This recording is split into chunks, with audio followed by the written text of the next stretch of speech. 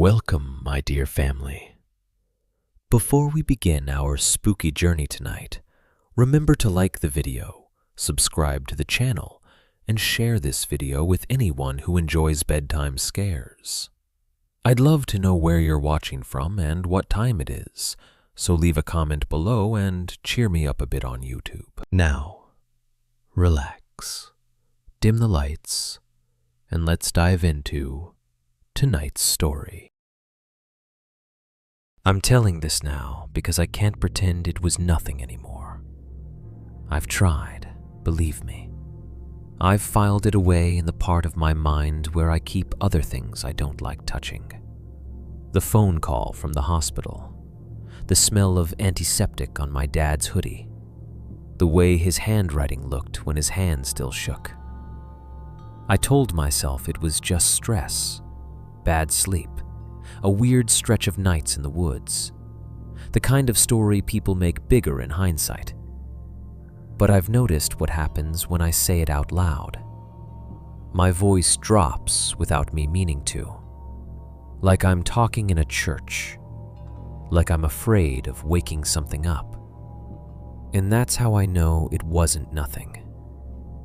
Back then, before the cabin, before the silence, before I learned to watch the tree line like it had eyes, everything had a clean explanation. My dad had a stroke in April. A mild one, the doctor said. The kind people survive and joke about later if they're lucky. He walked out of the hospital under his own power. He could still make the same corny jokes. He still insisted on carrying his own bag.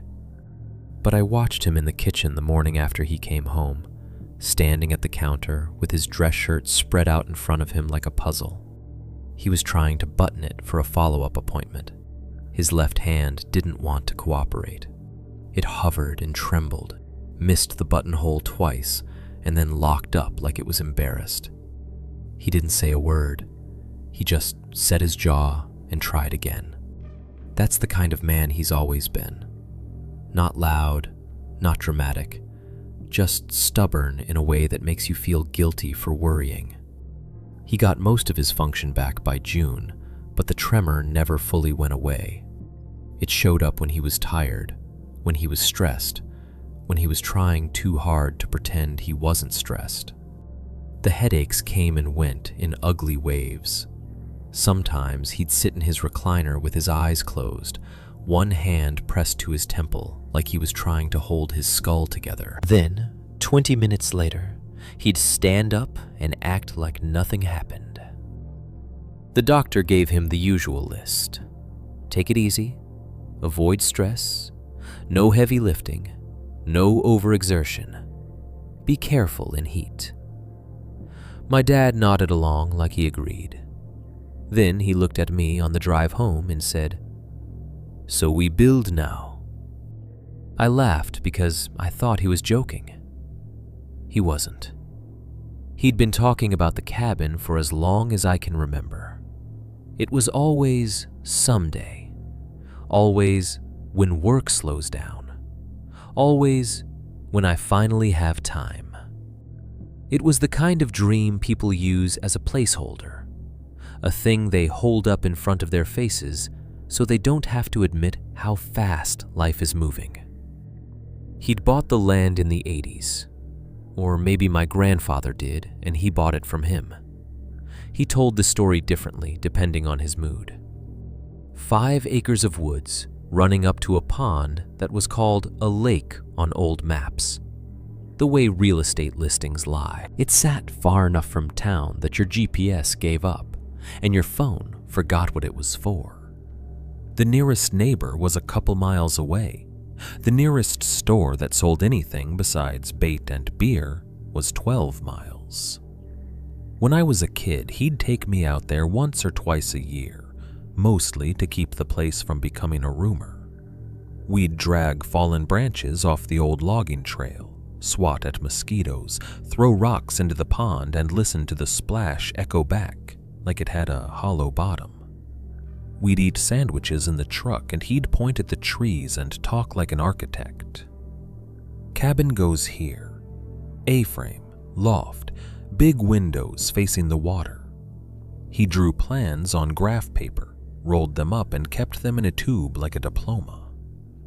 "It's been the plan for 20 years, he said, and his voice had that edge I recognized, the one that meant the conversation was already over. "I'm not getting any younger, son. If we don't do it now, it's never going to happen." I tried to be the responsible one. I tried the medical angle. Heat, exertion, the doctor's orders. I tried the practical angle. Cost of lumber, contractors, permits, time off work. I tried the blunt angle. "Dad, you just had a stroke." He looked at me for a long moment and said, "And that's why we build it." Because that's what fear does to men like him. It doesn't make them slow down. It makes them sprint at their bucket list like they can outrun the clock. So, I took 3 weeks off work. I told my boss it was family stuff, which was true in the way storm is true when you see the sky turning green. I loaded my truck with tools, my tools plus my dad's, because he'd been collecting DeWalt gear for years like it was a religion. If you've ever fallen into that battery ecosystem, you know what I mean. Once you've got 6 20-volt max batteries and a charger in every corner of your garage, you start buying tools you don't even need just because they're bare tool and you already have the batteries. He had a cordless nail gun he bragged about like it was a sports car, a circular saw that could scream through wet pine like it was nothing, an impact driver with the torque of a small god. He also had the old school stuff: levels, chalk lines, framing squares, tape measures with numbers worn off from decades of use, the kind of tools that smell like metal and sun-baked oil. We met at the property on a Monday in early July. The air was already thick with summer. The first thing that hit me when I opened the truck door wasn't the heat, though. It was the quiet. It's a specific quiet out there, and I don't mean no traffic. I mean the kind of silence that makes your ears ring because there's nothing to balance them.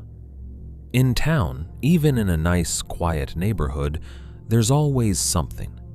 Distant AC units, a dog barking, a plane, power lines humming.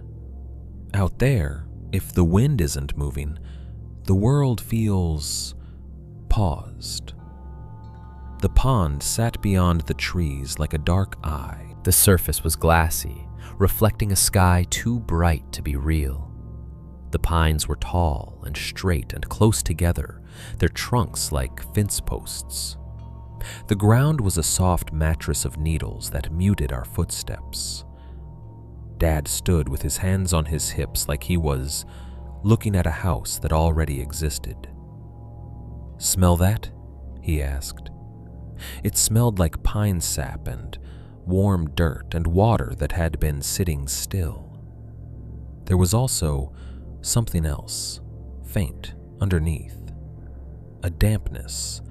Not bad, not rotten, just old.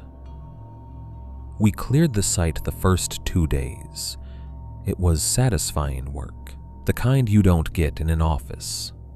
We dragged brush, cut small trees, hauled rocks, marked corners with stakes.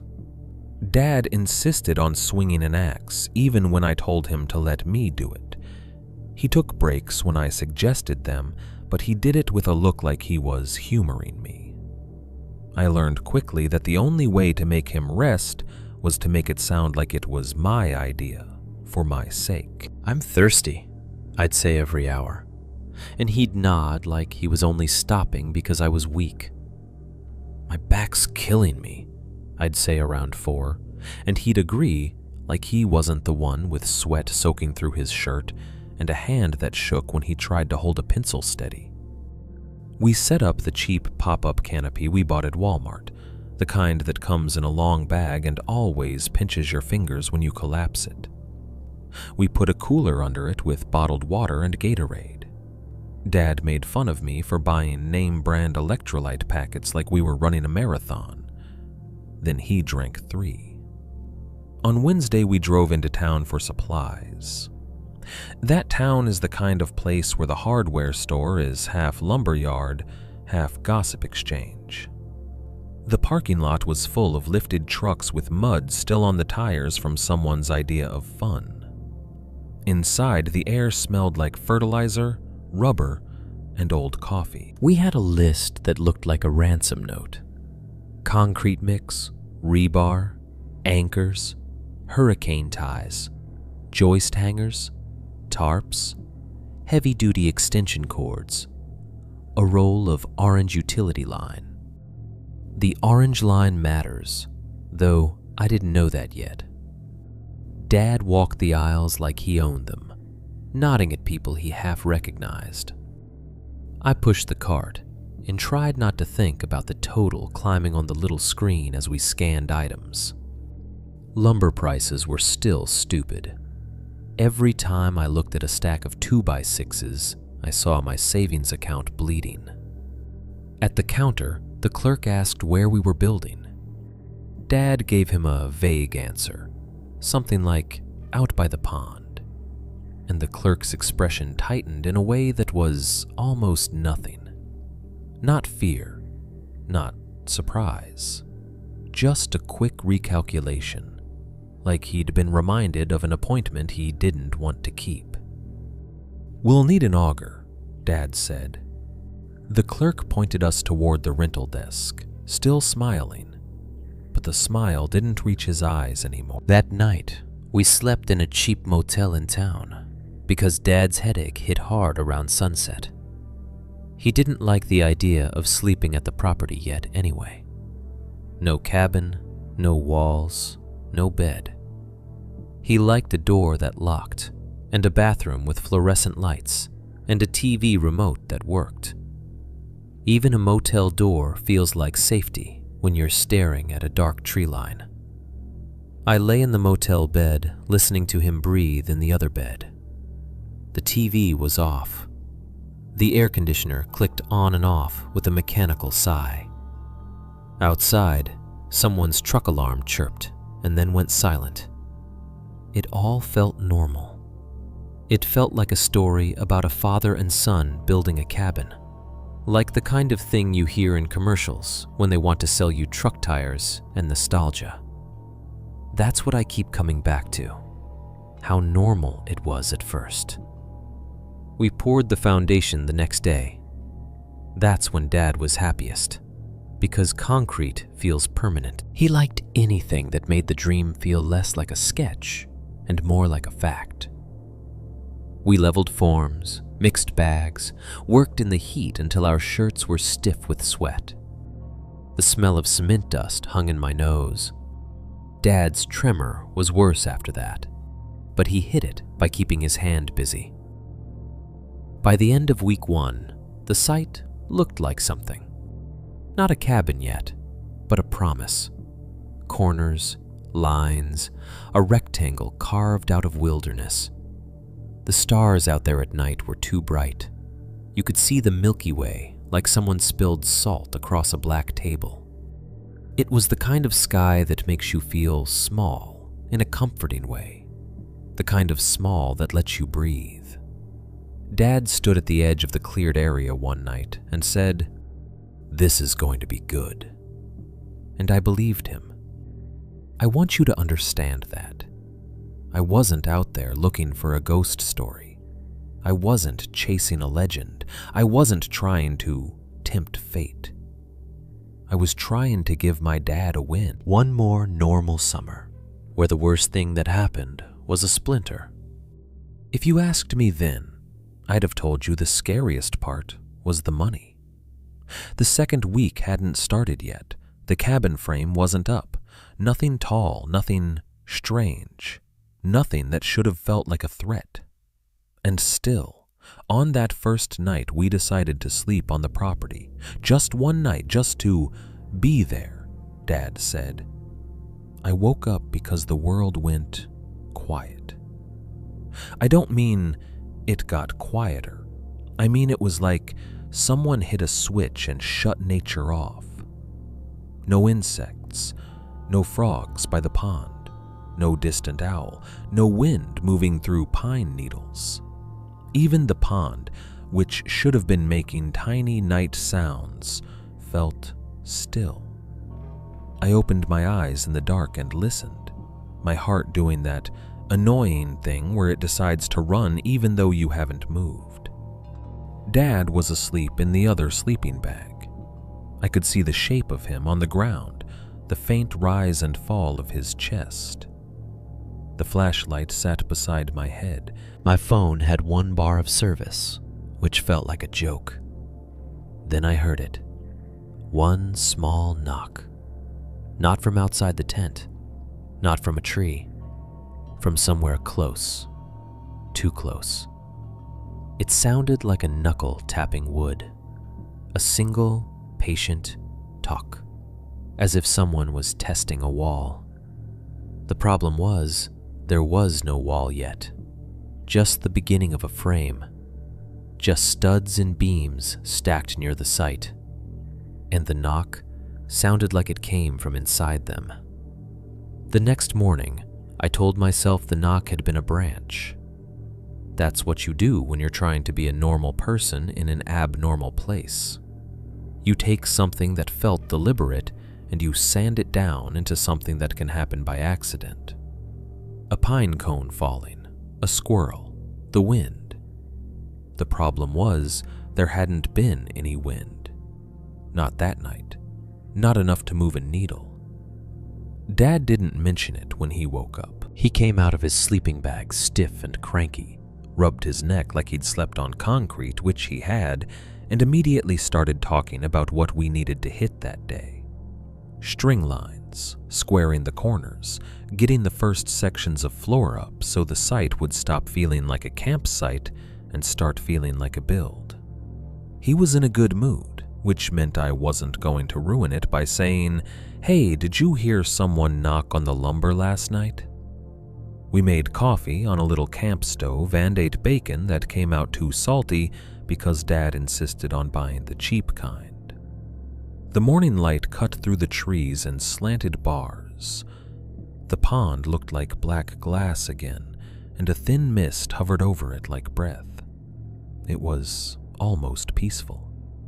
We worked like we had a deadline and a judge.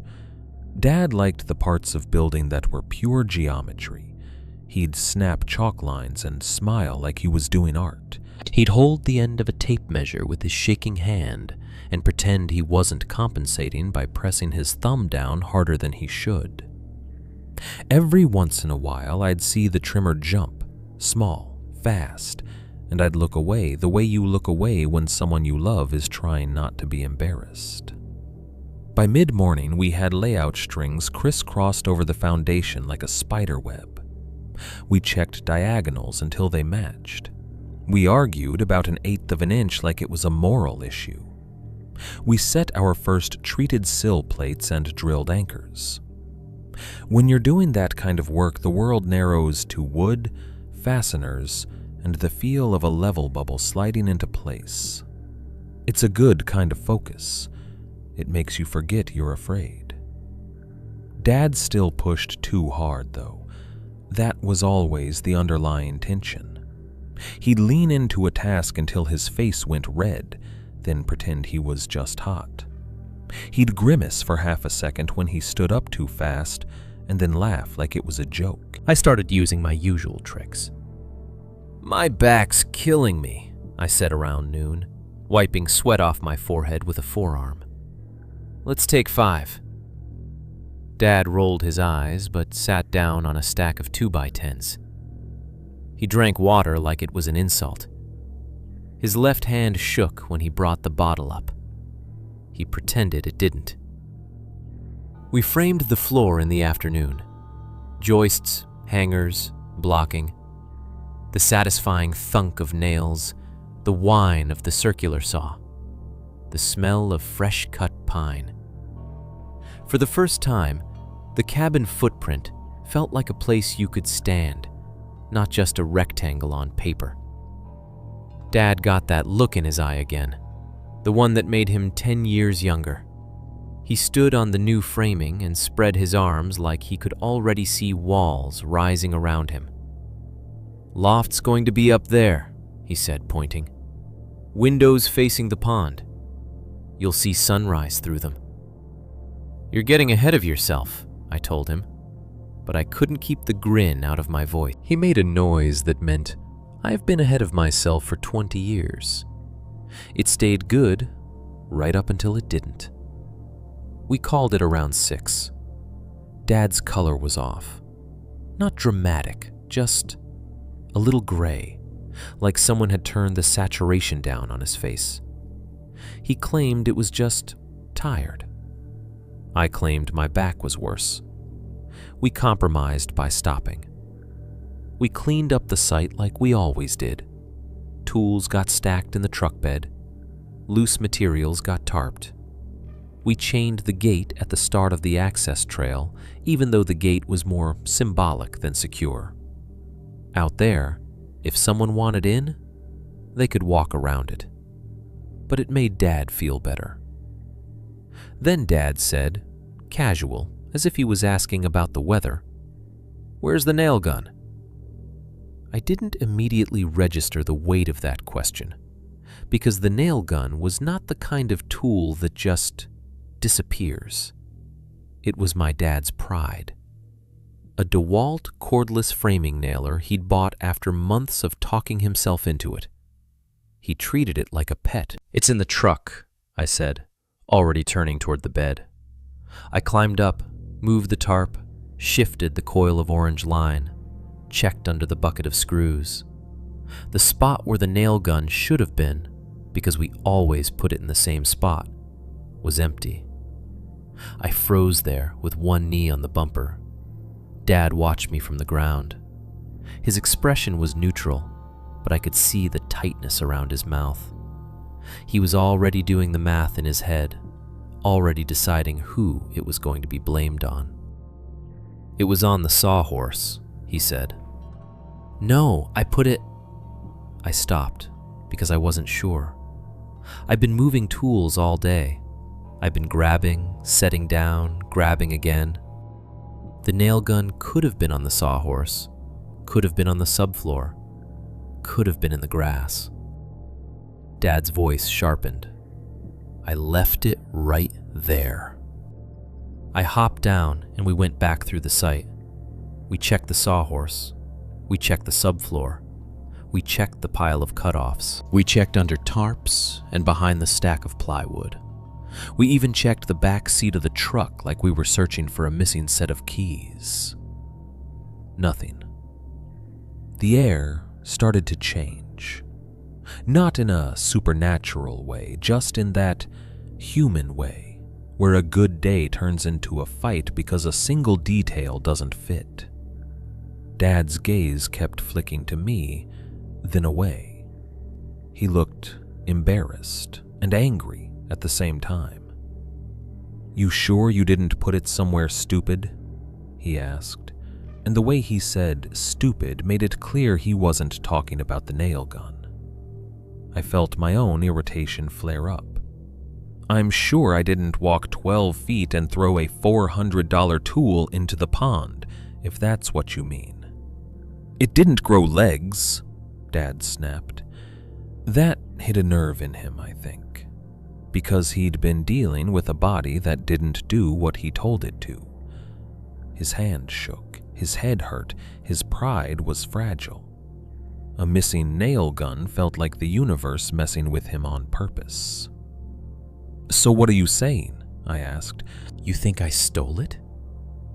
Dad's face went hard. "Don't be ridiculous."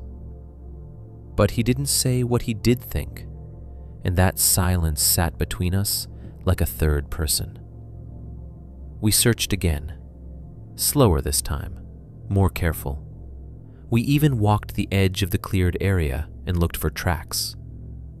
The ground was soft with needles and loam, which should have held prints if someone had been tromping around.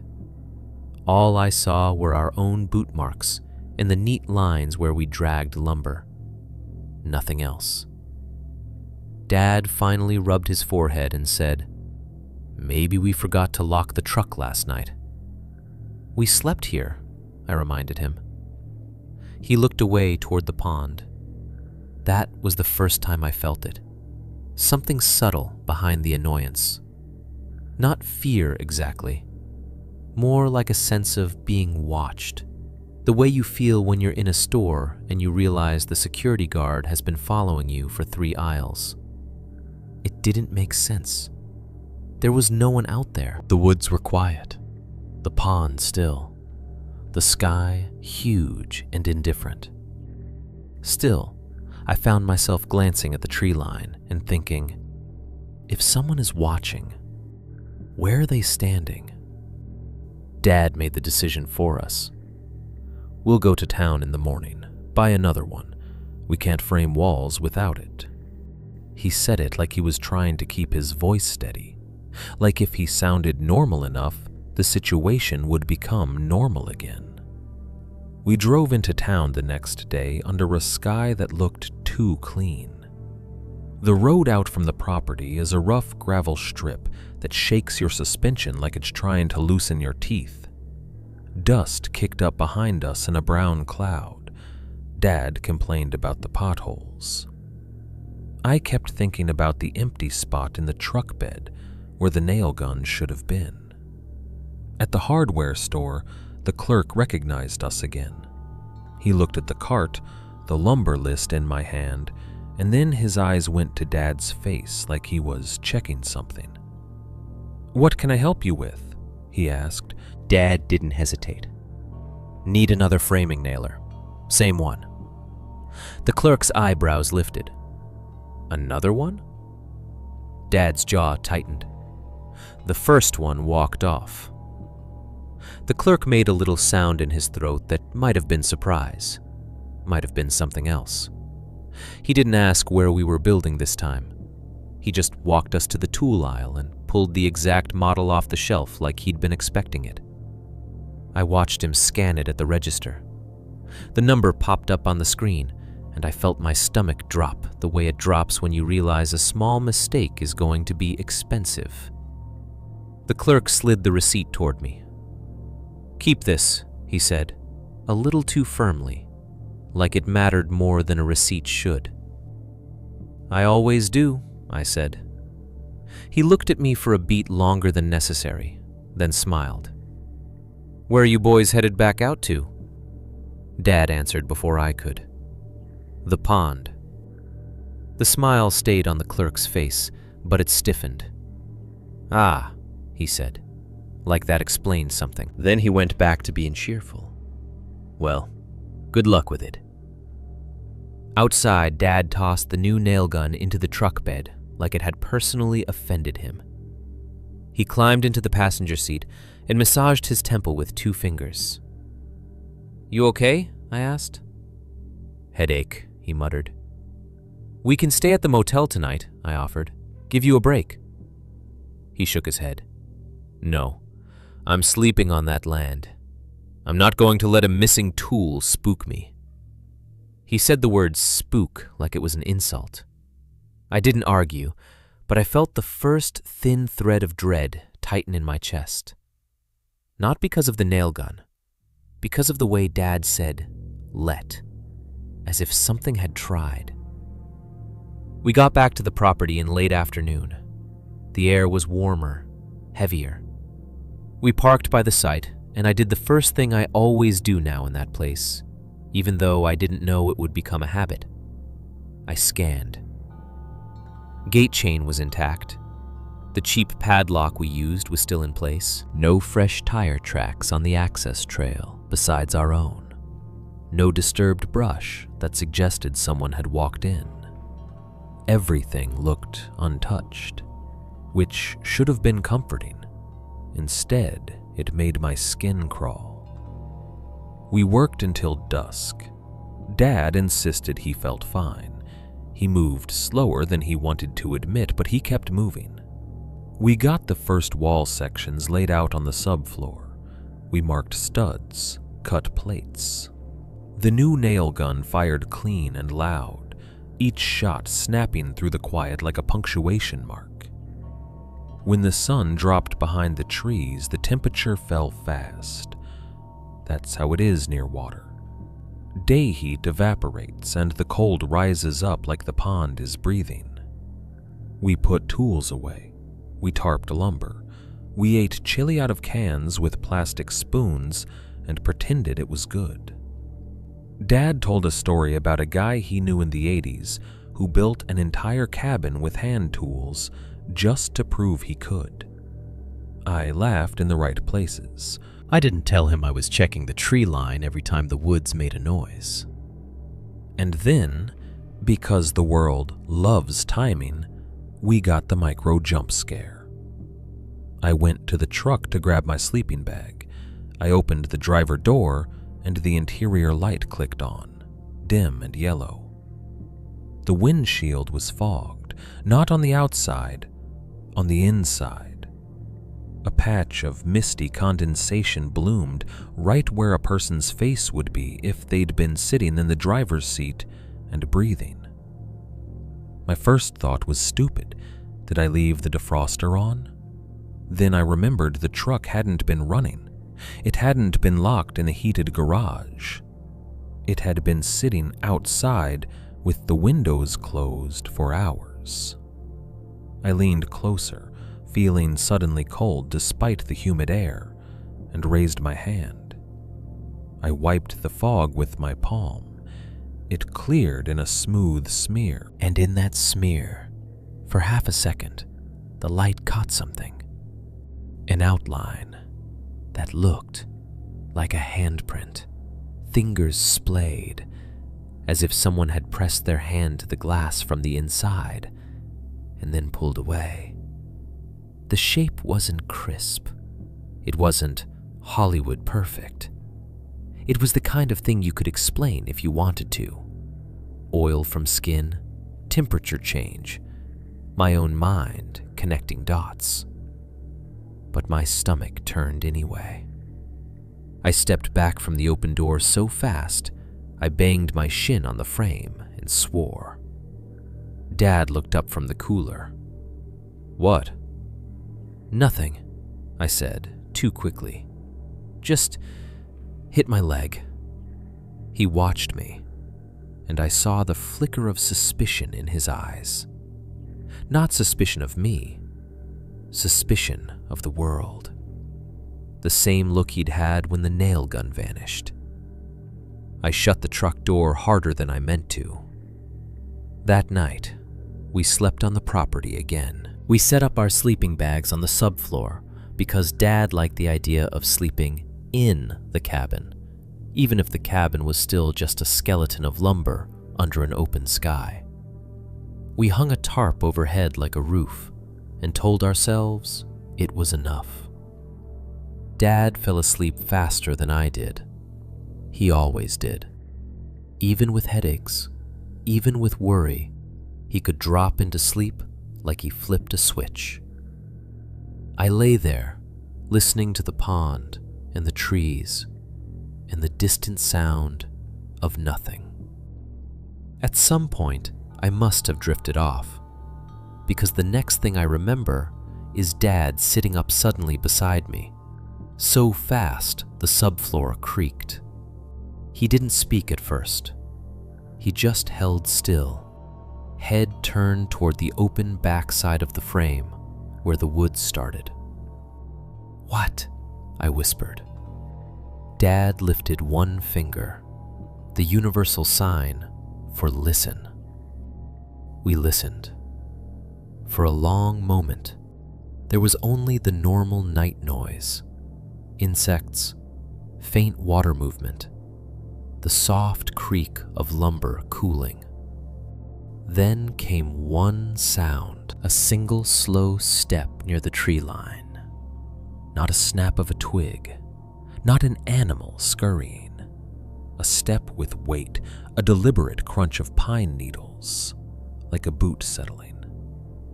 Then nothing. No second step, no retreat, no continuation. Just that one slow, heavy footfall placed exactly where someone would stand if they wanted us to know they were there. Dad's breathing went shallow. I could hear it in the dark. He didn't get up. He didn't shine the flashlight. He didn't call out. He just stayed sitting, staring into the black between the trees like his eyes might adjust enough to see a shape. After a long minute, he whispered, not to me exactly, more like to the air itself, "All right," and he lay back down. But he didn't sleep. Neither did I, not really. Because from that moment on, the cabin didn't feel like a project. It felt like something that had been noticed. The next few days had the same shape as any build. Coffee, sweat, measuring twice, cutting once. Arguing over stupid details like the world wasn't full of bigger ones. If you looked at us from the road, which you couldn't because there was no road close enough, you would have seen a father and son doing the most ordinary American thing there is, trying to turn land into a legacy. Two guys in work boots and sunburned necks, a cooler under a tarp, a radio that only got one station if you held it at the right angle. That was the lie the place let us keep. It gave us normal enough days that we could keep pretending the nights were nothing. But the wrongness started to collect in small piles, the way dust does. Quiet, easy to ignore until it coats everything. It began with the tape measure. We were laying out studs for the first wall section, the kind of repetitive work that makes you feel productive because every mark is a step closer to something vertical. Dad had his old metal tape, yellowed, dented, numbers worn smooth where his thumb always rested. I had mine, newer, bright, with the clip still shiny. Dad measured and called out numbers. I marked. 16 on center, he said. Start from the left.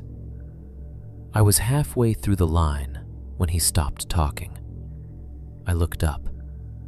He was staring down at his tape measure like it had offended him. What? I asked. He held it up. The end was wrong. The last few inches were gone. Not torn, not bent back. Gone, like it had been cleanly cut with heavy shears. The hook was still attached, but the tape ended abruptly, a sharp metal edge where there should have been more length. For a second, I thought he'd snapped it in a tantrum and forgot, but the cut was too clean for that. The metal wasn't crumpled. It was as if someone had taken scissors to it. Dad's face darkened. He glanced around the site, then toward the woods, then back at me. "You mess with this?" he asked. It wasn't a loud accusation. It was worse. It was tired. It was the kind of question you ask when you don't want the answer, because the answer will either insult you or scare you. "No," I said. "Why would I?" He clenched his jaw. The tremor in his left hand jumped as he reeled the tape back in. The clicking sound was sharp in the quiet. We went on with my tape measure instead. Dad muttered under his breath about cheap tools, even though his wasn't cheap. He kept calling it defective, the way you call a problem defective because you don't want to call it what it feels like. Then it happened again. Not to the big things, not to the obvious, to the small items you don't track until you realize you've started tracking them. A pencil snapped in half and put back in the exact place it belonged on the subfloor, like someone had broken it out of irritation and then, politely, returned it. A box of screws we'd left sealed on the sawhorse opened overnight. The screws weren't spilled in a messy scatter. They were poured into a neat line, single file, like someone had counted them out. There must have been 100 of them, all silver heads aligned, all pointing the same direction. Dad stared at that line for a long time. "It's a squirrel," he said finally, and his voice was too flat. "Squirrels don't do that," I said before I could stop myself. Dad's eyes flicked to me, sharp. "You got a better explanation?" he asked, not in a curious way, in a warning way, like he didn't want me to answer. So I shut my mouth, because the honest answer was, yes, I did. I just didn't want to say it where the woods could hear.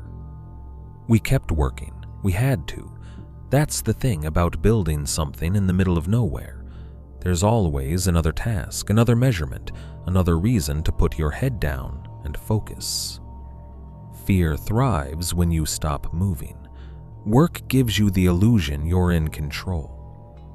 But the place kept pricking holes in that illusion. On Thursday afternoon, I walked back to the truck to grab more nails.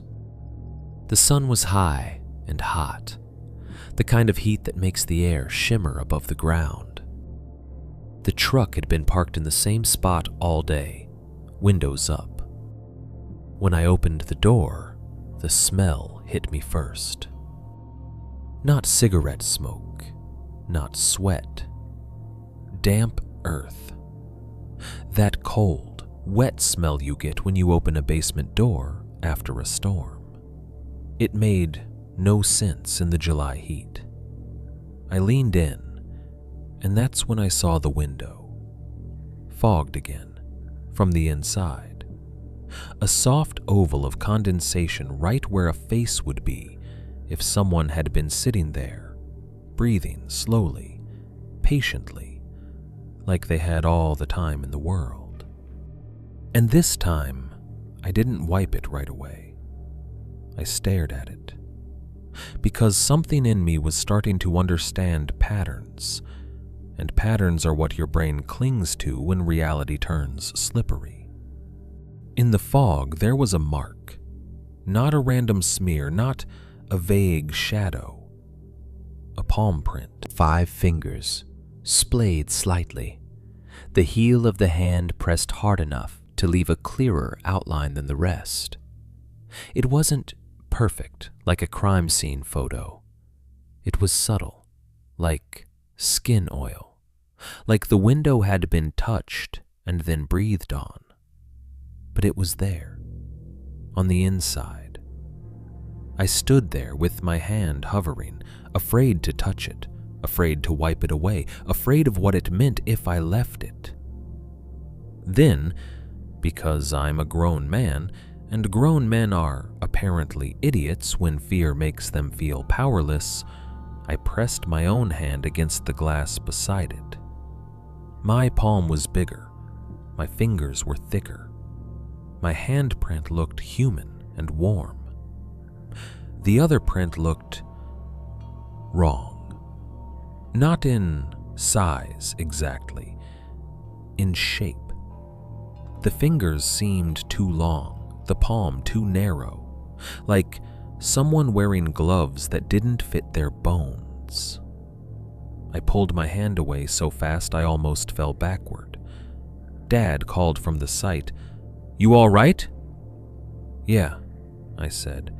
My voice came out hoarse. I grabbed the nails, slammed the truck door, and walked back like nothing had happened. My heart was beating too fast. Sweat slid down my spine in cold streaks. I didn't tell Dad. Not right then. He was already on edge, and his headaches had been getting worse.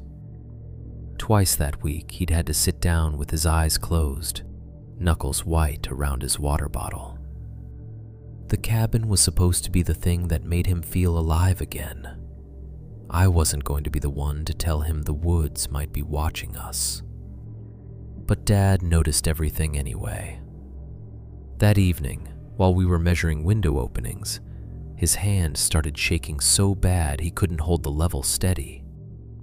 He tried to laugh it off, tried to blame the sun, tried to pretend his arm wasn't betraying him.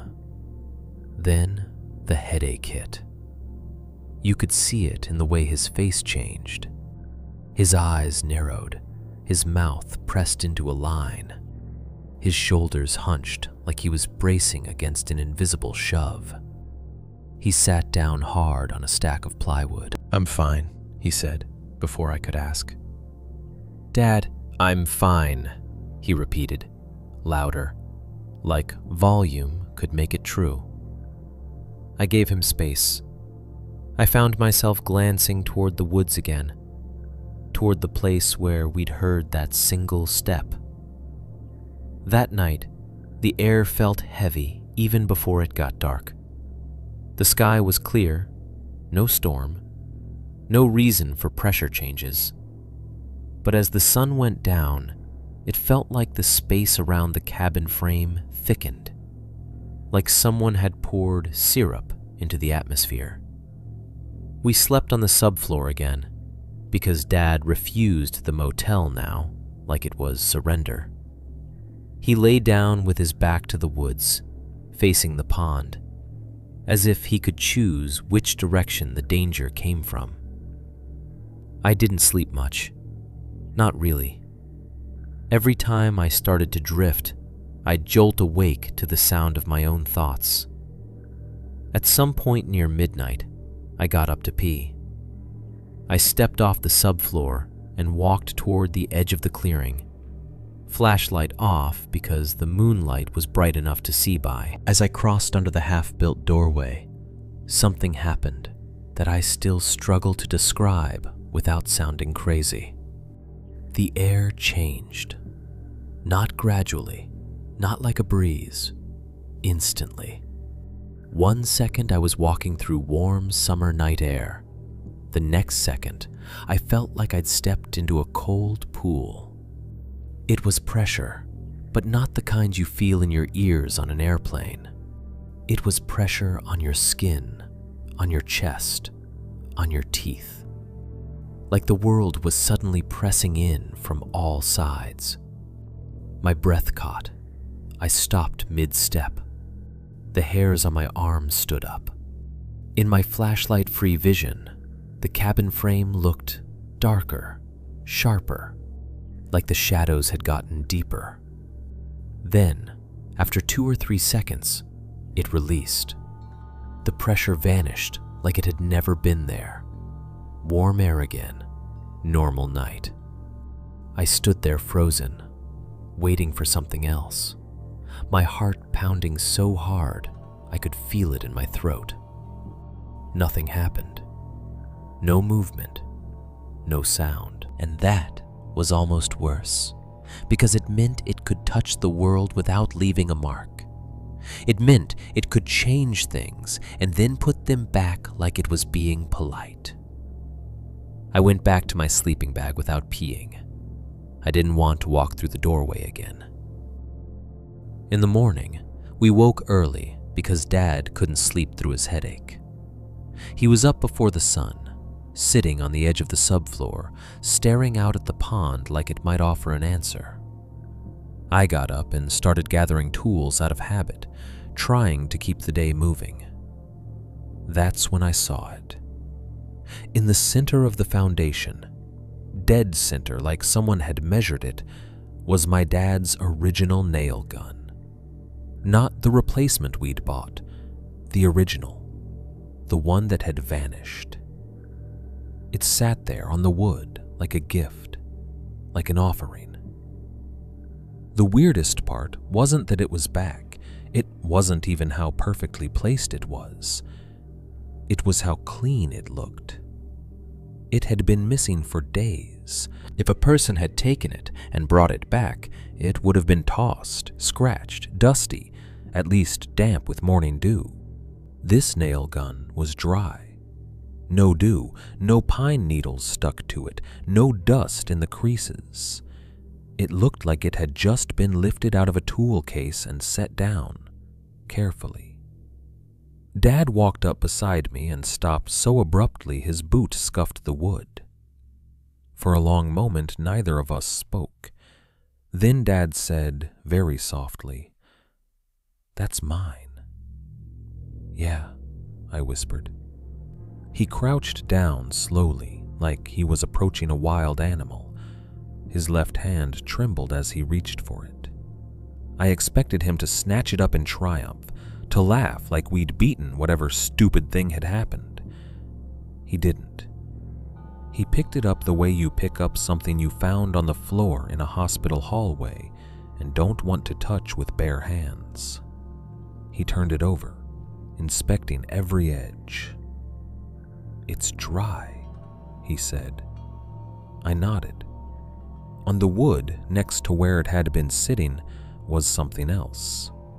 A stone. Small, black, wet. It looked like river rock, the kind you'd find in a stream bed, smooth and cold. But there was no stream near the cabin site, just the pond, and the pond's shoreline wasn't rocky like that. It was mud and reeds and soft earth. The stone glistened like it had just been pulled from water. I stared at it, and a thought came into my mind so clear it felt like someone else had placed it there. "This is a receipt." Dad stared at it too. His face was tight. His eyes looked older than they had the day before. He didn't pick up the stone. He didn't kick it away. He just stood there, holding the nail gun like it weighed more than it should, and I watched his mouth open slightly, like he was about to say something. Then he closed it again. He looked out at the trees, not searching exactly, listening with his eyes. And when he finally spoke, his voice wasn't angry. It was controlled, careful. "Finish the walls today," he said. "We move fast." I swallowed. "Dad, we move fast," he repeated. And there was something in that repetition that scared me more than the stone. It wasn't determination. It was the sound of someone adjusting to a rule. As we worked, I kept thinking about that nail gun sitting dead center on our foundation. How it had been returned like a correction. How the stone sat beside it like punctuation. And the palm print on the inside of the truck window. And the single step in the dark. And the pressure in the doorway that made the air feel like water. By noon, I was no longer asking myself who had done it. I was asking myself why. And by the time the sun started to fall and the shadows stretched long across the subfloor, I understood something I hadn't wanted to understand. That was the first time I knew it wasn't stealing. It was editing. Dad's appointment in town was supposed to be a good sign. It meant he was listening to the doctor, at least enough to show up and let someone in a white coat tell him what he already didn't want to hear. It meant there was still a routine to follow. Checkups, vitals, paperwork, the normal machinery of life. It meant we weren't out here completely alone with our mistakes. That morning he was up before me, moving stiffly around the half-framed cabin like he owned it. The sun hadn't fully cleared the trees yet, but he was already packing a day bag. Water, a granola bar, the folder with his discharge papers and follow-up notes. He had that determined look in his face, the one that said he'd rather cut his own arm off than admit he was afraid of his own heart. "You coming?" I asked, still half asleep, rubbing grit out of my eyes. He shook his head. "You stay. Get the ridge beam staged. We'll be behind if we lose the day." "Dad, I'm not losing a day," he said, and then softened it with a shrug. "It's just a check. I'll be back by lunch." His left hand trembled as he zipped his hoodie. He noticed me looking, and shoved his hand into the pocket like it didn't matter. Before he left, he stood at the edge of the foundation and looked at the trees. It was subtle, just a pause, a stillness. Then he turned away like he hadn't done it. He took the truck and left me with my own vehicle and the half-built skeleton of the cabin. The engine sound faded down the access trail, swallowed by the woods, and then there was nothing. Not quiet exactly, a blankness. The day should have sounded like morning. Birds, insects, wind in needles, the pond making small, wet movements. Instead, the air felt muffled, like someone had wrapped the whole place in thick cloth. I stepped out onto the subfloor with my coffee and felt the shift in the world immediately. Fog. It wasn't the kind that sits low and pretty over the water, like something out of a postcard. This fog was thick and uniform, like a wall you could walk into. It wasn't rolling in waves, it was simply there, filling the clearing and pressing against the trees. Past 20 feet, the woods blurred into a smear of gray-green. The cabin frame, our frame, looked unfinished and unreal, like a drawing someone hadn't colored in yet. The pond was gone completely, replaced by a pale void. Even the sky had no depth. Everything beyond arm's length looked like watercolor on wet paper. I took a sip of coffee and it tasted wrong, like the air had stolen the bitterness. Sound didn't travel the way it should have. Normally, if you drop a hammer on a subfloor, you can hear it ring across the whole site. In that fog, my footsteps sounded like I was walking through carpet. When I set my coffee cup down, the clink felt swallowed before it fully happened. It was the kind of atmosphere that makes you check over your shoulder for no reason. I tried to keep my mind on work. That was my strategy now. Stay useful, stay busy. Don't give fear an empty chair at the table. I laid out materials for the ridge beam, checked measurements twice, marked cut lines. I made a little list on a scrap of plywood with a carpenter pencil. Ridge beam, hurricane ties, window headers, brace wall sections, normal build stuff, things I could control. Still, I kept glancing at the spot where the original nail gun had been returned, and the place where the black wet stone had sat beside it. We'd kicked the stone into the dirt without speaking about it. Neither of us wanted it in the cabin. Neither of us wanted to decide what it meant. The fog made everything feel closer and farther at the same time. I could see the nearest trees clearly, the bark wet-looking even though it hadn't rained.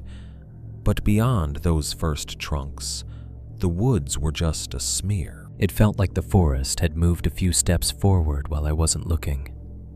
I told myself it was weather. It was a known phenomenon around water. The area gets misty mornings. I'd even said that to friends when they asked about the property. It's foggy out there sometimes. Pretty. Kind of eerie.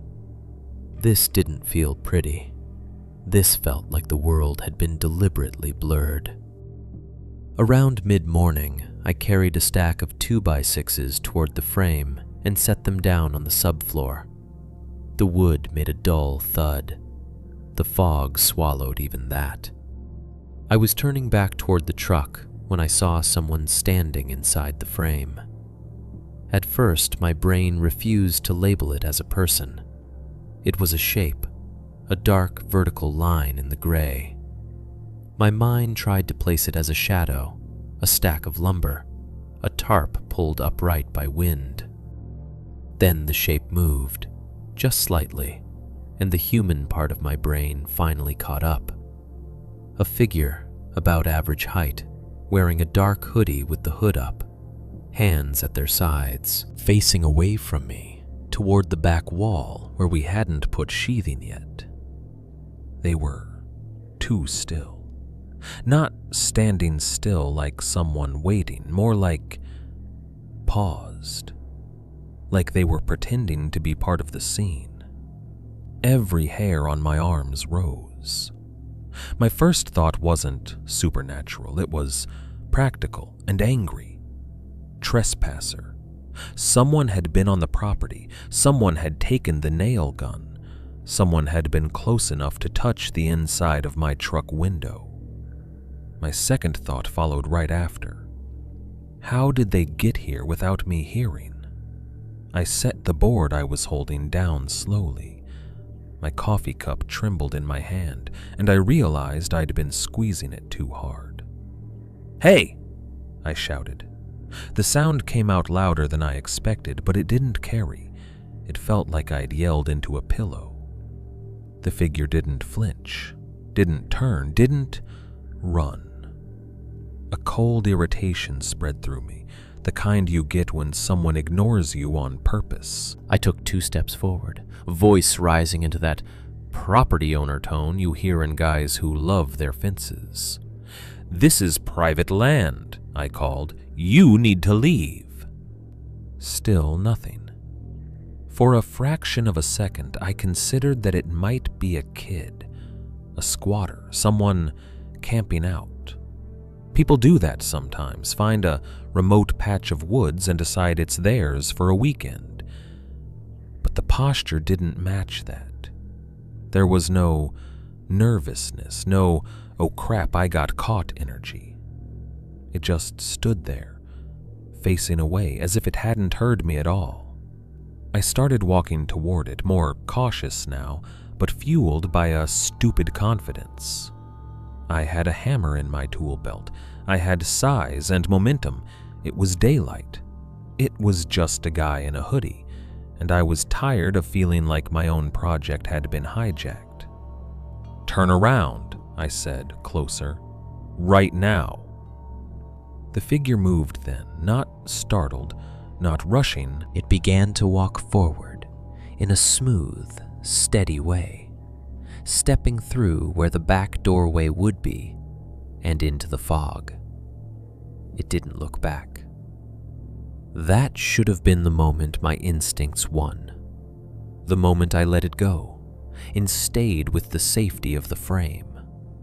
The moment I remembered every horror movie and every true crime story that starts with someone saying, "I just wanted answers." But anger is a strong drug. I wanted my nail gun back. I wanted my time back. I wanted an explanation that didn't involve wet stones and pressure changes and palm prints on the wrong side of glass. "Stop!" I shouted and stepped off the subfloor into the clearing beyond. The fog hit me like a soft wall. The air was damp enough that my face immediately felt wet, not from droplets but from humidity clinging to skin. The ground under my boots was quieter than it should have been, pine needles muffling everything. The hoodie shape was maybe 30 yards ahead, a dark stroke moving between pale trunks. Every few seconds, it vanished behind a tree or into the thicker gray, and then reappeared. I walked faster, pushing through ferns, stepping over deadfall. The figure didn't speed up. That was the first truly wrong thing about it. Even a bold trespasser, even someone confident, would react to being chased. They would run or at least quicken their steps. This thing maintained the exact same pace, like it had decided the speed of the scene and I didn't get a vote. I tried to close the distance anyway. I picked up into a half jog. The fog made it feel like I was running in place. The trees seemed to shift around me, their spacing too uniform, their trunks repeating like a pattern. I could hear my own breathing loud in my ears. I couldn't hear much else. No birds, no insects, no distant road, just the soft hush of my boots and my pulse. "Hey!" I yelled again, and the word died in the fog. It didn't echo, it didn't bounce, it just disappeared. The hoodie stayed the same distance away. I pushed harder. I wanted to catch up just to prove I could. The ground got rougher. Underbrush snagged my jeans. Branches scratched at my forearms. My lungs started to burn. Still, the figure remained 30 yards ahead, as if it were attached to me by an invisible string. I remember the moment I realized what was happening, because it was so small and so humiliating. I saw a fallen log between two trees and thought, perfect. If I cut across, I'll gain. The figure was going around the log. I aimed for the shorter path, stepped over it, almost tripped, recovered. And when I straightened up, the hoodie was still 30 yards ahead, moving between the trees at the same calm pace. It wasn't that I had lost ground. It was that I had not gained any. My stomach tightened. It felt like being on a treadmill where the scenery stays the same no matter how hard you run, like the forest itself was maintaining a distance, keeping the figure just far enough ahead to remain visible. A lure. That thought hit me with such clarity, I almost stopped. Almost. But then I had another thought. Worse. What if it isn't trying to get away from me? What if it's trying to get me away from the cabin? The fog made the world directionless. I glanced back and immediately regretted it. I couldn't see the cabin frame at all anymore. The clearing was gone. The bright rectangle of our subfloor, our tarp, our stacks of lumber, gone. As if the build site had been erased behind me. I told myself it was because of the fog and trees. I told myself it was normal to lose sight of the clearing after 50 yards. But it didn't feel normal. It felt like I'd stepped across a line. I slowed down, suddenly aware of how stupid it was to chase anyone into remote woods. Suddenly aware of how Dad had said, "Don't let a missing tool spook me," as if the word spook had teeth. The hoodie kept walking. I thought about turning back. I even shifted my weight, preparing to pivot, to retrace my steps. And that's when the figure moved in a way that snapped my attention back like a hook in my cheek. It didn't turn its head. It didn't glance back. But it stepped behind a tree trunk and paused just long enough that, from my angle, it looked like it was waiting. Like it knew I was thinking about leaving, like it was allowing me a choice. My anger flared back up. I hated that. I hated being manipulated by a person in a hoodie. Hated feeling like I was in a game and didn't know the rules. "Yeah, keep walking," I muttered, and kept going. The fog deepened as we went. Or maybe the world simply got grayer, more washed out. The trunks of the trees started to look like silhouettes. The ground became a blurred texture under my boots. I could no longer see the top of the canopy clearly.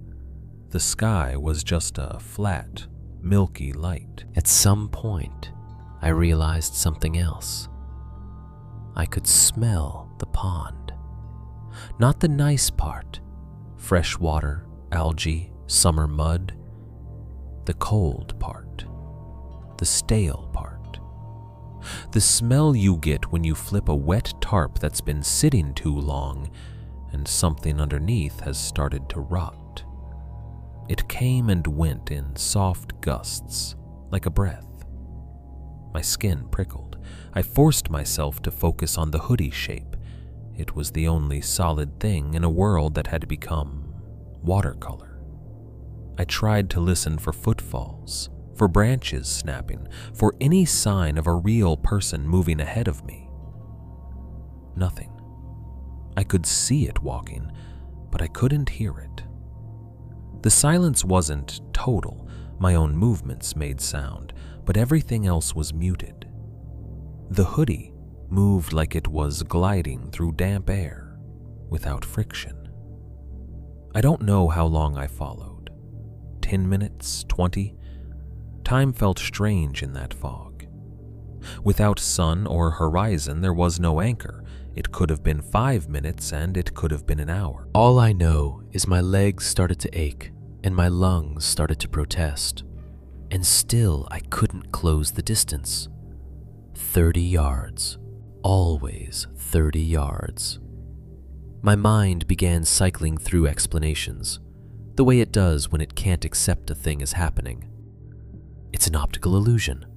The fog is messing with depth perception. The figure is farther than you think. The trees are making it hard to judge. Then, a second voice in my head, quieter but more honest. Or it's exactly where it wants to be. I slowed again, finally letting common sense break through my adrenaline. I looked at the ground, trying to find a trail, trying to see if there were footprints I could follow back if I turned around. Pine needles, ferns, soft earth, no clear prints, nothing definitive. My heart started to pound harder, not from exertion now, but from a creeping realization. If I couldn't see the cabin, and I couldn't see a clear path, and I couldn't even hear the thing I was chasing, then what exactly did I think I was doing? I raised my head again, ready to stop, ready to shout one last warning and then leave. The hoodie was still there, still moving, still 30 yards ahead. And I understood in a cold, humiliating way that I wasn't chasing it. I was being led. The thought made my mouth go dry. I tried to stop completely. I planted my feet and held still, forcing my body to obey me. My breath came fast. Sweat cooled on my back under my shirt. The fog clung to my eyelashes. The hoodie didn't stop. It continued at the same pace, slipping between trunks, fading in and out of the gray. And even as it moved away, the distance between us didn't change the way it should have. It was still visible, still present, still pulling my attention forward like a magnet. That was the hook. That was the mechanism. I stood there, frozen, watching it drift through the woods like a dark brushstroke across wet paper. And I realized I could keep seeing it for as long as it wanted me to see it. Not because my eyes were good, because the forest was giving me a target, a moving point to follow, a treadmill. I took one step forward, against my better judgment, and felt a bitter, stupid anger rise again. Not at the figure, exactly. At myself. At the part of me that still believed I could win if I just tried harder. The hoodie slipped behind a tree and reappeared, exactly where it had been, exactly as far ahead as before. And I followed. The deeper I went, the less the woods felt like woods. That sounds dramatic, like I'm trying to sell you a ghost story. I'm not. I mean it in the plainest, most physical way. The forest stopped behaving like a place that existed on its own, and started behaving like a place that was being arranged around me. At first it was just density. The trees grew closer together, the trunks narrowing my path until I had to angle my shoulders to squeeze between them. Ferns slapped my shins. Wet branches dragged across my arms, leaving cold streaks on my skin. I kept lifting my knees higher, stepping over deadfall, pushing through brush. But then the underbrush started to feel deliberate, like it was positioned. A thicket of blackberry vines lay across the most obvious line of travel, hooked and thorny, grabbing at my jeans like hands. I cut around it and immediately hit a pile of fallen limbs that forced me to climb. When I climbed, my boot caught on a root that wasn't in my way a second earlier. When I stepped down, the ground dipped, soft and sudden, like a hidden hole had opened under leaves. Any one of those things could have been normal. Woods are messy. Woods trip you. But the sequence of it made my skin crawl. It felt like every time I tried to choose the quickest way, something was there waiting to snag me, slow me, keep my attention forward and my balance uncertain. And the hoodie shape never changed pace. Still 30 yards ahead. Still that smooth, steady walk. Still no hurry. The fog thickened until the world became 2 layers. What I could see clearly within arm's length, and everything else, trees, sky, distance, washed into a gray smear. I stopped trying to find landmarks. There weren't any. Every trunk looked like the next. Every fern looked like another fern.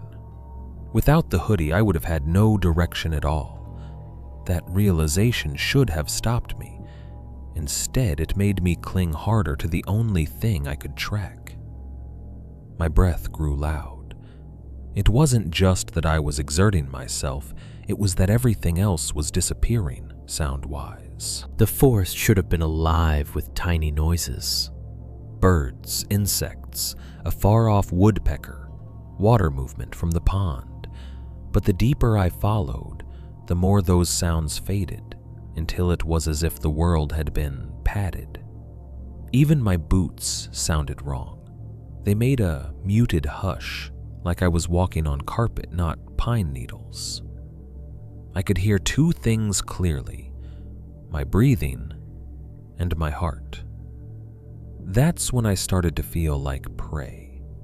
Not because something was chasing me, because I was alone, focused on a moving target in a place that had gone unnaturally quiet. Every instinct I had, every primitive animal part kept whispering, if you can't hear the woods can hear you.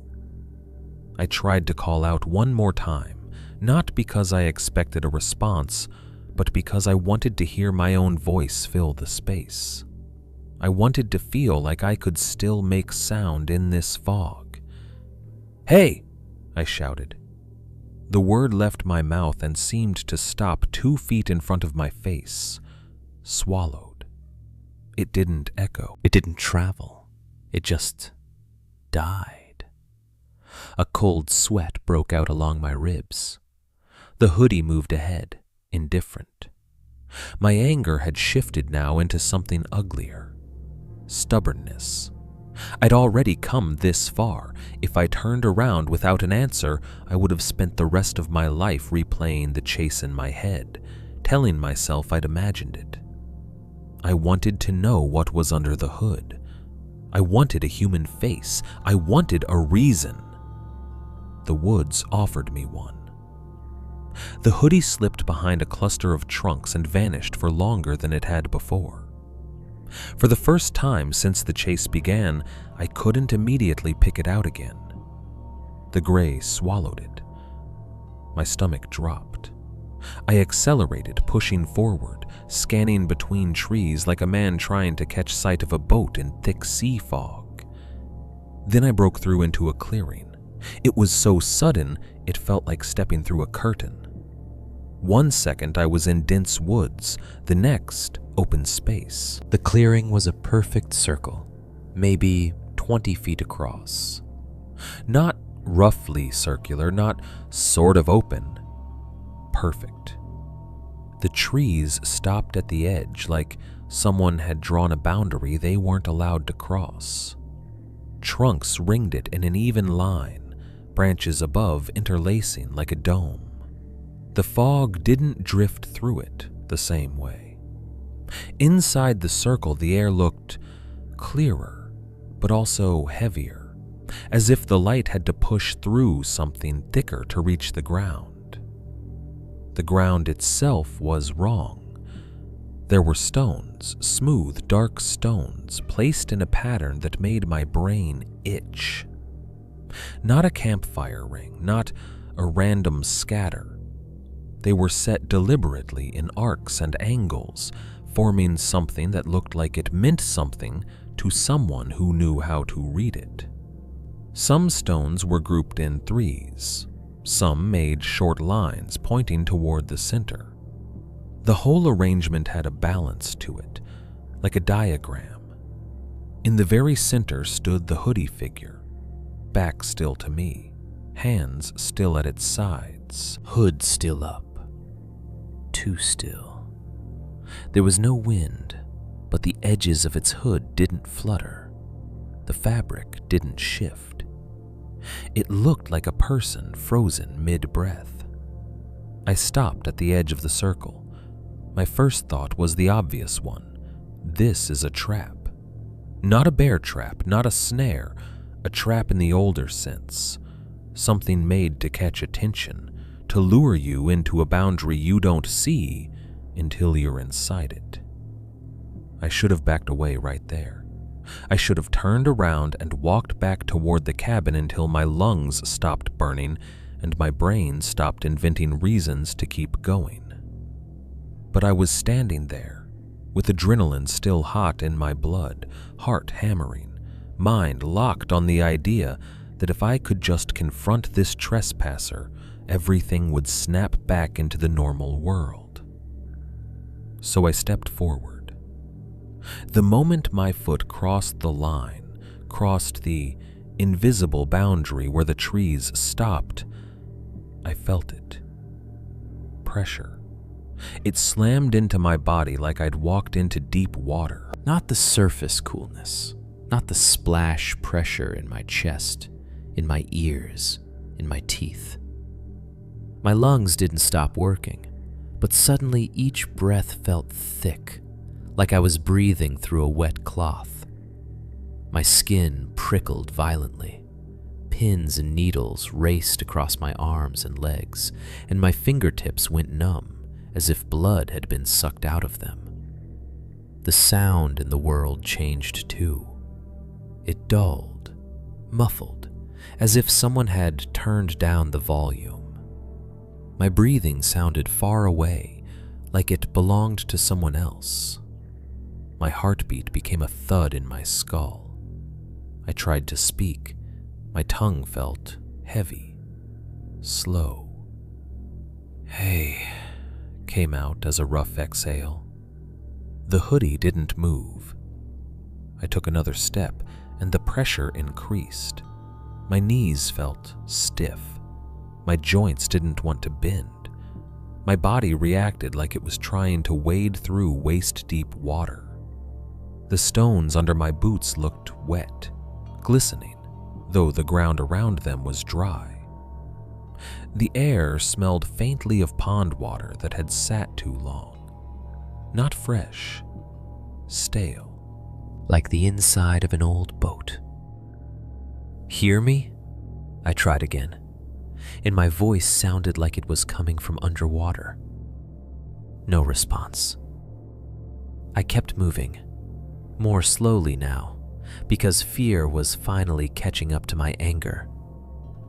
There was something wrong with this place.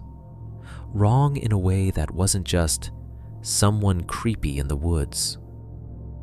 I stopped again, 5 feet into the circle, and tried to back up. That's when I realized I had made a mistake.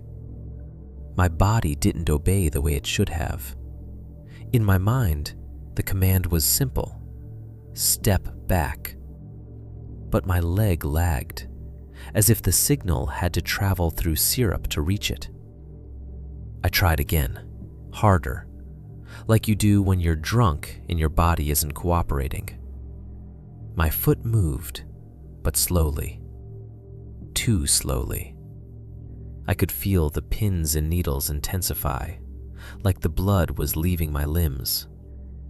My hands tingled, then went numb, then tingled again. Panic crept up my throat. The hoodie figure stood in the center, still facing away, still unmoving. It was close enough now that I could see details.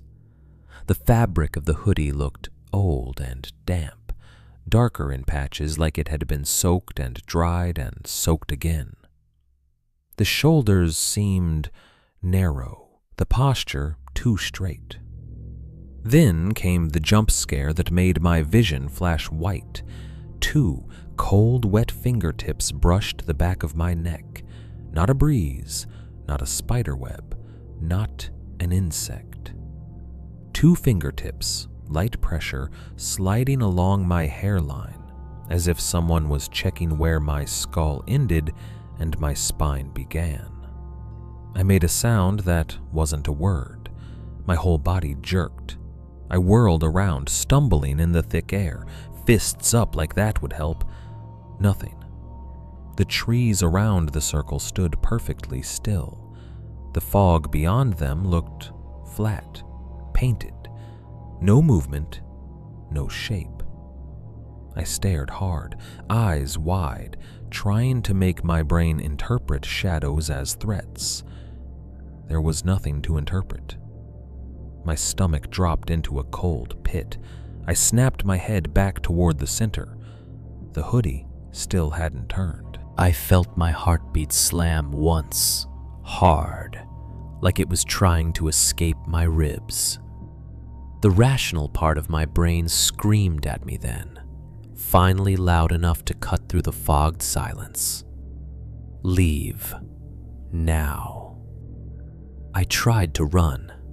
Or rather, I tried to do the first motion of running. Shift weight, push off, swing my arms. My body refused. The pressure held me like a hand on my chest. My legs moved, but not fast, not even normal. Each step felt delayed, like the world was buffering. I stumbled toward the edge of the circle, toward the line where the trees began, but it felt like I was moving through knee-deep water with clothes on. The pins and needles became numbness. My feet went first, then my calves. The numbness climbed up my legs like cold. My hands clenched and unclenched without my permission. My fingers felt swollen, useless. I tried to shout, but my throat wouldn't open right. The sound that came out was small and wet.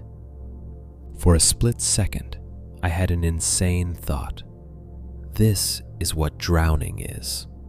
Not water in your lungs, but the slow, helpless lag between wanting to move and being able to. The circle was only 20 feet across. In a normal world, I could have crossed it in 3 seconds. In that place, it felt endless. I reached the edge, at least I thought I did. The tree line seemed close enough to touch, and yet every step toward it felt like the distance stretched just out of reach. My vision started to tunnel, not metaphorically, literally. The edges of my sight darkened, closing in.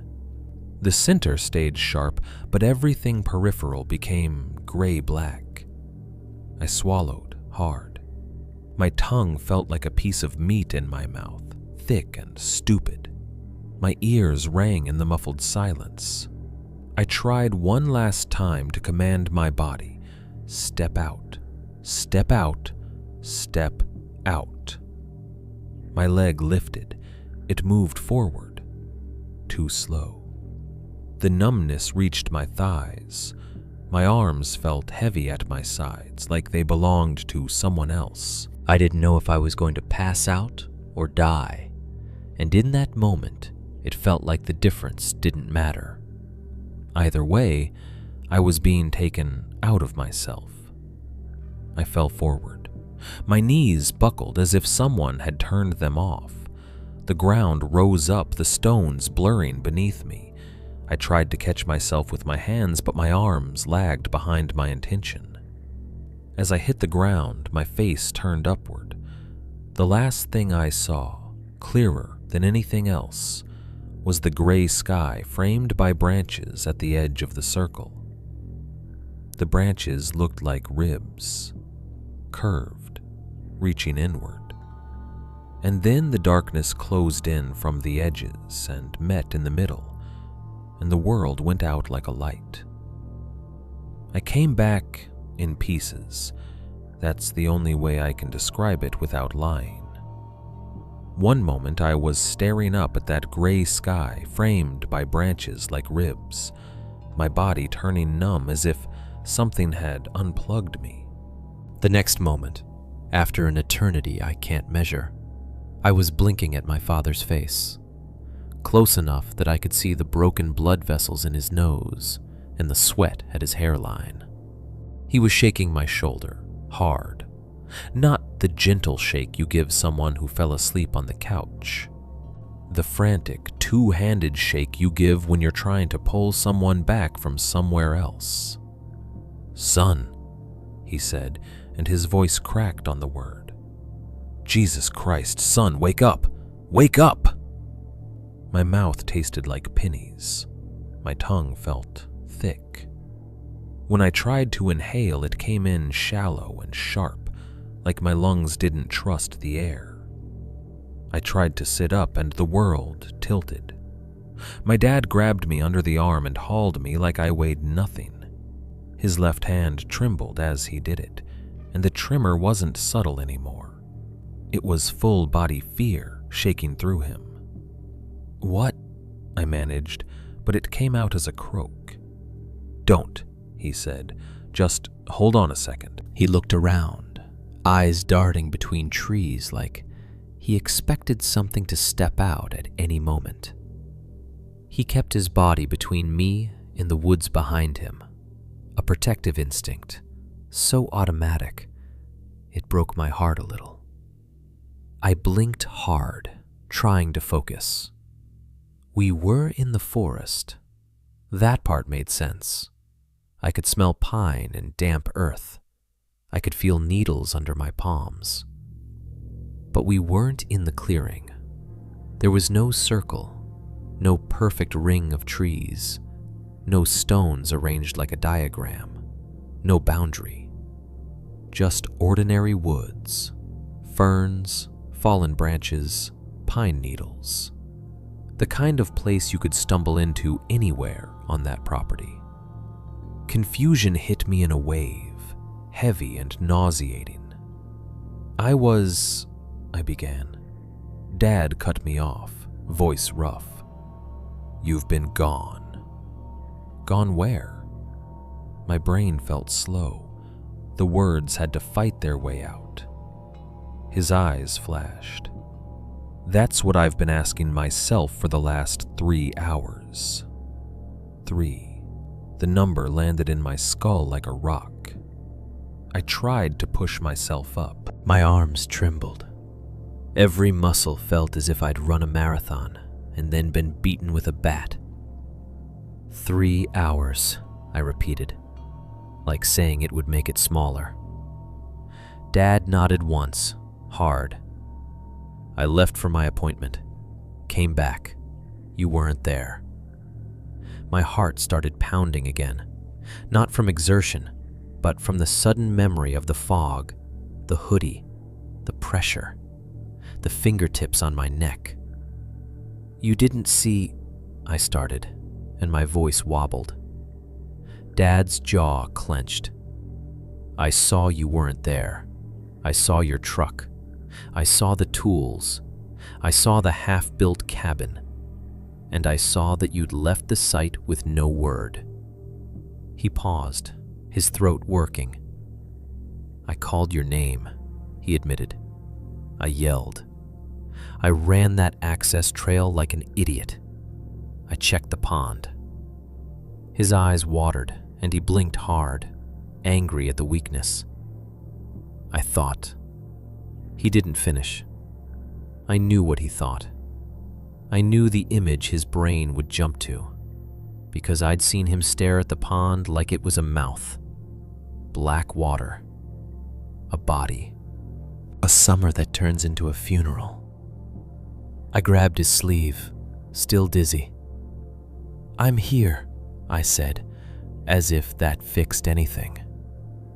He stared at me like he was trying to be sure, like he expected me to dissolve if he blinked wrong. "Where were you?" he demanded, and his voice went sharp again. Not anger, terror trying to become control. "I followed someone," I whispered. Dad's face went still. "Someone." "Hoodie," I said. "In the fog, inside the frame. I chased." Dad made a small sound that was almost a laugh, but it was bitter and broken. "There was fog this morning, yeah. But sun." "I know," I said, and my hands clenched into the pine needles. "I know how it sounds." He took a breath, steadying himself, and then he did the thing dads do when they're trying not to panic in front of their kids. He went practical. "Can you stand?" he asked. I tried. My legs felt rubbery. My right knee scraped against something sharp as I got up, and a sting shot up my shin. Dad caught me anyway, held me until my balance returned. "We're going back," he said, firm. "Now." We moved through the woods, slowly, Dad scanning constantly, me stumbling behind him, head throbbing.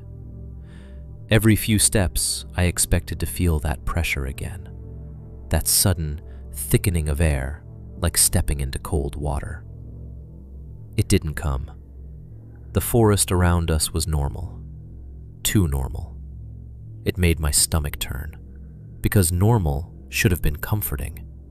Instead, it felt like the place was playing dumb, like it had put everything back the way it was supposed to look. As we walked, my memory came back in jagged flashes.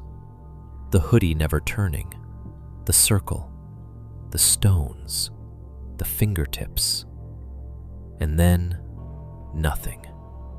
A clean cut, a missing block of time. No gradual fade, no dreamlike transition, just a hard blank.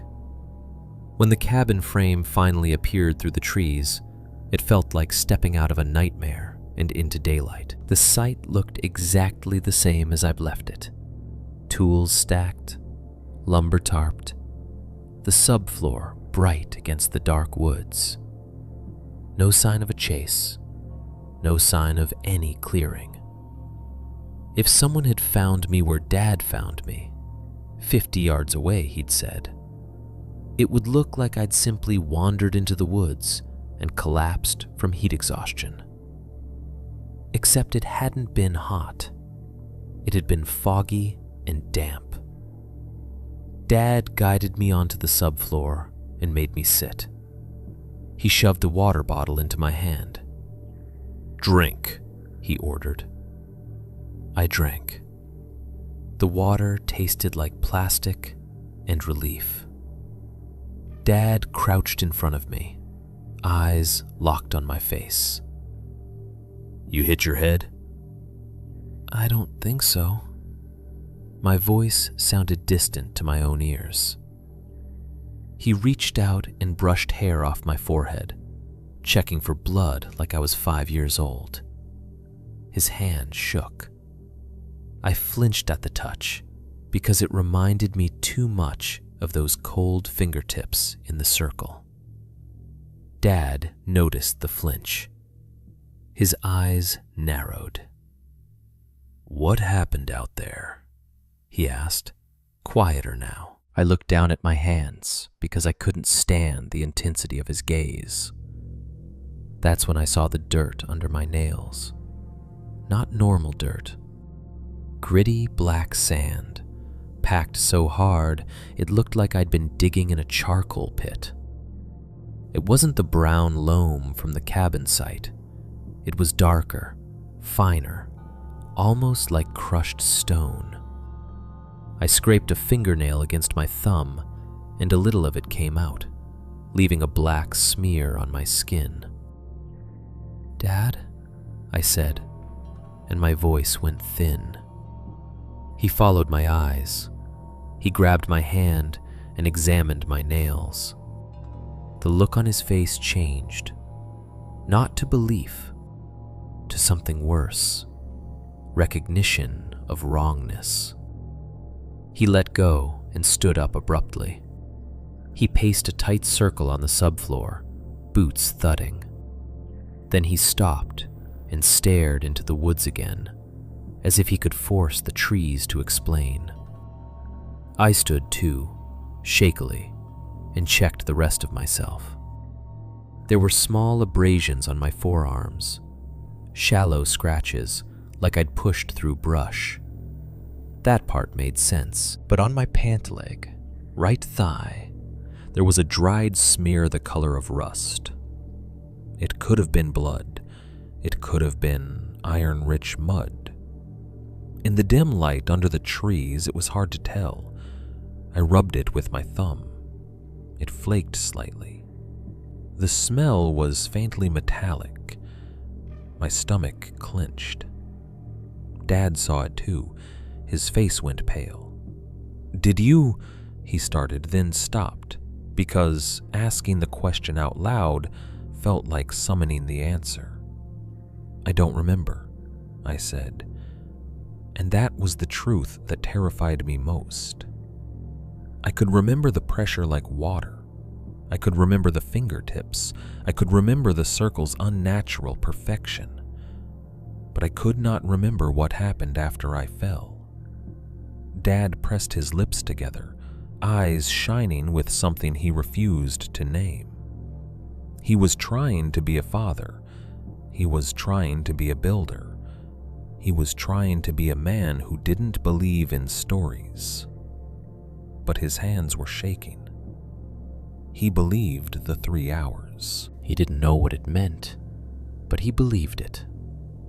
"Sit," he said again, softer now, like he was talking to himself as much as to me. "Just sit. Let your head clear." I did, because I didn't trust my legs. The subfloor felt solid under me, real. The smell of cut pine helped anchor me. Dad started checking everything, restless. He went to the truck, looked inside, checked locks, checked the cab, the bed, the tool bin. He moved like he was searching for something he could fix with a wrench. I watched him from the subfloor. At one point, he opened the driver door and stared at the windshield. He wiped something with his palm, then jerked his hand away like he'd touched a hot pan. He didn't tell me what he saw. He shut the door and came back to the frame. The rest of that day blurred. Dad didn't let me do much. He insisted I drink water, eat something, lie down in the shade. He kept glancing at me like he expected me to vanish again if he didn't watch. We didn't build. We didn't measure. We didn't cut. We waited. For what, I couldn't have said. For the fog to lift. For the world to feel normal. For someone to step out of the woods and explain it as a prank. Nothing stepped out. The afternoon sun burned off the last of the mist. Birds returned. Insects resumed their small, buzzing life like a switch had been flipped back on. Normal came back so neatly it felt staged. That night, Dad insisted we sleep in town. He didn't frame it as fear, he framed it as strategy. "You need rest," he said, "and I want a real bed before tomorrow. We're behind." He drove, hands tight on the steering wheel, eyes scanning the road like he expected something tall and dark to step into the headlights. At the motel, he paid for 2 nights without asking me. He checked the lock twice after we got into the room. He left the bathroom light on.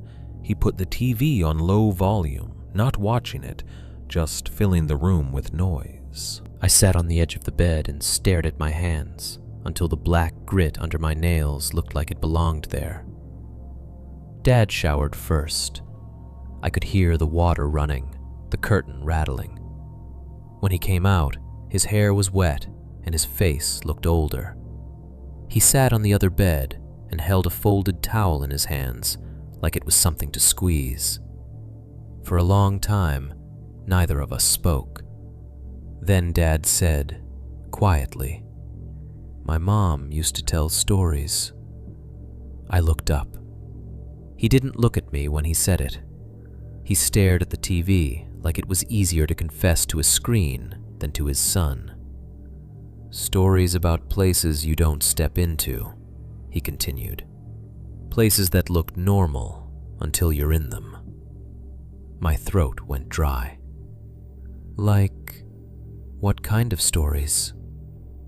Dad's jaw worked.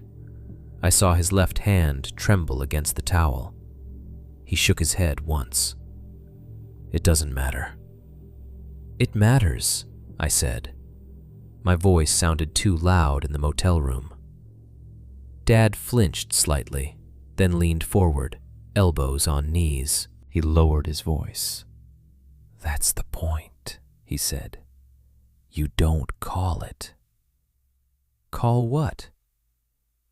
Dad finally looked at me, and there was fear in his eyes, real fear, the kind I'd never seen in him as a kid, not even when I'd gotten hurt. He spoke carefully, like each word had weight. "Calling is how you invite," he said. The sentence hung in the motel air like a warning sign. I didn't know what he meant, not fully.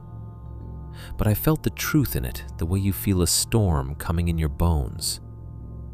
Dad swallowed, then added, softer, "My mom said some things don't like being named. Some things hear that, like a door opening." "Dad," I whispered. He shook his head hard. "No, we're not doing this. We're not making it bigger by talking. We finish the cabin. We do it fast. We don't chase anything. We don't go wandering. We don't..." He stopped, breathing hard, as if he'd run. I nodded even though I didn't know what I was agreeing to, because I could see what he was really saying. Whatever happened to me out there wasn't an accident, and he believed it could happen again. After he fell asleep, if you can call the restless, shallow sleep he had sleep, I lay awake, staring at the motel ceiling. The AC unit clicked. A car passed on the highway. Someone laughed in the hallway and then went quiet. Normal sounds. But my brain kept returning to the circle, the stones, the fingertips. I couldn't shake the feeling that something had taken 3 hours from me, like it had plucked them off a calendar and thrown them away. In the middle of the night, I got up and went to the bathroom. I turned on the sink and scrubbed under my nails until my fingertips burned. Black grit swirled down the drain. It didn't make me feel cleaner. It made me feel like I'd thrown evidence away. The next morning, back at the site, Dad moved with grim efficiency. He didn't chat. He didn't joke.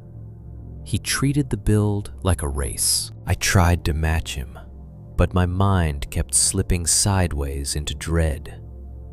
At one point, while Dad was measuring and marking studs, I went to the truck and opened the tool bin. The returned original nail gun was inside, nestled among the other tools. Dad had put it there like it belonged, like its return was just a lucky break. I stared at it for a long moment. Then I reached in and lifted it out. Under the trigger guard, caught in the small gap where plastic met metal, was a single fiber, orange, thin, like a strand from utility line or a cheap rope. It was stuck there like a tag on a new shirt, like a marker. I pinched it carefully between my nails and pulled. It resisted, then slid free. I held it up in the sunlight. Just a tiny orange thread. Nothing. And yet my stomach turned, because I remembered the coil of orange line we'd bought in town, the one we used to mark boundaries and tie tarps. I'd seen it in the truck bed. So why was a piece of it tucked under the trigger guard of a nail gun that had vanished, then returned, clean and dry, like it had been handled by someone who didn't sweat? My mind offered an answer I didn't want. It had been handled, not stolen, handled, placed back, edited into the scene. I shut the tool bin gently, like loud noise might attract attention, and for the first time since this whole thing started, I understood what my dad meant by invitation. It wasn't about spells or prayers. It was about attention, about giving something a name, about acknowledging it enough that it could acknowledge you back. I slid the orange fiber into my pocket like a secret. Then I walked back to the frame, forcing my face into something neutral, because Dad was watching me, and he didn't ask what I'd found. He just looked at me for a long second, eyes tired and hard, and I knew he'd seen the change in my posture. He knew I believed him now, and that was the real twist, the one that made my throat tighten. In the space of 3 missing hours, the forest hadn't just taken time. It had taken my skepticism, and it had given me a rule instead. After the fog morning, the cabin stopped feeling like a project and started feeling like a negotiation. Not out loud, not in any dramatic way where you look at your dad and say, "We're being hunted." It was quieter than that. It was in the way I began to move through the site like I was sharing space with someone who didn't want to be seen. In the way my eyes automatically checked the tree line before they checked the level bubble. In the way my voice dropped when I spoke, as if volume mattered. In the way I stopped stepping over certain routes because I didn't want to take the same path twice in the same place, like I was afraid the forest would notice a pattern and respond. And the worst part was how quickly it all became routine. I started documenting everything, not because I thought I'd take the photos to the police, not because I believed anyone would help. I did it because I needed something stable, something outside my mind, something that couldn't be edited by memory the way the woods had edited my time. So on Monday morning, before we touched a single board, I stood in the clearing with my phone and took pictures like I was cataloging a crime scene. Tool bin open, 1 photo. Inside the truck bed, 1 photo. Nail gun placement, 1 photo. Tape measures, chalk lines, impact driver, saw. Photo, photo, photo. Stacks of lumber, photo. Tarps tied down with orange line, photo. Even the stupid stuff, pencil cup, screws, the little box of joist hangers got photographed. Dad watched me from the subfloor with that look dads get when they're trying to decide if their kid is being practical or losing it. "What are you doing?" he asked, but he kept his voice low. "Just keeping track," I said. He grunted, like he didn't like the implication that we needed to. The checklists came next. I tore a page out of my notebook and wrote headings in block letters. Tools/materials/locks/weather/notes. Every morning I checked boxes. Every night I checked them again. I wrote times down. I wrote what the sky looked like. I wrote when the insects went quiet. I wrote when my dad's headache started and when it faded. I wrote stupid details, like the brand of bottled water we bought at the gas station. It was obsessive. I knew it. But it felt better than sitting with the open wound of not knowing what happened in the missing 3 hours. It felt better than admitting I was afraid to be alone on that land. At first, the documentation worked, or at least it gave me the illusion that it did. For a day or two, nothing major happened. We framed walls. We lifted sections with grunts and curses. We nailed sheathing. The cabin began to take on shape, corners, height, shadows. But then the pattern returned, not as a single event, as a rhythm. One morning, I opened the tool bin and found the chalk line missing. I stood there, staring at the empty spot, my stomach tightening. And then I went through my photos from the night before. The chalk line was there, bright blue casing, hanging off the edge of the bin, exactly where I'd left it. Dad came up behind me, saw my face, and said, "What now?" "Chalk line's gone," I said. He sighed like I was being dramatic. "Did you put it somewhere?" "I have pictures," I said, and I held up my phone. That sounded crazy as soon as I said it, but I couldn't stop myself. It was right here. Dad's eyes flicked to the screen. He didn't comment. He didn't roll his eyes. He just tightened his jaw and walked away to search. We found the chalk line 20 minutes later. It was inside a bucket of screws, not tossed in like a mistake, placed. The bucket was half full of screws, metal heads glinting. The chalk line was nestled in them, straight, squared with the bucket edges, as if someone had taken the time to align it. Square angles, unnatural tidiness. I pulled it out slowly, expecting it to be scratched or damaged. It looked untouched. The blue case was clean. The string wasn't tangled. I glanced at Dad. His face was stone. He didn't say, "That's weird." He didn't say anything. He just took the chalk line from me and started snapping marks on the subfloor, like the sooner we got the work done, the sooner the woods would stop paying attention. The next day, it was the impact driver bit set, gone from the tool belt pouch, then found later arranged on the sawhorse in a neat line, from smallest to largest, like a display at a store.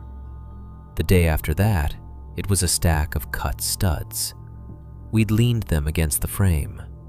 The next morning, they were moved into a perfect square stack, ends aligned, a carpenter's dream. Except neither my dad nor I had stacked them like that. We didn't have the time or patience for museum-level neatness on a work site. The tidiness felt like mocking, like the woods were saying, "Look, I can do your job too. I can do it better. I can put things where they belong." And every time something moved, it moved just enough to unbalance us, to make us stop and argue and waste time. That was the real theft, not tools. Time. Dad's headaches got worse. He started the mornings okay, then by early afternoon he'd rub his temple hard enough to turn the skin red. His left hand trembled more noticeably. He dropped things, small things at first. A pencil, a handful of nails, a joist hanger. He'd curse, then pretend it was nothing. But I saw the shame in the way he'd flex his fingers afterward, as if he could will them to behave. One day he dropped a hammer, a full-sized framing hammer, heavy, with a worn wooden handle. It slipped out of his left hand like his fingers had let go without permission. It hit the subfloor with a loud crack and bounced. Dad froze. For a moment, he looked truly old. Not in his face, but in his posture. Shoulders sagging, head dipping, like the weight of his body had become too much. I reached for the hammer. He snapped, "I've got it!" His voice was sharp enough that I stepped back. He picked it up with his right hand and carried on like the slip hadn't happened. But his breathing was tight, his jaw clenched. That was the thing the woods didn't need to do. It didn't need to attack him physically. His own body was doing that. The pressure moments returned too. Not as dramatic as the circle, but enough to make my stomach flip. Sometimes I'd walk through the framed doorway and feel it, a 2-second thickening of air, like stepping into cold water. Sometimes it happened near the back wall, where the woods pressed closest. Sometimes it happened on the porch framing, as if the boundary had shifted closer. It never lasted long. It was just enough to remind me it could touch the world and then release it again. The sound cues were worse. Because sound is what your brain uses to map reality in a place like that. You listen for animals, wind, water. Those sounds tell you you're not alone, but you're also not being singled out. They tell you life is happening around you, regardless of what you're doing. When the sound stopped, it felt personal. It started with the insects. In the afternoons, when heat should have brought out the buzzing and chirping, there would be sudden moments where everything went dead. Not a gradual fade, a cut. 1 second, the woods were alive with small noises. The next, there was silence, like someone had muted the world. It would last maybe 10 seconds, maybe 30. Then the insects would resume, as if nothing had happened. I would stand there on the subfloor, nail gun in hand, frozen, listening for the sound to come back, like someone waiting for a heart monitor to beep again. The pond did it too. At night, water makes noise. Even still water has small movements. Frogs, fish, reeds, wind ripples. You learn those sounds quickly. They become background. One night we were sitting on the subfloor eating a sad dinner of jerky and crackers because we were too tired to cook. The pond had been making its normal, faint noises. Then it stopped. Not the way it stops when the wind dies. The pond went silent, like it was holding its breath. Dad looked up at the darkness where the water should have been, and for the first time, he didn't pretend not to be scared. His eyes met mine. He didn't say anything, but I saw him reach into his pocket and touch something there. Something small he'd started carrying since the fog incident. Tobacco. He didn't smoke, not really, he'd quit years ago, but the smell of it had started appearing around him like a ghost, and now he carried it like a charm. We slept in town more often after that. Dad insisted it was because his headaches were worse and he needed a real bed. I didn't argue because I didn't want to spend another night on the subfloor listening to silence. The motel became our safety zone. We'd drive back in every evening, dusty and sore, stop at the same gas station for ice and bad coffee, wave at the same bored clerk, then collapse into cheap beds under a humming AC unit. Normal sounds, thin walls, a door that locked. On Tuesday, halfway through the second week, the woods gave us a jump scare that still makes my mouth go dry when I think about it. We were cutting lumber in the afternoon, staging boards for the next wall section. A stack of 2x6s sat under the tarp, ends aligned. I walked over to grab one, lifted the edge of the tarp, and reached into the stack. Before my fingers touched wood, I heard it. 3 taps. Tuck, tuck, tuck. Not from a tree, not from far away, from inside the lumber pile. It sounded like knuckles rapping on a door from the wrong side. My whole body locked up. The tarp slipped from my hand and fell back over the stack with a soft flutter. The taps didn't repeat. They didn't move. It was like whatever made them had accomplished its goal in 3 beats and didn't need a 4th. Dad looked up from across the site. "What?" I couldn't answer right away. My throat had closed. My heart was pounding so hard I could feel it behind my eyes. Dad's gaze flicked from my face to the stack of lumber. He walked over slowly, the way you approach a stray dog you're not sure will bite. "Did you do that?" he asked, not accusing, just desperate for an explanation that fit the human world. "No," I whispered. We stood there, staring at the lumber like it might move. Dad reached out, grabbed the tarp, and yanked it off in one hard motion. Nothing. Just boards. Dry, ordinary pine. He slammed his palm against the top board. No sound besides the dull thud of wood. He hit it again, harder. Nothing. Dad looked at me, and I saw anger flash in his eyes. Not at me, but at the situation.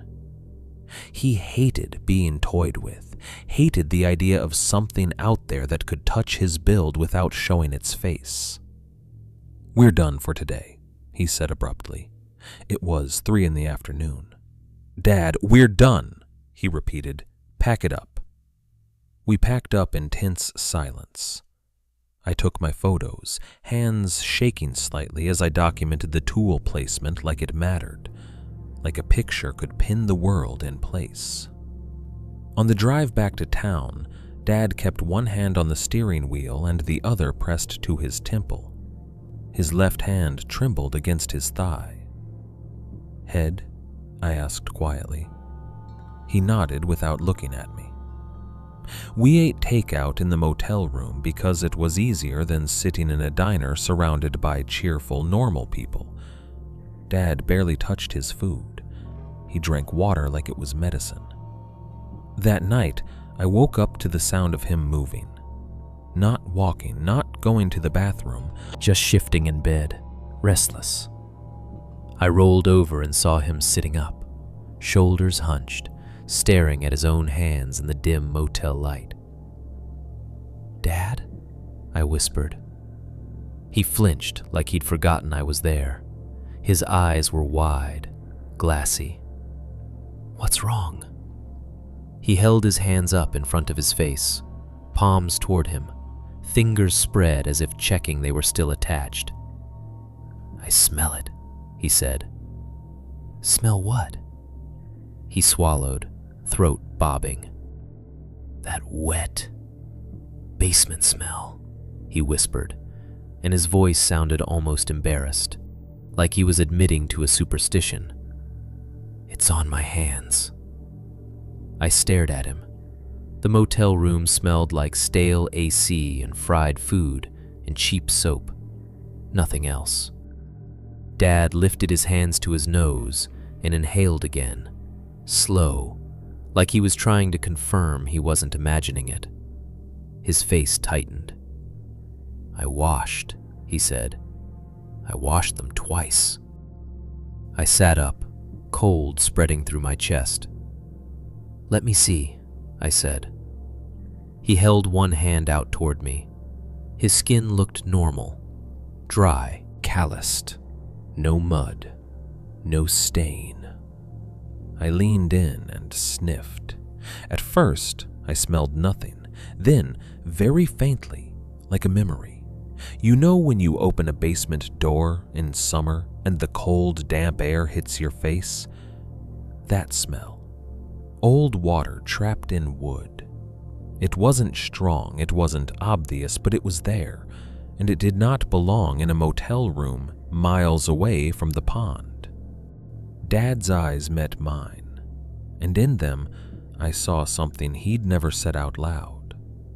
He wasn't just afraid of what was on the land. He was afraid it had followed us. I opened my mouth to reassure him, to lie, to tell him it was nothing, but the words wouldn't come, because the pattern had already taught me what reassurance was worth.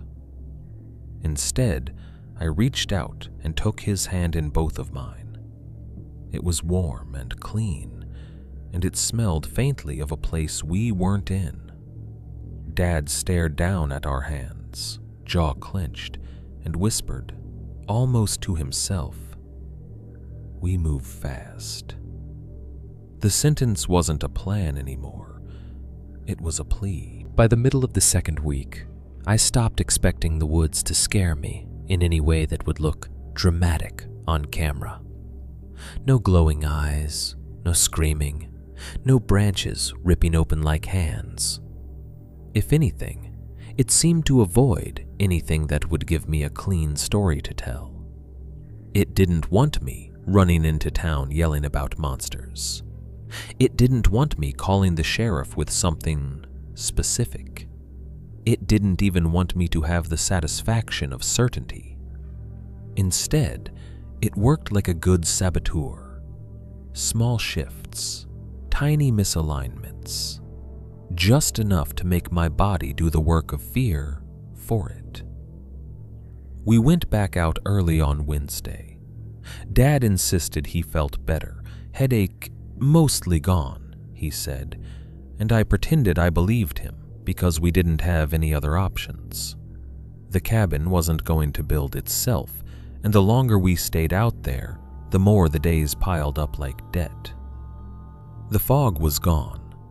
The morning was bright and clear, the kind of sunlight that makes everything look honest. Birds were active. Insects buzzed. The pond flashed between trees like a moving coin. Normal. I wanted to love that normal. I wanted to let it reset my brain.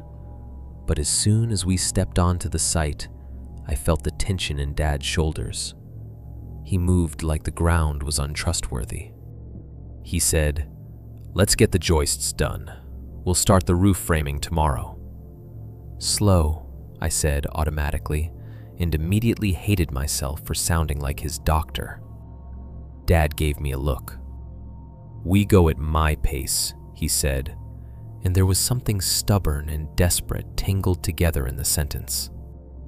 We worked the morning, cutting, lifting, fastening. Dad's hands were steady at first. By late morning, the tremor started creeping back into his left hand, small and irritating. He tried to hide it by switching tasks, using his right hand more, bracing the board with his hip, making jokes about being ambidextrous now. I laughed with him because laughing felt like control. Then the ladder shifted. It was stupid. It was nothing. That's what made it so effective. We had a fiberglass extension ladder leaned against the framed wall while I climbed up to set a temporary brace. The ground under it was solid. We'd tamped the soil. I'd checked the feet. I'd even pressed my boot against the bottom rung while Dad climbed, the way you do when you're being careful. Dad climbed 3 rungs, then 4. His boot soles scuffed fiberglass. And the ladder slid. Not a slow creep, a sharp shift, like the base had suddenly lost friction. Dad's body jerked, his hands grabbed at the rails, his left hand slipped half an inch because of the trimmer. And for 1 sick second, I saw him falling backward in my mind, like a piece of lumber dropping off a truck. I threw my weight into the ladder, planting both feet, shoving my shoulder against it. It stopped. Dad froze on the rungs, breathing hard. "What the hell?" he muttered. "You okay?" I asked, voice tight. Dad swallowed. Yeah, I'm fine." He forced a laugh, shaky. "Cheap ladder." "It's not cheap," I said automatically. Dad didn't answer. He climbed down carefully, slow as a man descending stairs in the dark. We checked the ladder feet. They were still on firm ground. No loose gravel, no mud, no slope. It shouldn't have moved. Dad stared at it like it had betrayed him. Then he made a decision that wasn't really about the ladder. "We're not using that," he said. "We'll build scaffolding. Safer." "Good," I said, relieved. He nodded too fast, like he needed to agree with me before he started thinking again.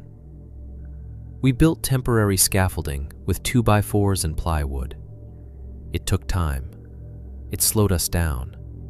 It was smarter and safer, but it also felt like we were wasting hours we didn't have. I could feel Dad's frustration rising in the way he measured twice and cursed quietly, in the way he snapped at a nail that bent, in the way he kept rubbing his temple as if he could grind the headache away. Around noon, I did something I shouldn't have done. I found myself checking my phone photos again, comparing them to the site, making sure things were where they were supposed to be. I didn't even realize I'd become that guy until I saw myself doing it and felt sick with it. The woods weren't just messing with our tools, they were messing with my head. That afternoon, the cut line changed. I know that sounds impossible. I know what you're thinking. You mismeasured. You cut the wrong board. You made a mistake and blamed the forest. Listen, if it had been one time, I would believe that too, but it wasn't. We were cutting a beam for a header over one of the big windows facing the pond. It was a simple measurement. I measured twice. I marked the cut. I called out the number. Dad nodded and confirmed it with his tape. I set the saw on the mark and cut. Clean cut. Straight. I lifted the beam and carried it to place it. It didn't fit. Not by a little. By enough that it couldn't be forced. The length was wrong. Short. I stood there staring at it, the end grain still pale and fresh. Sawdust clung to my shirt like pollen. Dad walked over, irritated. "What'd you do?" "I cut it," I said, confused. "The number you gave me." Dad took his tape measure and measured the beam. His lips tightened. "This is off," he said. "By..."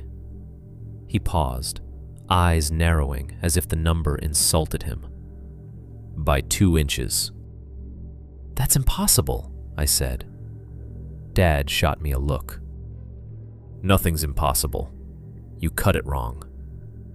"I measured twice," I insisted, and my voice rose despite my effort to keep it calm. "You watched me." Dad's jaw flexed.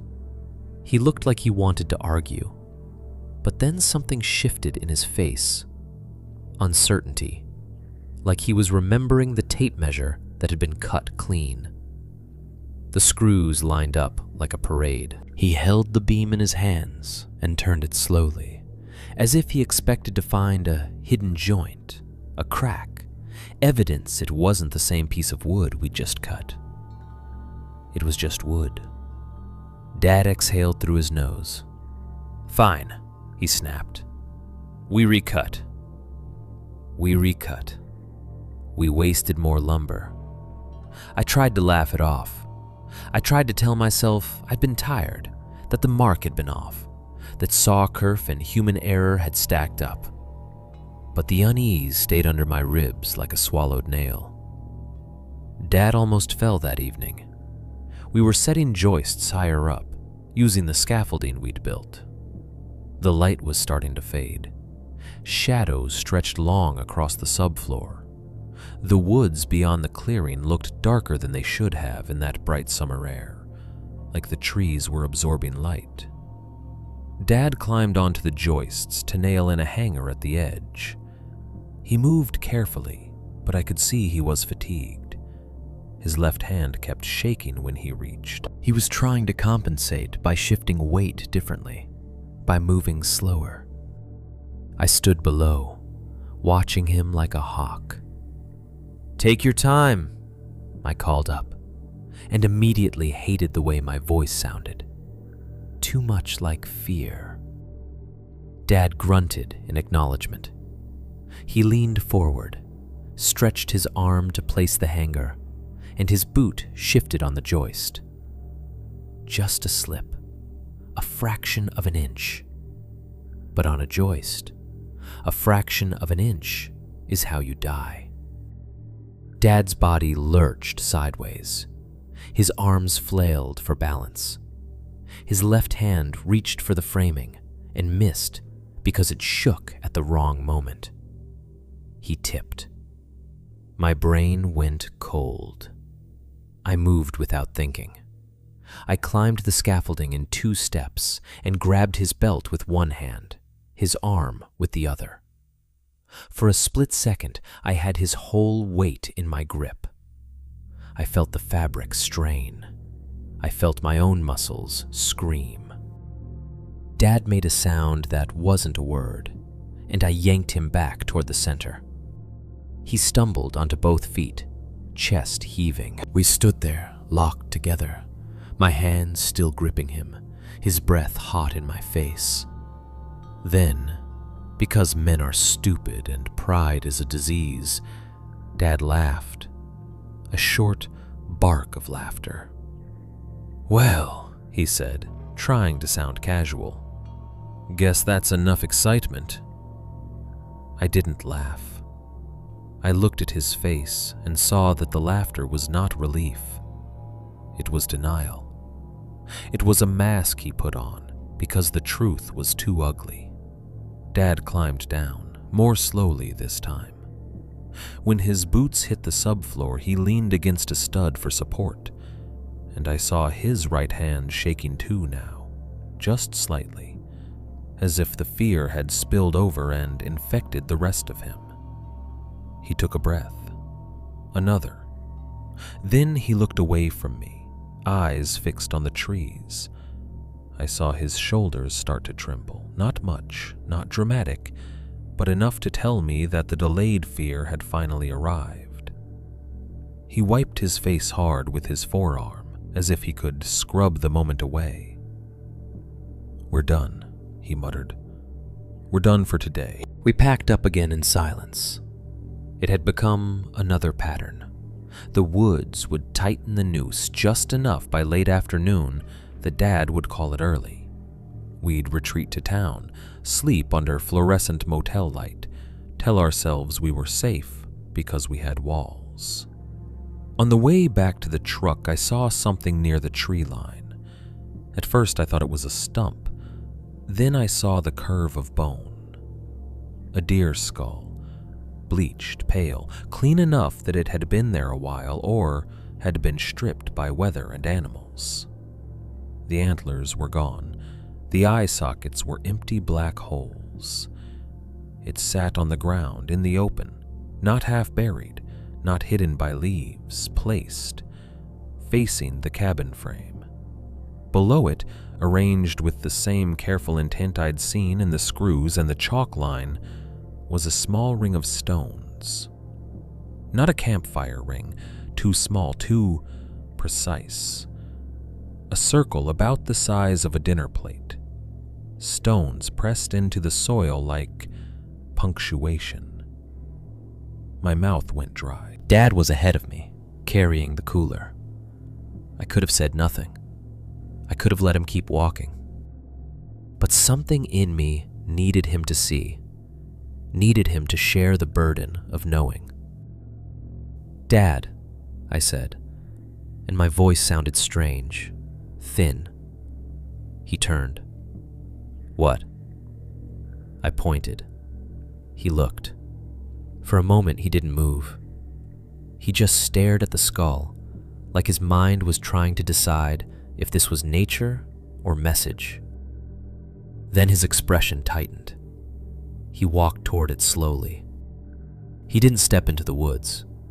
He stopped just short of the tree line, boots on the edge of the clearing.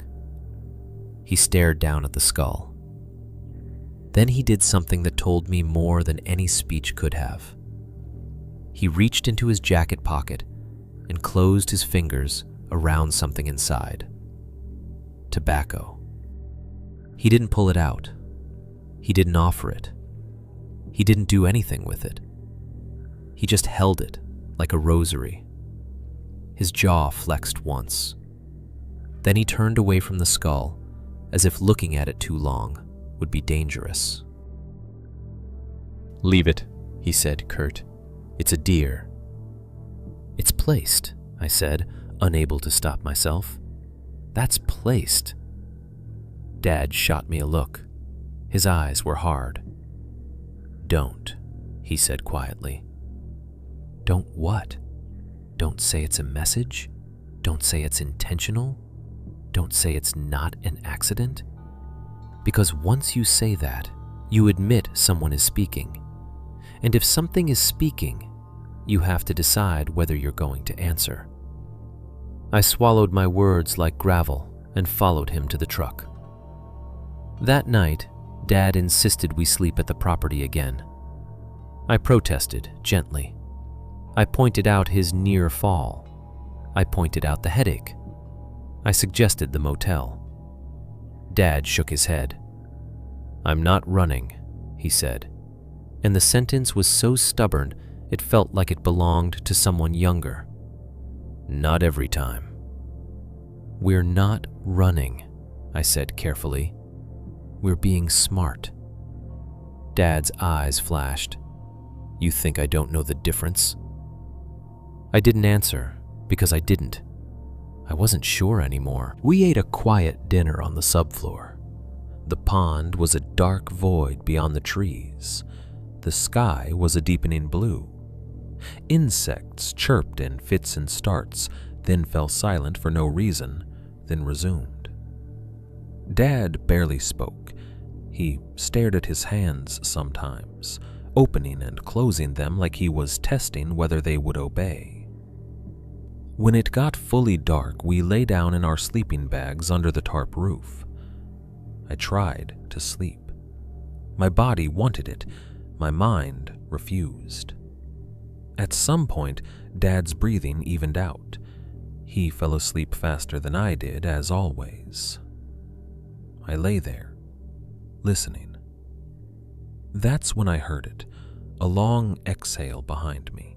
Not a sigh, not wind, a breath. Slow, controlled, close enough that it made the hair at the back of my neck lift as if warm air had touched it. My whole body locked. I didn't want to turn. Turning felt like participation. But my fear forced me anyway, inch by inch, like my head was rotating through thick oil. I turned and looked into the dark behind the cabin frame. Nothing. Just studs, shadows, and the suggestion of trees beyond. No shape, no eyes, no hoodie. But the smell hit me then, drifting on the air in that breath's wake. Wet soil, old leaves, the cold, damp scent of a basement, like the woods had opened a door somewhere and let stale earth breathe into the clearing. I sat up, heart hammering, staring at nothing. The air felt thick for a second, that familiar pressure, then released. Dad didn't wake. The night continued like nothing had happened, but I knew what it was. Not proof, not a sighting, a warning that looked like an accident, a reminder that it didn't need to show itself to touch the world. It could move ladders. It could change measurements. It could place bone like a signpost. And it could breathe right behind my neck and leave nothing there except the smell of something that had been underground a long time. I lay back down slowly, pulling the sleeping bag tight around my shoulders, like fabric could keep a thing out. And I stayed awake until dawn, listening to the woods decide whether it would speak again. The rain was coming. You could feel it in the way the air sat heavier on your skin, in the way the light dulled toward evening, like someone had turned down the brightness. The forecast on my phone, when it caught enough signal to load, showed a band of weather moving in overnight. The kind of storm that doesn't politely sprinkle. The kind that soaks everything, swells wood, turns the access trail into mud, and makes a half-frame structure feel like a mistake. We needed the hurricane ties in before then. We needed the roof joists braced. We needed everything locked down. Dad should have been resting. That's what every part of me knew. But Dad had that look again. The one that came after fear. Not the fear itself, the response to it. He'd almost fallen. He'd seen the skull. He'd felt the silence. And his response was to push harder, like effort could dominate the woods into obedience. We worked late, longer than we should have.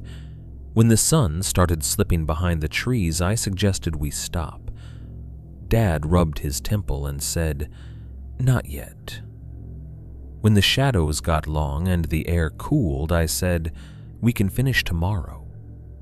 Dad's left hand trembled as he drove a nail, and he snapped, "Tomorrow might be rain." By the time dusk came on, he was pale. The headache had carved a permanent line between his brows. His jaw was clenched. His shoulders were tight with the kind of tension that doesn't release when you sleep. I didn't want him on that site after dark again. Not after everything. Not after the exhale behind my neck. So I did what I'd been doing since the stroke, since before I had a name for it, and I manipulated him in a way that felt like love. "I can take the last bit," I said, casual. "Go get a shower in town. Headache'll feel better if you rest. I'll finish the ties and meet you at the motel." Dad started to argue. I could see it in the way his mouth opened. Then he saw my face. It wasn't a pleading face. It wasn't dramatic. It was just done. Like I didn't have any more fight left in me for this one. He swallowed whatever pride he'd been about to throw at me and nodded once. "Don't stay long," he said. "I won't," I promised. He loaded a few tools into the truck like he didn't trust leaving them. He checked the gate chain twice. He drove away into the trees, taillights red through the dim. The engine sound faded. Silence filled the clearing. Not the normal nighttime silence yet. There were still birds settling, insects starting their chorus. But there was a pause in the space where Dad's presence had been, like the site itself noticed he'd left. I stood on the subfloor, alone, and felt the weight of that. Being alone out there should have been the same as being alone in any place. It should have felt quiet and maybe a little peaceful. Instead, It felt like stepping onto a stage after the other actor has exited, realizing you're the only one left under the lights. I forced myself into work mode. Hurricane ties are mindless, repetitive. Metal brackets, nails, hammer, impact driver, one after another, anchoring the skeleton of the cabin to itself, preparing it for wind. I told myself, do this, finish, leave. The sky dimmed into that blue-gray that comes right before night. The pond became invisible again, a black presence beyond the trees. The air cooled enough that sweat on my neck turned cold. I kept working. Then I felt it. The pressure. It didn't crash into me like the circle, it rolled in. A slow thickening of air that made my lungs feel slightly reluctant. Like the atmosphere had gained weight, like the space above the subfloor had filled with humidity that wasn't humid. The hairs on my arms rose. I paused, mid-hammer swing, listening. Insects had been chirping. Now there was a cut, a clean mute, like someone had hit a switch. The sudden silence was so complete, my ears rang. I stood there, with the hammer raised, frozen, and tried to tell myself it was a natural lull, that insects go quiet sometimes, that it didn't mean anything. But my body didn't buy it. My body recognized the pattern before my mind could argue. Pressure, silence, the feeling of being singled out. I set the hammer down, gently, as if sound mattered. I slid the nail pouch on my belt into a more comfortable position, a stupid little act of normalcy. My eyes went to the tree line automatically. Nothing moved. I forced my gaze away and looked at the frame, the studs, the half-sheathed walls. I told myself, focus. You can't build fear into every shadow, you'll go insane. Then my peripheral vision caught a shape at the far end of the cabin, a dark curve above the top plate of the unfinished wall. For a second, my brain tried to interpret it as a board, a shadow, a piece of tarp. Then it moved. Just a slight tilt, like someone shifting weight. My heart slammed hard enough to make my vision blur. At the top of the far wall, 8 feet high, there was a hooded head peering over the edge. Hood up, face in shadow, still. It looked like someone had climbed up and perched on the wall like a gargoyle, watching me work. I stared at it, breath shallow. My first reaction wasn't terror yet. It was hot anger, immediate and irrational. You, the same hoodie, the same shape, the same deliberate refusal to show a face. The part of me that still wanted a human explanation flared up. Trespasser, squatter, a guy messing with us.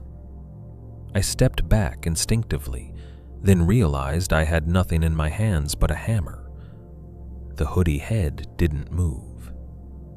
The silence held. The pressure thickened in my ears, dulling the world. I swallowed and forced myself to speak. "Get off my property," I said, and my voice sounded small in the charged air. No response. I took one step forward on the subfloor. The hoodie head remained. I took another. Still. I found myself calculating distance like it mattered. If I ran at it, could I reach it before it moved? If it jumped down, where would it land? If it had a weapon, would I see it? My brain did this because brains would rather solve a physical problem then accept an impossible one. Then something clicked into place. It wasn't perched. It was too high to be perched comfortably. The head wasn't bobbing the way it would if someone was balancing on a narrow wall. And the hood looked wrong in relation to the wall height, like the head was simply appearing over it, not sitting on it. A cold realization seeped into me. It wasn't sitting on the wall. It was standing behind it. My mouth went dry. Slowly, painfully slowly, like the air had thickened into syrup, the hooded head rose, not by a few inches, by feet. The hood lifted higher and higher above the top plate until I could see shoulders, narrow, too narrow, and then more, the upper torso stretching upward like something being drawn out of darkness. It wasn't that it grew. It revealed itself. Like my brain had been refusing to register the rest of it until it forced the issue. The proportions were wrong. The shoulders were too tight, the arms too long. The neck seemed longer than any human neck should be. The hoodie fabric hung in a way that suggested length beneath it, not bulk. And it just kept rising. 10 feet, maybe more. I don't have a clean number because my mind didn't want to give it one. It wanted to keep it vague, keep it unreal. If I couldn't quantify it, maybe it didn't have to exist. But I knew what the wall height was. 8 feet. We'd built it. The figure looked down at me from far above that, and the angle of its gaze felt like standing under a streetlight and realizing something is watching you from the top of the pole. My hands went numb around the hammer handle. The pressure in the air became unmistakable now, the same underwater thickness, though weaker than the circle. My ears muffled, my breath sounded far away. The figure didn't make a sound, no creak of wood, no rustle of fabric. It looked at me. At least, I assumed it did, because the hood tilted slightly, like attention. Then it straightened fully, and for a brief second, the last light of dusk caught it in profile. Legs. Too thin, too long, like someone had taken a person and stretched them until their joints didn't belong. The thighs seemed too extended, the shins too long. The way it stood was balanced, casual, but the anatomy made my stomach twist. I realized with a flash of sick clarity that I hadn't actually seen its face yet, just the hood. Just the suggestion of a head, as if the hood was the point, as if human silhouette was the lure, and the truth underneath it was not meant to be looked at directly. My knees wanted to fold. My whole body screamed at me, "Leave, don't stare, don't give it the satisfaction." But I couldn't move. I was pinned by the same thing that pinned my eyes during the chase. Attention, a target, the woods deciding what I was allowed to see. The figure turned away from me, not fast, not in alarm. It simply turned as if my presence had been noted and catalogued and dismissed. It stepped through the back opening, where a door would eventually be, and moved toward the trees. I watched, frozen, waiting for the sound of heavy footfalls, waiting for branches to snap. It made no noise. It walked with long, smooth strides, 2, 3, and then it crossed the clearing edge. The moment it reached the tree line, it took 3 more steps, and it was gone. not because it ducked behind a trunk, because each step ate distance in a way that made my brain stutter. 10 feet, maybe more, like the world between it and the trees folded to accommodate it. A sensation hit me then, sharp and nauseating. The same sensation from the circle, not pressure now, but the implication of it. It didn't need to run. It could change space. It could keep itself 30 yards ahead when it wanted. It could be there, and then gone, without the normal rules of movement applying. My hammer slipped from my fingers and clattered on the subfloor, loud in the silence like a gunshot.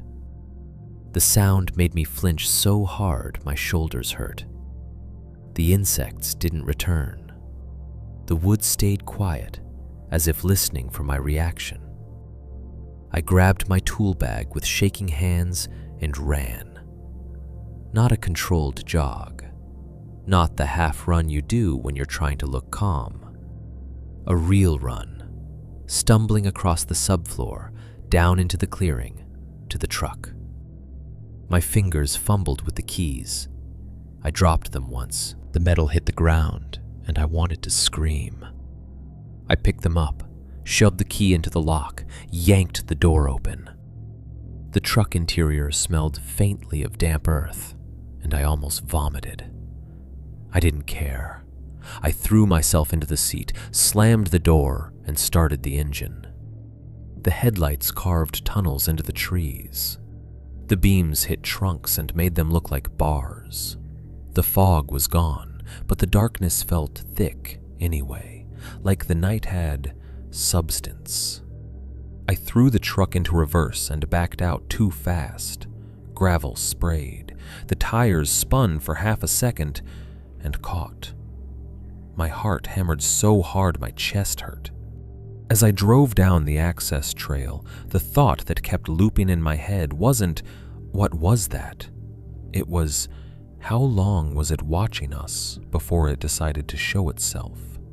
And then, worse, how many times did it show itself and I didn't see? The drive to town felt longer than it ever had. Every shadow in the headlights looked like a vertical shape. Every dip in the road felt like the truck might stall. I kept checking the rearview mirror, even though I knew that was pointless. If it wanted to follow, it wouldn't need to chase.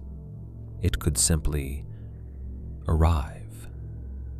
At the motel, Dad was already outside, standing near the office like he'd been waiting. He'd showered. His hair was damp. His face looked pale under the parking lot lights. He took one look at me and stiffened. "You saw it," he said, not a question. I shut the truck door carefully, like a loud sound might bring attention. My hands were still shaking. I tried to speak and found my throat tight, like I'd swallowed something too big. Dad stepped closer. His eyes searched my face, not just for fear, but for something else. Some sign I'd been changed. "How bad?" he asked. I swallowed.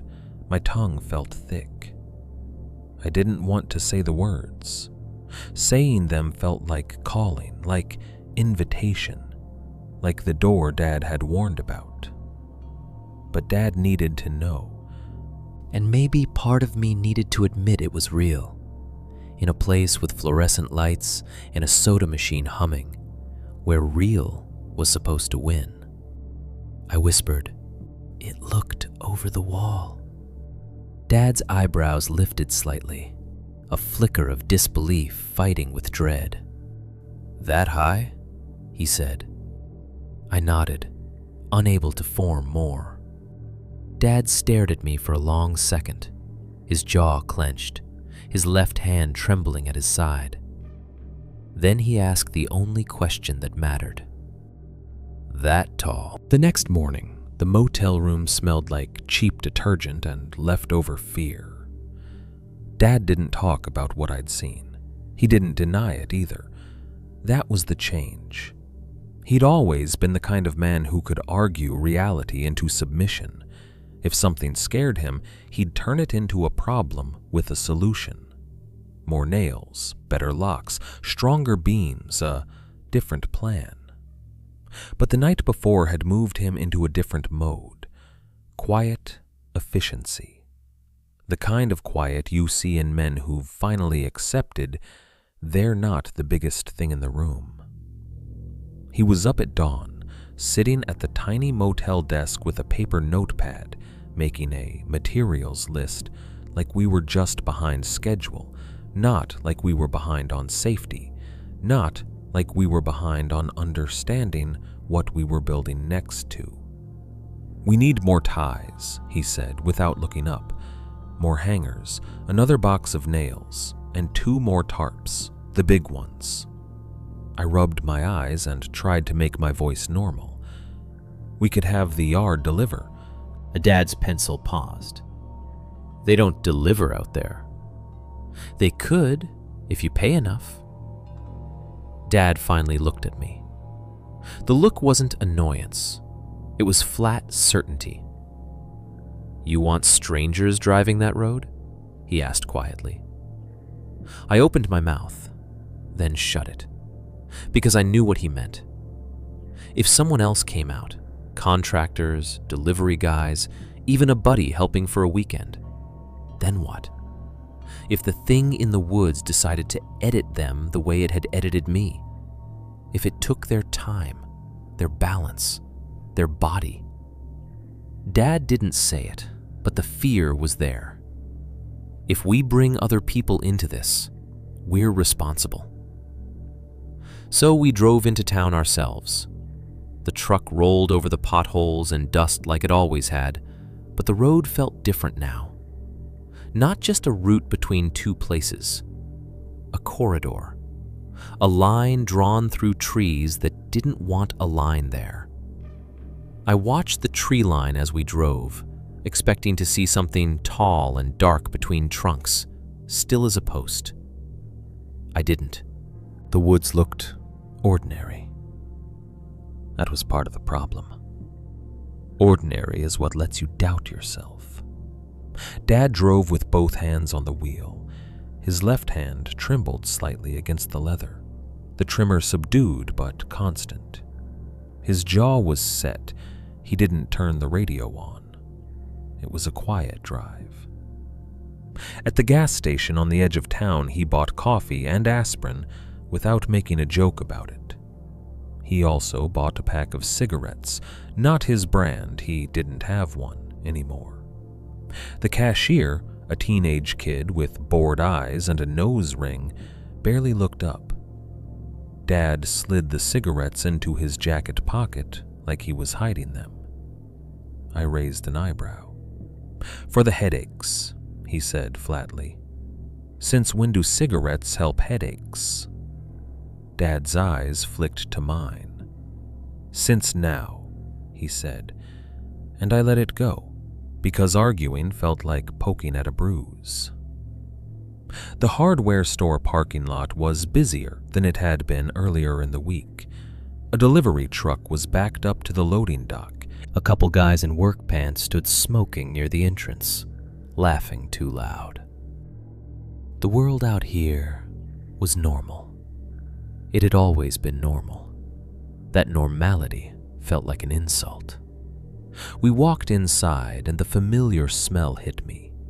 Fertilizer, rubber, sawdust, old coffee. Ceiling fans pushed warm air around. Somewhere in the back, a forklift beeped. The clerk at the front counter recognized us immediately. He wasn't old, maybe late 30s, but he had the weathered look of someone who lived in that town his whole life. He wore the same faded store apron as before, name tag crooked. His eyes went to Dad first, then to me, like he was checking if we'd slept. "Back again," he said, forcing cheer. "How's the build going?" Dad set the list on the counter. His voice was neutral. Need more hardware. The clerk picked up the list, scanned it. His eyes flicked briefly to the cigarettes in Dad's pocket when Dad shifted. He pretended not to notice. "Where are you boys at again?" he asked, and the question sounded casual, but it wasn't. It was too precise, like he already knew the answer and wanted to hear how we'd say it. Dad hesitated for half a second, just long enough for me to notice, then said, "Out past the old pond." The clerk's smile tightened. Not a dramatic reaction, not fear, just a tightening, like he'd bit down on something sour. "Ah," he said again, the same sound he'd made when we bought the first replacement nail gun, like a door in his mind had closed quietly. "You're out by that road?" he asked, and his tone was careful now. Dad's eyes narrowed slightly. "Why?" The clerk shrugged, too quick. "Nothing, just gets rough out there when it rains." Dad didn't answer. He didn't need to. We both knew the road was rough. That wasn't why the clerk had asked. While Dad went down the aisles with the list, moving stiffly, I hovered near the counter and tried the casual approach. It was stupid, but I needed to know if we were the only ones. If there was some human explanation everyone else in town had heard. "So," I said, leaning slightly on the counter like we were just two guys talking shop. "Any break-ins out that way lately? People messing around?" The clerk looked at me, and his eyes held mine a beat too long. "No," he said, a little too fast. "Not that I've heard." "What about squatters?" I pressed, trying to keep my tone light. "Hunters? Folks camping where they shouldn't?" His smile was still there, but it had become stiff, a mask. "People camp all over," he said. "It's summer." "Yeah, but," I started. He cut me off with cheer that didn't fit. "If you're worried, you could put up trail cams. They sell 'em over by Sporting Goods." He pointed, not looking me in the eye anymore. I understood then. He wasn't going to talk, either because he didn't know or because he did, and he'd learned not to. Dad came back with a cart half full of brackets and boxes. He had another roll of orange line. He tossed it in like it was just another item. The orange was too bright in the dull store lighting. It made my stomach twist. At the register, while the clerk scanned items and the total climbed into a number I didn't want to see, I noticed an older man behind us in line. Late 60s maybe, lean as a fence post, ball cap with a faded logo. He carried a bag of birdseed and a box of .30-06 ammo like it was groceries. He watched us with quiet interest, not the nosy kind, the evaluating kind. When the clerk asked for our number for rewards points, Dad waved him off. "No thanks." The older man chuckled softly. "Building out there without saving a penny," he said, like it was a joke. Dad didn't respond. The old man leaned slightly closer, eyes on the cart. "That's a lot of hurricane ties," he said. "You boys building something tall?" Dad's shoulders tightened. "Just building." The man smiled. "Just building," he repeated, amused. Then he added, like he was tossing out a harmless line to make small talk, "Don't build tall things out there." He said it in the same tone someone might say, "Don't forget bug spray." I laughed, one short, automatic sound, because my brain didn't know what else to do with it. The old man's eyes shifted to me. The smile faded. He saw, in my face, that I wasn't laughing because it was funny. I was laughing because I was scared and didn't want to show it. His expression changed into something careful. "You hear me?" he asked, still quiet, but not joking anymore. Dad turned slightly, a warning in his eyes. "We're fine," he said. The old man nodded once, slow. "Yeah," he said. "Folks always are. Until they're not."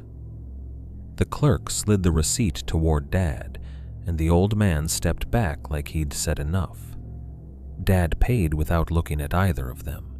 His hand shook slightly as he signed. Then, as if to prove some point to himself, he grabbed another carton from the tobacco shelf near the counter. Not one pack, a carton. 10 packs of cigarettes, wrapped in plastic. I stared. Dad didn't meet my eyes. "For myself," he said, voice flat, daring me to argue. The clerk's eyebrows lifted, then he forced them down. He didn't comment, he just scanned it and moved on. Outside, the air felt brighter than it should have after that conversation. The sunlight hit my face like a slap. I loaded boxes into the truck bed, hands moving automatically. Dad stood by the driver door and lit a cigarette. I hadn't seen him smoke in years. He held it between his fingers like he didn't quite remember the muscle memory. He took one drag, coughed hard, and still kept it. He didn't smoke it like a habit. He smoked it like a ritual. I didn't say that because I didn't want it to be true. On the drive back to the property, neither of us spoke. The road rattled the truck. Dust rose behind us. The trees blurred past in green walls. At one point, Dad tapped ash out the window and said, almost to himself, "We're guests." He didn't look at me when he said it. I stared out at the woods and felt the sentence settle on my shoulders like a heavy coat. When we got back to the site, the cabin frame stood the same as we'd left it. Nothing moved. No hoodie, no pressure. Insects chirped normally. Normal again. We worked until late afternoon, then Dad called it. His headache was creeping back. He rubbed his temple, swallowed aspirin dry, and said he wanted a shower. So we retreated to town again. That night, the motel felt less like a break and more like a bunker. Dad fell asleep early, exhausted and stubborn even in rest. He lay on his back, hands on his chest, cigarette carton on the nightstand like medicine. I couldn't sleep. I kept seeing the hoodie head rising over the wall. I kept hearing the old man's voice in line, not joking anymore. "You hear me?" Around midnight, I finally drifted off. I woke up to a sound outside my door. Not footsteps, a scrape. Soft, slow, like something being dragged along the carpeted hallway. The sound wasn't steady, it was intermittent. A wet, fibrous friction. Shh, shh. My eyes snapped open. My heart immediately started running. Dad was asleep, mouth open slightly, breath heavy. The scrape came again, closer this time, right outside our door. My mind went to stupid places first. A drunk guest dragging a suitcase, a janitor pushing a cart, someone's dog pulling a toy. But there was something wrong with the texture of the sound. It wasn't wheels. It was dragging, like wet rope across carpet. I sat up slowly, as silent as I could. The room felt too warm. The AC hummed. The scrape paused, then came again, directly in front of the door. My mouth went dry. I stared at the peephole like it might grow an eye. The door handle didn't move. No knock. Just the soft drag, then stillness. I slipped out of bed and padded across the room barefoot. My hand hovered over the lock. I hesitated. Dad had said not to call it. Calling is how you invite. This felt like that, like a prompt, a test. I wanted to wake Dad. I wanted to turn on every light. I wanted to pretend I hadn't heard it. But another part of me, the same part that chased the hoodie, needed to know. I unlocked the deadbolt slowly, the click loud in the quiet room. I held my breath and pulled the door open. The hallway was empty.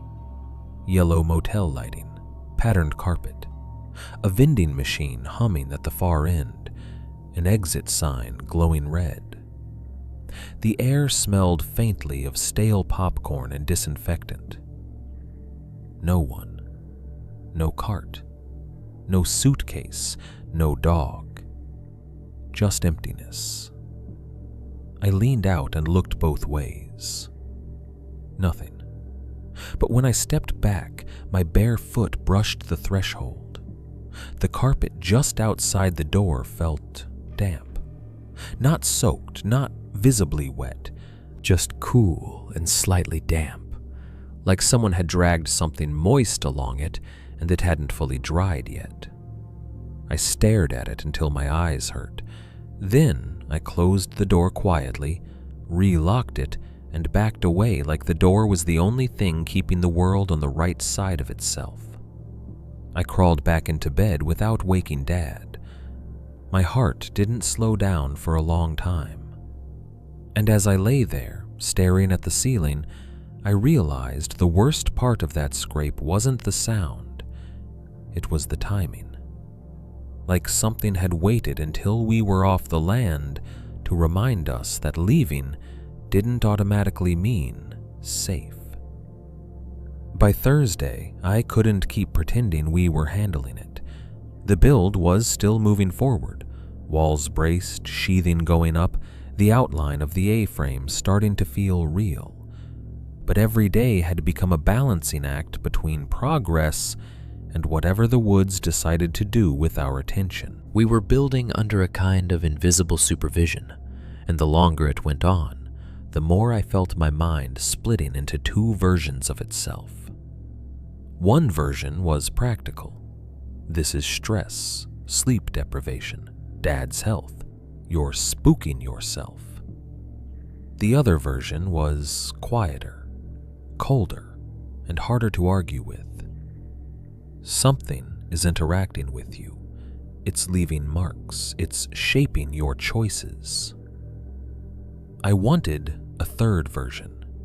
I wanted a version that involved authority, a person in a uniform, a rational explanation that could be filed under resolved.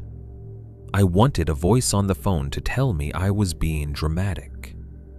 So on Thursday morning, while Dad was measuring rafter cuts and pretending his left hand wasn't shaking, I walked away from the site and climbed into my truck to make calls. The cell service out there was unreliable, which felt like its own kind of cruelty. If I stood near a certain stump with the phone held in a certain angle, I could sometimes get a bar. One bar. Enough to load weather, maybe. Enough to send a text if it wanted to go through. Enough to call if the wind wasn't wrong. I parked at the edge of the clearing, sat with the phone pressed to my ear, and dialed the county non-emergency line. It rang twice, then a woman answered in a voice that sounded tired before the conversation even started. Sheriff's office, non-emergency. Hi, I said, trying to sound calm, like I wasn't calling from the middle of nowhere with sweat on my neck and dread in my gut. I'm out on a property off. I named the nearest road. We're building a cabin. We've had some trespassing. There was a pause. I could hear typing in the background. "Trespassing," she repeated, neutral. "You see someone on the property?" "Not right now," I said, "but we've had tools go missing and then show back up. We've had footprints." I stopped, realizing I didn't actually have footprints that made sense. I had impressions, smears, a handprint on the wrong side of glass, a deer skull placed like a sign. "We've heard things at night," I added, and immediately regretted it. Her tone shifted, not unkind, but dismissive in a practiced way. "Sir, this time of year it's usually kids or hunters cutting through. Folks don't always know property lines." "This isn't cutting through," I said, a little sharper than I meant. "This is deliberate. Somebody was in the frame, hood up, wouldn't turn around, walked into the woods." "Okay," she said. "You call 911 if someone is there and refusing to leave. If it's after the fact, we can make a note of it." "A note," I repeated, and felt something in me deflate. "Do you have cameras?" she asked. "No," I said. "We're building. There's no power out there yet." "Then there's not much we can do without seeing someone," she said, and her voice had that polite finality that tells you the call is ending. "Make sure you keep things locked up, post no trespassing signs. Hunters won't cross signage." I almost laughed. I pictured the hoodie head rising over the wall, silent as breath. I pictured a sign stopping it. "Yeah," I said. "Okay." "You want a deputy to swing by?" she asked. But the way she asked made it clear it would be a low-priority drive-through, a courtesy that might happen next week. "We're 12 miles out," I said, "by the pond." There was another pause, a tiny hesitation. "By the pond," she repeated. Her tone remained professional, but something in the rhythm changed, like the words had weight. "If you feel unsafe, don't stay out there alone," she said. "That's all I can tell you." Then she wished me a good day and hung up. I sat in the truck with the phone still in my hand, listening to the call's dead tone. I wanted to punch the steering wheel. I wanted to go back to the site and pretend I hadn't tried. Instead, I dialed again, this time to the state wildlife office. If the sheriff wouldn't treat it seriously, maybe the woods could be solved with biology. Maybe this was an animal. Maybe a bear had been near the truck. Maybe a person wasn't a person. The wildlife officer who answered sounded like he was eating an apple. "Wildlife Services." I explained the situation again, stripping out the parts that sounded crazy and focusing on what could be pinned to a species. Noises at night, movement near the cabin, strange footprints, the smell of damp earth. He listened without interrupting. When I finished, he said, "Bears'll do weird stuff." "I thought bears didn't stand like that," I said before I could stop myself. There was a short silence.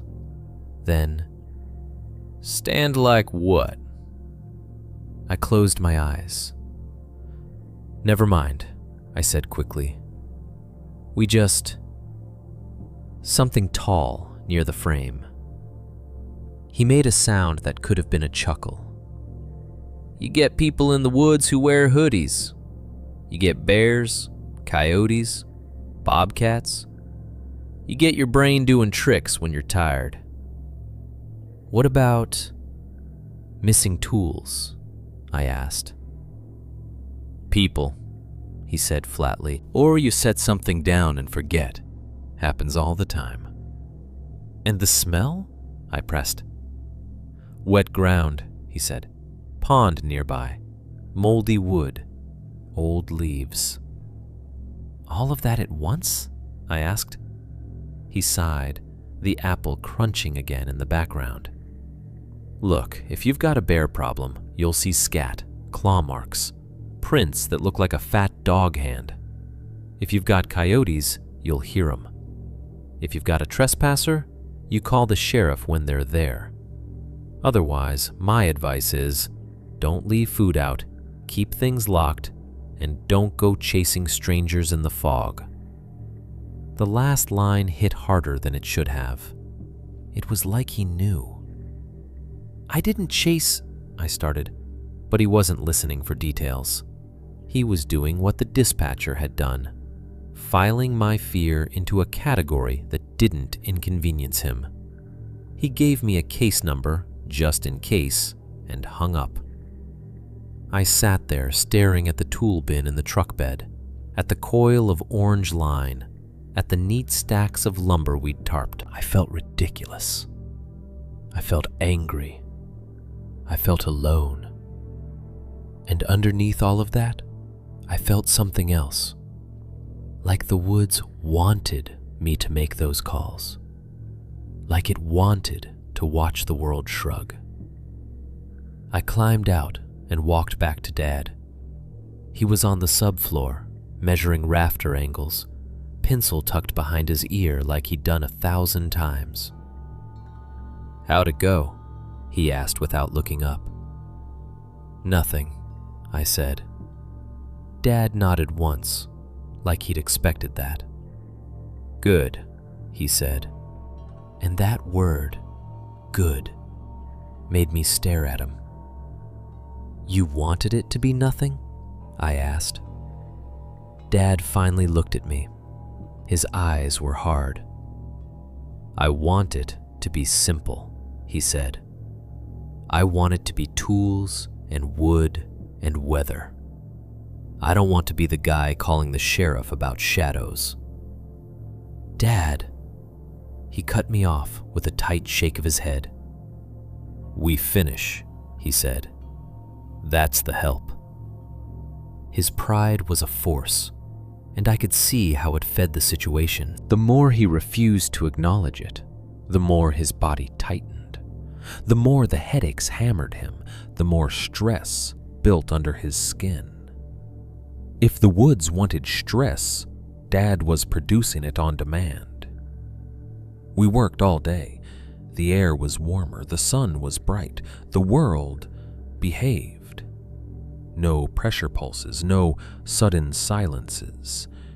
It almost felt like a reprieve. That's how it got us. Late afternoon, I stepped away to the truck to grab more nails. My hands were dirty, my shirt soaked in sweat. I felt like I was regaining control of my own mind. As I walked back toward the subfloor, I noticed something on the boards. At first, it was just a darker smear near the middle of the floor, as if someone had dragged mud there. Then my brain resolved it into shape. A boot print. Not a clean print, not a crisp tread, a smeared impression, like wet clay pressed down and slid slightly. The heel mark was elongated, the toe area narrow, pointed almost. Too long, too narrow. And it was facing inward, toward the frame, as if someone had stepped onto our subfloor and paused. I stopped so hard my stomach lurched. I looked down at my own boots, normal work boots, wide toe, thick sole, and then at the print again. It didn't match. Not even close. I crouched, heart pounding, and leaned closer. The smear had a sheen to it, damp in the late light. It wasn't fresh, puddle wet, but it hadn't dried fully either. The color was wrong too, grayish brown, like clay from deeper soil, not the pine needle dirt on the surface. I stared at it until my eyes started to sting. My mind did what it always did, searched for an explanation that didn't crack reality in half. Maybe it was my own print distorted by a slip. Maybe it was Dad's. Maybe a contractor had stepped there earlier. But we were alone. We'd been alone all day. The site had been quiet. I stood slowly and called, "Dad!" Dad looked up from the wall bracing, annoyed. "What?" I pointed. He walked over, wiping sweat from his brow with a dirty forearm. He looked down at the print. For a second, his face did something I'd never seen it do. It emptied. Like a man's expression when he realizes a joke isn't a joke. Then he forced a laugh, sharp and fake. "That's yours," he said. "No," I said, and my voice came out too steady. "It's not." Dad's eyes flicked to my boots, then back to the print. His left hand trembled at his side. He swallowed hard. "Maybe you dragged mud," he said too quickly. "I didn't," I said, and the certainty in my voice made the air feel colder. Dad stared at the print again, longer this time. I watched his jaw flex. I watched the line at his temple deepen with pain. I watched him do the thing he always did when something scared him, turn it into anger. He straightened abruptly. "We're not doing this," he snapped. "We're not standing here staring at dirt like it's going to tell us something." "It is telling us something," I said before I could stop myself. Dad's eyes flashed. "Stop!" he hissed. And there it was again, his rule, the unspoken rule. Don't call it, don't name it, don't give it language. He walked away from the print like walking away could erase it. He picked up his hammer and started nailing braces with unnecessary force, each hit loud and angry. I stood there, staring at the smeared boot impression, and felt my own body tense as if preparing for something. Nothing happened. No hooded figure, no pressure pulse, no silence. Just that mark, sitting on our floor like a quiet laugh. We worked until dusk because Dad refused to stop early out of spite. His pride pushed him past his own limits, and I saw it in the way he held his left arm close to his side sometimes, as if the muscles had started to cramp. Around sunset, he dropped a handful of nails and didn't bother to pick them up right away. He just stared at his hand like it had betrayed him again. "You okay?" I asked carefully. "I'm fine," he said too fast. But his left forearm twitched. He pressed his fingers into the muscle near his elbow, face tight, jaw clenched. It looked like a cramp, but it also looked like fear. Like he was trying to massage away the feeling that his body was being used as leverage. He caught me watching and turned his face away. For a second, the hard mask slipped, and I saw what was underneath. Not anger, not stubbornness. Fear, pure and quiet. He didn't say it. He didn't have to. It was in the way his eyes avoided mine, in the way his breathing shortened, in the way he held his arm like it might not obey him if he let go. The light faded. The woods darkened. Dad forced his voice into something normal again. "Pack it up," he said. "We start early." I nodded, but my gaze kept drifting back to that smeared boot print on the subfloor. It stayed visible in the dim light like a bruise, and I realized something that made my throat tighten. The help I wanted, sheriff, wildlife officer, anyone, was never going to arrive in a way that mattered. Because the woods didn't need to win in court. It didn't need to leave evidence that could be photographed cleanly, measured, proven.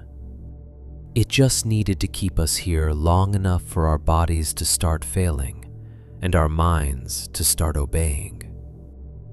As we drove back toward town, Dad flexed his left hand on his thigh, quietly, as if checking if the cramp would return. He stared through the windshield with a look that wasn't pride anymore. It was calculation. How much longer can I do this? How much longer until it takes something I can't hide? We didn't go back to the property that night. Dad said we would, because Dad always said we would. But when we got to the motel, he moved like a man whose batteries were drained. He didn't shower. He didn't even turn the TV on. He sat on the edge of the bed and stared at his hands for a long time, opening and closing them as if he didn't trust them. The cigarette carton sat on the nightstand like a dare. I watched him, waiting for the moment he would admit he was scared, admit he needed to stop, admit he couldn't push through this the way he'd pushed through everything else. But he didn't say any of that. He just rubbed his left forearm where it had cramped earlier and said, almost casually, "We're taking tomorrow morning slow." Slow wasn't his word. It sounded like someone else's. I nodded, and then we sat in the motel room's stale yellow light, with the air conditioner humming and the weight of everything unsaid filling the space between the beds. Sometimes, fear doesn't make you talk. Sometimes it makes you careful with language, the way you are at a funeral, when you're afraid any wrong word might crack the room open. Dad eventually got up and went into the bathroom. I heard the sink running. I heard him wash his hands longer than necessary. The faucet squeaked when he turned it off. Then he came back out and sat down again, still not looking at me. "Dad?" I said quietly. He made a sound that meant, "What?" "You're hurting," I said.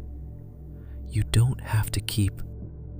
Dad cut me off with a shake of his head. "Don't," he said. There it was again. Not don't build. Don't talk. His rule. The one he kept throwing over the situation like a tarp. I took a breath. "Okay," I said, and tried to let it go. But I couldn't. I'd been holding this thing inside me since the fog morning, since the circle, since the hoodie rising over the wall, since the boot print on our floor, since the scrape outside our motel door like wet rope dragging across carpet. I didn't want to keep it alone anymore. "Why are you doing the tobacco thing?" I asked, finally. Dad's shoulders tensed. He stared at the carpet between his boots. "What tobacco thing?" "Don't," I said, mirroring him. "Don't pretend. You bought a carton. You keep touching your pocket. You said, 'We're guests.'" Dad's jaw flexed. His left hand trembled slightly where it rested on his knee. For a long moment, he didn't answer. Then he let out a slow breath, and I realized it was the first real exhale I'd heard from him all day, like he'd been holding tension in his lungs. "My mom used to do it," he said quietly. The sentence landed in the motel room like something heavy set down on the table. It made me sit up straighter. "Your mom?" I repeated. Dad nodded once. "My grandmother did it too, on her side." I waited. Dad didn't like talking about his mother. Not because he didn't love her, he did, but because she carried stories he'd spent most of his life trying to outrun. stories that made him feel like a child again. And Dad hated feeling like a child. He swallowed. "We didn't have much," he said, voice flat. "When I was a kid, we moved around. My dad didn't want anything to do with that side of her. He wanted to be normal. He wanted to be American in a clean, simple way." Dad glanced up at me then, eyes sharp. "You know what I mean." I did. I'd heard little fragments growing up, half a joke, half a warning. Dad's mother was from a background he rarely named. He'd mention it only when he was angry at himself or nostalgic in a way that made him uncomfortable. It was always vague, always trimmed down. "Your grandma told you stories," I said. Dad's mouth tightened. "Yeah." He stared at his hands again, and for a second I saw something soft flicker in his face. Regret. "She'd tell them in the kitchen," he said, and his voice shifted slightly, warmer, like the memory loosened something. "When the power went out, or when my dad was working nights. She'd be cooking and she'd talk like she was just filling the air with noise, but she wasn't. She was teaching, quietly." "What kind of stories?" I asked, careful. Dad paused, as if choosing every word from a shelf. "Tall ones," he said finally. "Thin ones." The motel room felt colder. "They weren't monsters," he added quickly, like he needed to correct the shape my mind was giving it. "Not like in movies. She didn't call them demons. She called them protectors or watchers. Depends on the story." "Protectors of what?" Dad's eyes flicked toward the window, even though there was nothing outside it but motel parking lot. "Places," he said. "Certain places. Places you don't build on. Places you don't step into." My throat tightened. "That sounds like—" I started.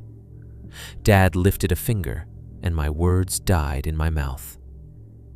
"Don't," he said again. "Don't label it. Don't say a name you don't understand." "Why?" I asked, and I hated how thin my voice sounded. Dad's gaze fixed on mine, hard and scared. "Because naming is a kind of reaching," he said.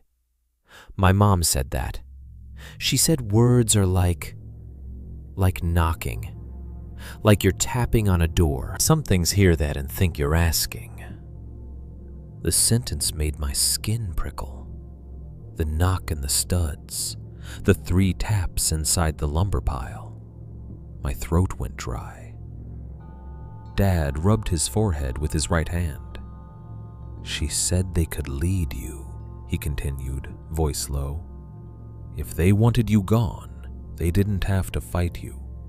They could make you lose your way, lose time, lose your sense of direction.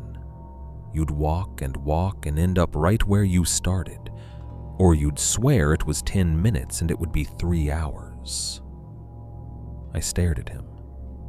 Dad looked away, jaw clenched. She told it like it was weather, like it was just a fact of the world. A bitter laugh escaped me, short and shaky. "And you never told me this?" Dad's face tightened. "I didn't want you growing up afraid of trees," he said. "I didn't want you being the kid who won't go camping. I wanted you to have a normal life." "Normal," I repeated, and the word tasted stupid in my mouth.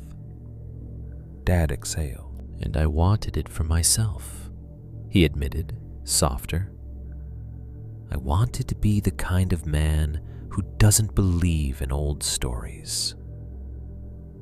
He looked down at his left hand, which was trembling slightly now, as if the conversation itself had pulled the trimmer out of hiding. He curled his fingers into a fist. "I grew up disconnected from that side," he said, and there was bitterness in it. "My dad made sure of it, and I let it happen because it was easier. Then I got older and I started feeling stupid, like I threw something away and didn't even know what it was." He rubbed his temple again, winced slightly. "So now," he said, voice strained, "I don't know the right way to show respect. I don't know the rules. I just know my mom always had tobacco. She'd leave it when we went out, not as an offering like a bribe, just acknowledgement." He swallowed. "Guests," he said again. I sat there with my heart hammering, realizing this wasn't just a spooky story. It was a map Dad had been carrying and refusing to unfold, even for himself. "You think it's—" I began. Dad cut me off sharply. "Don't call it," he said, and the fear in his eyes flared. "Calling is how you invite." The words had become his anchor, his control, his prayer. I nodded slowly, even though my mind was screaming questions. Dad's shoulders slumped slightly, as if speaking all of that had taken effort he didn't have. He leaned back against the headboard and closed his eyes for a long moment. I thought the conversation was over. Then Dad spoke again, so quietly I almost didn't hear it. "When I found you," he said. I looked at him. "What?" Dad opened his eyes. They were shiny. "When I found you out there," he repeated. "That day you went missing." My throat tightened. "Yeah?" Dad stared at the motel ceiling, as if it was easier to talk to plaster than to me. "I didn't tell you everything," he said. The sentence hit me like a cold splash. "What do you mean?" Dad swallowed. His left hand trembled against the blanket.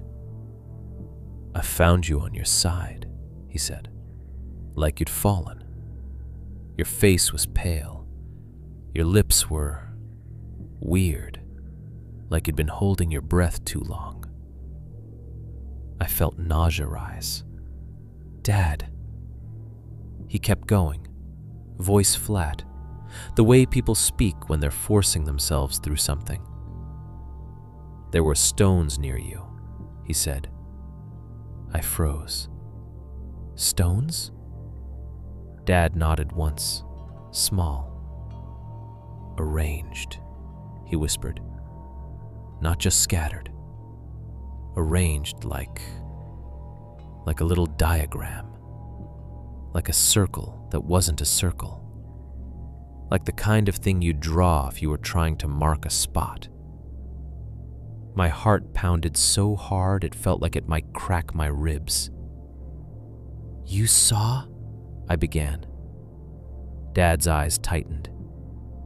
"I saw them," he said. "Right there in the pine needles. And I remember thinking..." He paused, breath catching slightly. "I remember thinking my mom would know what to do." My mouth went dry. "So what happened?" Dad's face changed, and I watched shame creep over it. "I blinked," he said. I stared. "You blinked?" Dad nodded, jaw clenched. "Or I looked at you," he said. "I don't know which. I was shaking you, yelling. I looked down at your face to see if you were breathing." "And then?" I pressed. Dad's voice dropped to almost nothing. "And then the stones weren't there anymore." Silence filled the motel room so completely that for a second I thought the air conditioner had shut off. I felt something cold settle in my gut. "You mean you—" I started. then stopped because my brain didn't want to complete the sentence. Dad looked at me now, eyes hard and scared. "I mean, they were there," he said, "and then they weren't. Like I'd imagined them. Like my eyes had lied." I swallowed. "Did you look for them?" Dad's mouth twisted. "I did," he admitted. "After you woke up. After you could talk. I went back to the spot where I found you. I looked at the ground until my eyes blurred. Nothing. Just needles and dirt." He let out a shaky breath. "That's when I knew," he whispered. "Not that you were unconscious for 3 hours. I knew that already. I knew that because you were gone when I got back, and I was..." He stopped, throat working. "I knew something was wrong because the world changed when I blinked. My skin crawled. The returned nail gun, the boot print, the chalk line placed in screws, the deer skull facing the frame, the pressure pulses that came and went like a hand on the atmosphere. Editing. It wasn't stealing. It wasn't hiding. It was rearranging reality as needed and then smoothing it back down." Dad rubbed his face hard with both hands. When he lowered them, he looked exhausted. "I didn't tell you," he said, voice rough, "because I needed you to keep working. I needed you focused. And because if I said it out loud, it would feel real." "It is real," I whispered, and my voice shook. Dad's eyes flashed. "I know," he said, and there was a rawness in it that made my chest ache. "But saying it is like tapping on that door. You understand?" I nodded slowly, because I did understand. Not in a logical way. In the way your body understands a hot stove after you burn your hand. The way you learn without wanting to. Dad leaned forward and reached into his jacket pocket. He pulled out the carton of cigarettes, stared at it like it was ridiculous, then tore one pack open with shaking fingers. He didn't light one. He just held the pack in his palm, like proof of the only ritual he remembered. Then he looked at me and said quietly, "We finish. We don't chase. We don't call. We don't step where we're not welcome." His voice had the tone of someone reciting rules to survive. I nodded again, and this time it wasn't agreement. It was acceptance. Because the twist wasn't just that Dad had stories. The twist was that Dad had been seeing the edits too, and he'd been hiding them. Not to trick me, to keep me building long enough for the cabin to exist, long enough for us to become the kind of men who follow rules we don't fully understand. And as I lay in that motel bed later, staring at the ceiling while Dad's breathing finally slowed into sleep, I realized something else that made my throat tighten. If the world could change when you blinked, then how many times had it already changed while we weren't looking? By the time we crossed into the 3rd week, the cabin was tall enough to cast a shadow that felt like it belonged to someone else.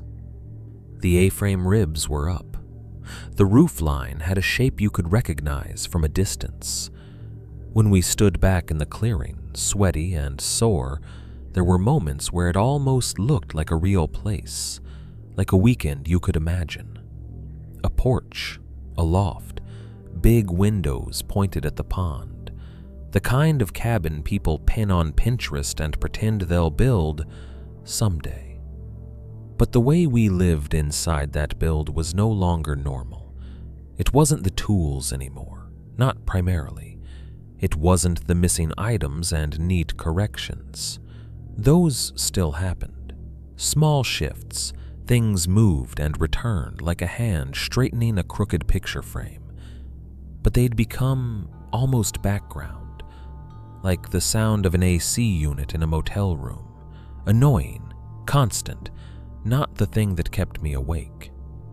The thing that kept me awake was the way my own behavior had changed without my permission. I started avoiding certain paths, not because I could articulate a reason, just because my feet refused to take them.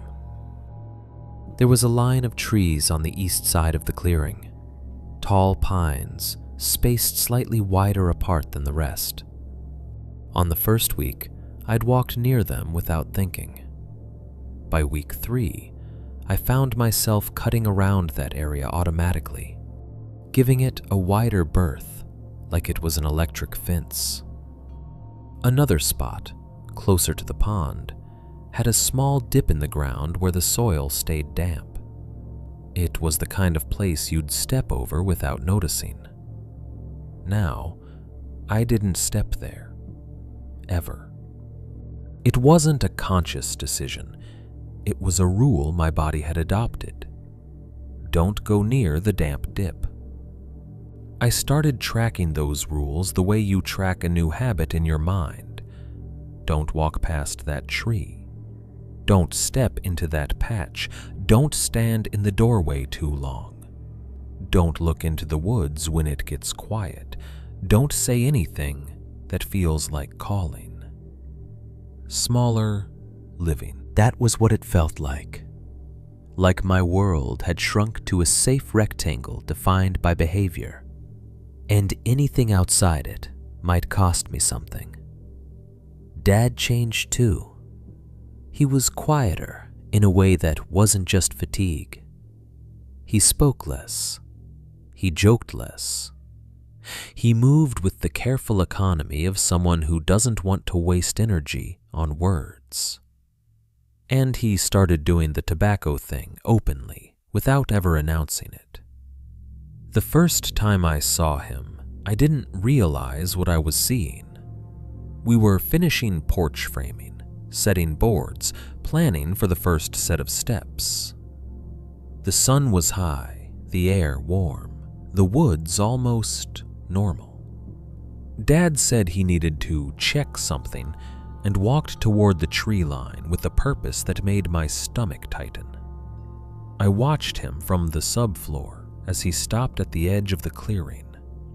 He didn't step into the woods.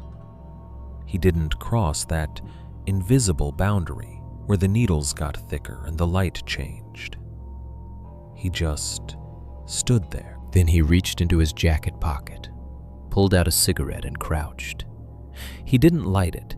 He broke it in half, carefully, like he was splitting the wishbone, and set the tobacco on the ground. He sprinkled it in a small pile, pressed it lightly into the soil with 2 fingers, and stood up. Then he walked back like nothing happened. He didn't look at me. He didn't say, "I'm doing this for us." He didn't say anything.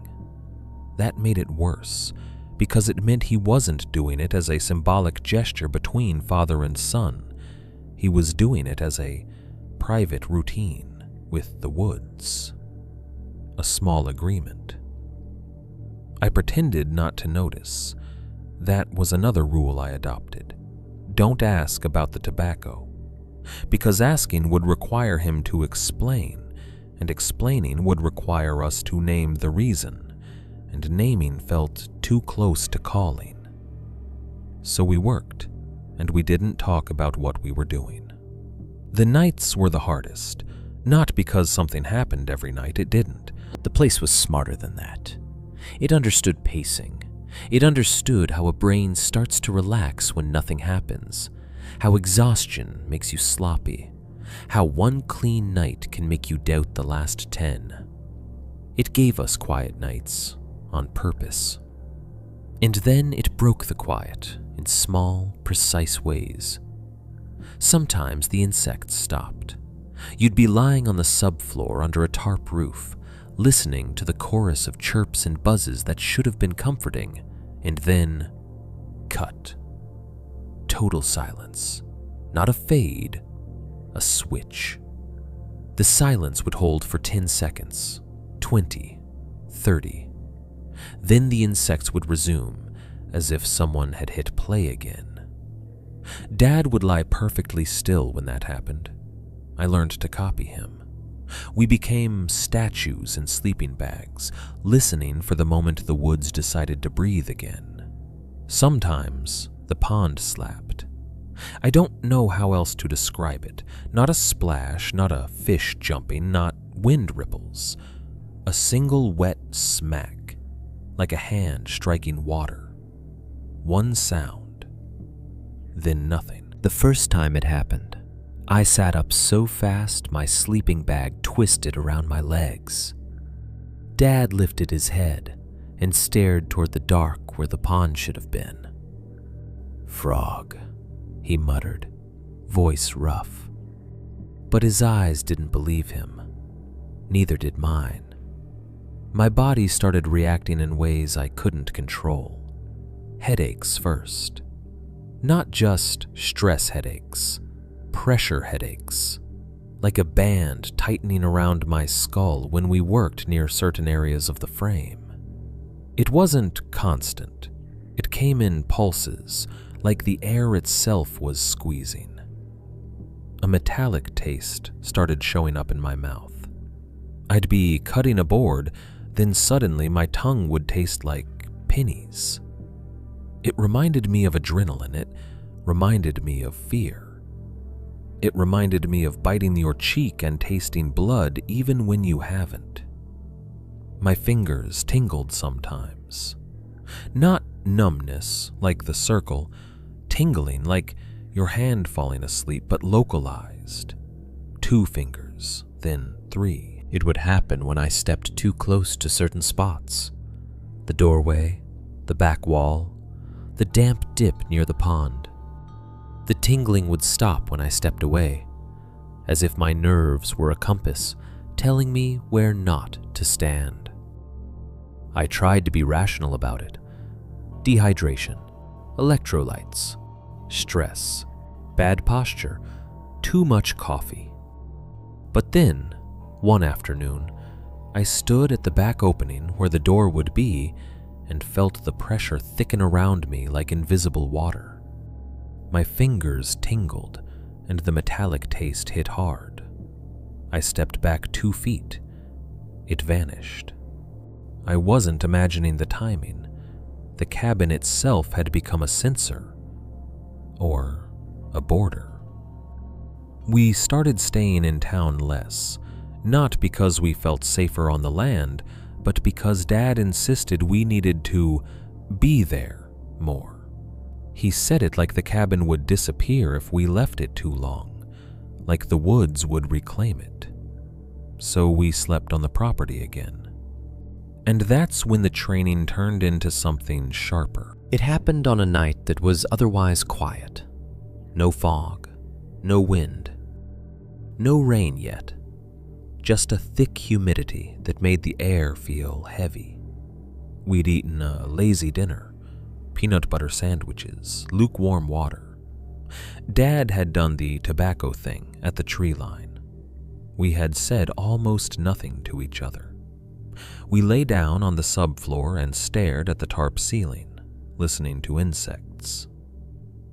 I don't remember falling asleep. I remember waking up. It wasn't gradual. It was like someone flipped a switch in my nervous system. My eyes snapped open in the dark. For a second, I didn't know why. I lay still, heart already running, mouth dry. Then I felt it. Pressure. Not in my ears, not in my chest, in the room, in the air. The same thickening I'd felt in the doorway, but wider, spreading through the half-built cabin like a fog you could feel instead of see. The tarp above us didn't move. The frame didn't creak, but the air pressed down as if the ceiling had lowered by 6 inches. I held my breath automatically. Beside me, Dad's breathing had changed too. He wasn't snoring. He was awake, I could tell by the way his breath paused, controlled, as if he was trying to be silent. I lay there, eyes wide in the dark, listening. That's when I heard it. A single step on the porch. Not inside the frame, outside, on the new boards we just installed. One slow, deliberate footfall. The wood made a soft creak under weight. Then nothing. No second step. No shuffling. No retreat. Just that one step, placed like punctuation. My skin went cold. I wanted to sit up. I wanted to grab the flashlight. I wanted to throw the tarp back and stare into the night until my eyes bled. But I didn't, because I had learned the rule without anyone teaching it directly. Checking is a response. Responses are what it wants. I lay still, holding my breath until my lungs ached. The pressure stayed. It didn't release after the step. It lingered, thick and present, like the air itself was listening to whether I would move. Dad didn't move either. Minutes passed. I don't know how many. Time stretches when you're terrified and refusing to act. The porch didn't creak again. The woods didn't make a sound. Insects were silent. Finally, slowly, the pressure eased. Not like a door opening, like a hand lifting off your chest. The air became normal again. Only then did I breathe. Dad exhaled too, one long, controlled breath, like he'd been holding it as long as I had. Neither of us spoke. Not that night, not in the morning. We woke at dawn stiff and bleary. The sky was pale. The pond reappeared as a dark sheet between trees. Birds started again, tentative. Dad got up first. He moved quietly, rubbed his temple, and went to the edge of the clearing with his tobacco. I watched him from the subfloor, too tired to pretend not to. He didn't look back. When he finished, he returned and started making coffee like it was just another morning. I forced myself to stand, joints cracking, and stepped onto the porch boards. My stomach dropped. There were wet marks on the porch. Not footprints, not paw prints, not anything that matched a normal animal or human.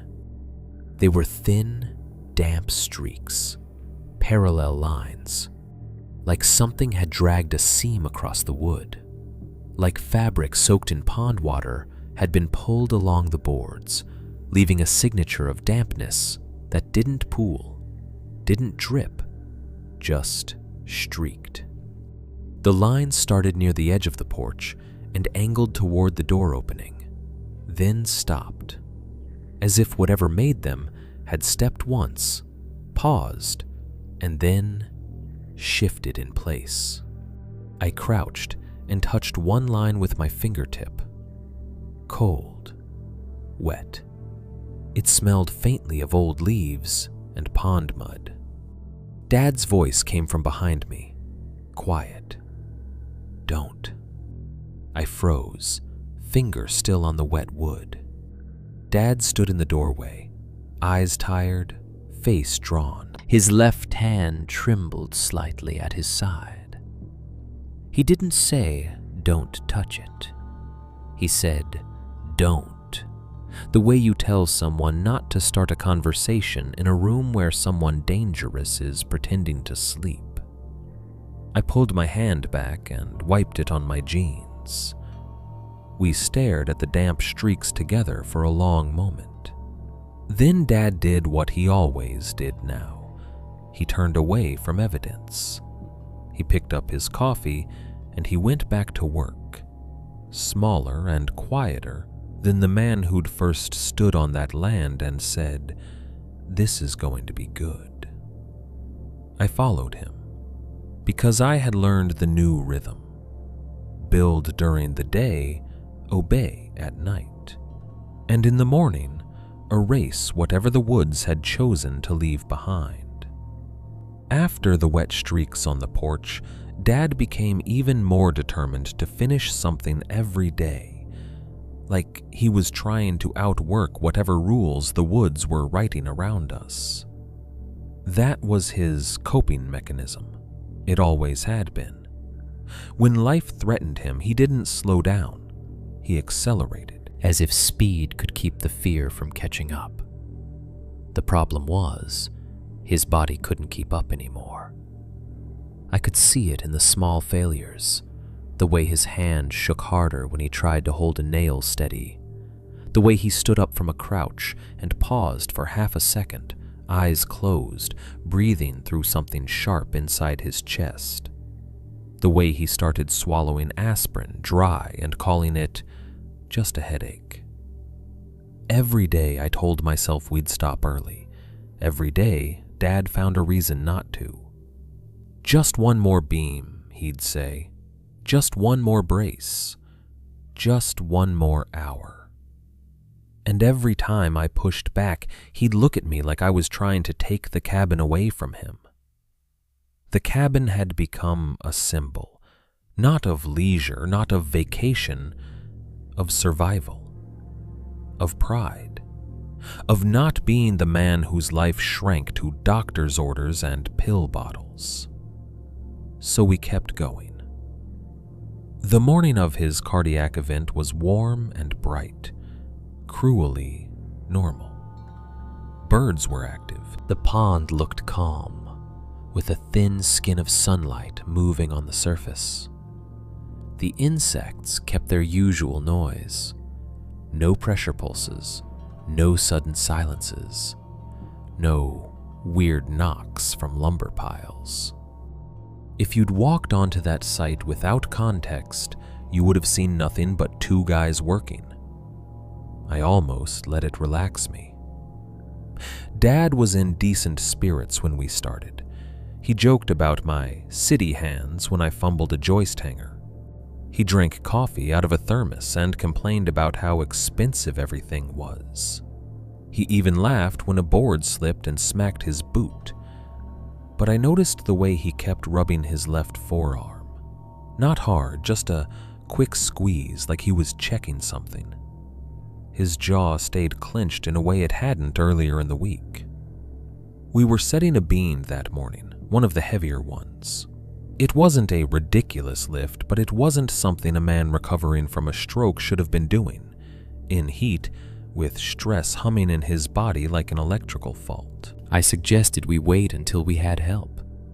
Dad shot the idea down instantly. "We don't need help," he said. "We need progress." I didn't argue, because arguing had become its own kind of fuel. The woods seemed to love tension. It loved the tightening of Dad's pride. It loved the way my fear made my voice sharp. It loved our disagreements, our wasted minutes, our stress. So I stayed quiet. Another rule. We measured, positioned, prepped. Dad climbed onto the subfloor and took his end of the beam. His left hand trembled, but he compensated by gripping harder, knuckles whitening. "Ready?" I asked. "Yeah," he snapped, then softened it with a grunt. "Yeah. Lift." We lifted together. The beam rose slowly, heavy and awkward, our boots sliding slightly on sawdust. I guided my end toward the post. Dad guided his end toward the bracket. For a moment it felt right. The beam lined up. The cabin ribs above us looked like a cathedral skeleton. Sunlight filtered through, turning dust into glitter.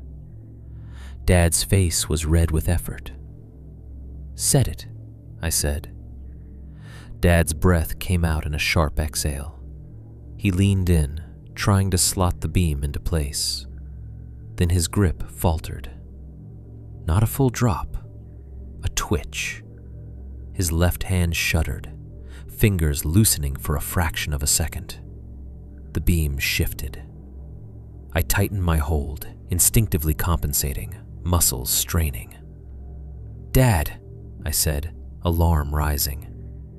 "I've got it," he snapped. But he didn't. His face changed. It went gray, as if someone had pulled the color out from under his skin. His eyes widened, not dramatic, not panicked, wide in a way that made my stomach turn, because I'd seen that look in emergency rooms. The look of someone realizing something inside them has gone wrong. Dad let the beam go. Not a decision, a failure. It slipped out of his hands and dropped onto the subfloor with a heavy thud. The impact rattled the frame. It should have been a disaster. Beam dropping, toes crushed, structure shifted, but it landed flat and safe, like the world had decided to spare us that kind of accident. Dad didn't look at it. He clutched his left arm.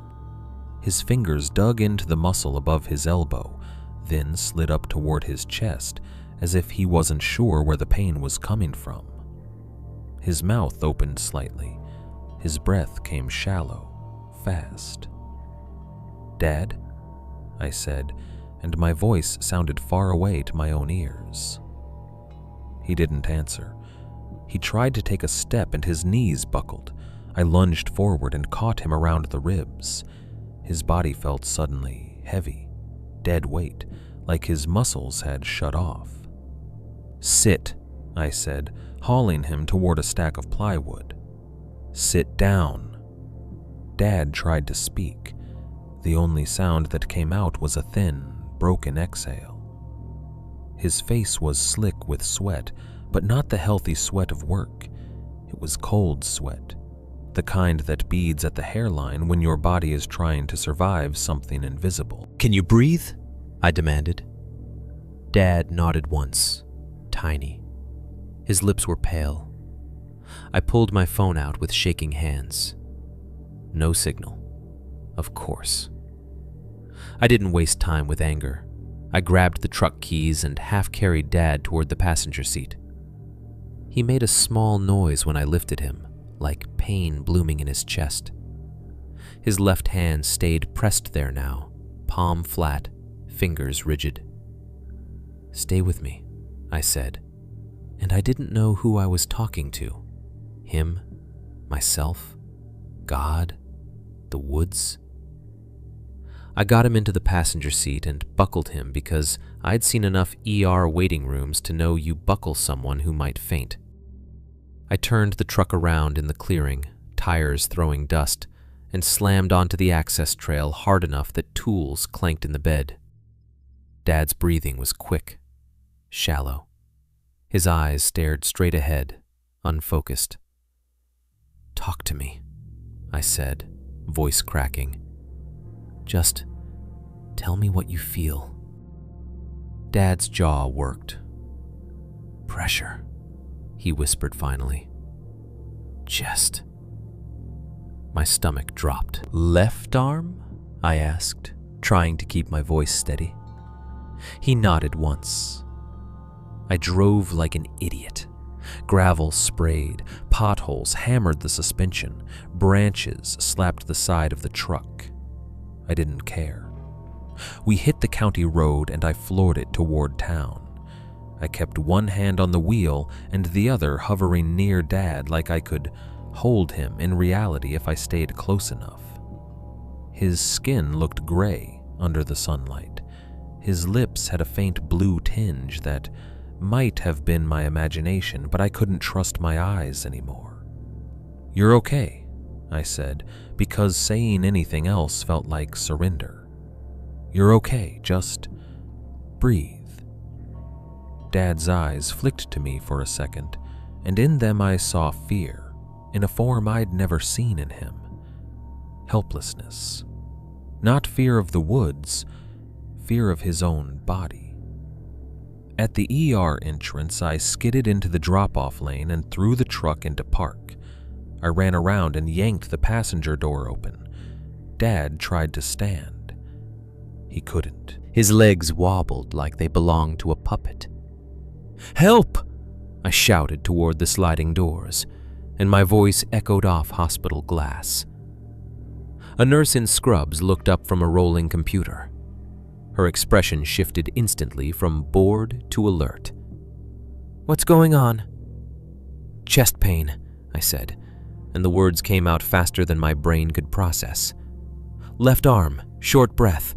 He had a stroke in April. Please." The nurse grabbed a wheelchair and we got Dad into it with the smooth, practiced urgency of people who do this every day. Inside, the ER smelled like disinfectant and stale coffee. The air was too cold, the fluorescent lights too bright. The waiting room chairs were filled with the usual humanity. A guy holding a towel to a bleeding hand, a woman rocking a toddler, an old man staring at the floor like it owed him something. Time slowed, then sped up. They rolled Dad past the check-in desk and into triage. A tech slapped a blood pressure cuff on his arm and the machine beeped. Another tech stuck EKG leads to his chest. Cold stickers, wires like a net. "What's your pain level?" someone asked. Dad tried to answer, but his voice was thin. 7, he managed, his eyes squeezed shut. The nurse turned to me. "Insurance card?" My hands fumbled in my pocket. I pulled out my wallet, then realized Dad's card was in his own wallet, which was probably still in the truck or in his pocket. My brain flashed images, bills, paperwork, denial letters, the absurdity of bureaucracy at the edge of death. I have it," I stammered. "He has it. It's okay," the nurse said briskly, not unkind. "We'll get him back. You can sort that out at registration." They wheeled him away behind double doors, and suddenly I was alone in the waiting room with my heart pounding and my hands trembling like my body wanted to copy his emergency. I sat in a chair and stared at the floor and tried to breathe. I called my boss on autopilot and left a message I barely remember. I texted my cousin. I stared at my phone screen like it might deliver instructions on how to keep a father alive. After what felt like both 10 minutes and 10 hours, a doctor came out. He was in his 40s, hair slightly messy, stethoscope around his neck, the tired eyes of someone who sees people at their worst all day. "You're his son?" he asked. "Yes." "He had an episode," the doctor said carefully. "Not a full myocardial infarction, no major damage on initial markers, but he was close. Stress-related cardiac event. His blood pressure spiked. His heart rhythm was irregular. We stabilized him." My knees went weak. I gripped the chair. "He's okay?" I whispered. "He's okay right now," the doctor said, and then his tone sharpened slightly. "But he cannot keep doing what he's doing. He cannot overexert. He cannot be under chronic stress. This is not optional." I swallowed hard. "He won't listen." The doctor gave a small, tired smile. "Then he'll be back," he said. "Or worse." The word worse hung in the air like a threat. They let me see Dad later, in a curtained bay with monitors beeping softly. He looked smaller in that bed, pale under hospital sheets. The IV line in his arm looked obscene, like someone had attached a leash to his body. He tried to sit up when he saw me, "I'm fine," he said immediately, voice rough. "Don't," I said, and the word came out harsher than I intended. I'd inherited his tone, apparently. Dad's eyes narrowed. "Don't what?" "Don't act like this is nothing," I said. My voice shook. "You almost..." Dad's face twisted. Humiliation flashed first, then anger. "I didn't almost anything," he snapped. "I'm here, I'm talking." "You collapsed," I said. "You turned gray." Dad's jaw clenched. He looked away toward the curtain, as if he couldn't stand my gaze. For a second, he looked ashamed. Then he covered it with rage, the only emotion he knew how to wear in public. "This is my fault," he muttered. "All of it. I pushed too hard." Then, as if the words burned, he turned that blame outward. "And you," he started, eyes flashing at me. "You keep looking at the trees like you want to be scared. You keep feeding it." "I'm trying to keep you alive," I said, and my voice cracked. Dad stared at me, breathing hard, and I saw the old dynamic. Father trying to be invincible, son trying to be responsible. Both of us trapped by pride. The doctor came back in and cut through it with medical authority. "No more building," he said bluntly. "Not for a while. I'm serious. If you go back out there and overdo it, you may not get another warning." Dad's face tightened, but he didn't argue. Not with a doctor. Not when his chest still felt like a bruise. I stayed until they discharged him with instructions and a fistful of paperwork. I drove him back to the motel, got him into bed, watched him fall asleep with exhaustion that looked like defeat. Then I took the truck keys and went back to the property alone. I told myself I was doing it to secure the site, to tarp everything before the storm, to lock tools up, to make sure nothing got ruined. That was true. It was also an excuse. I needed to see the cabin without Dad there.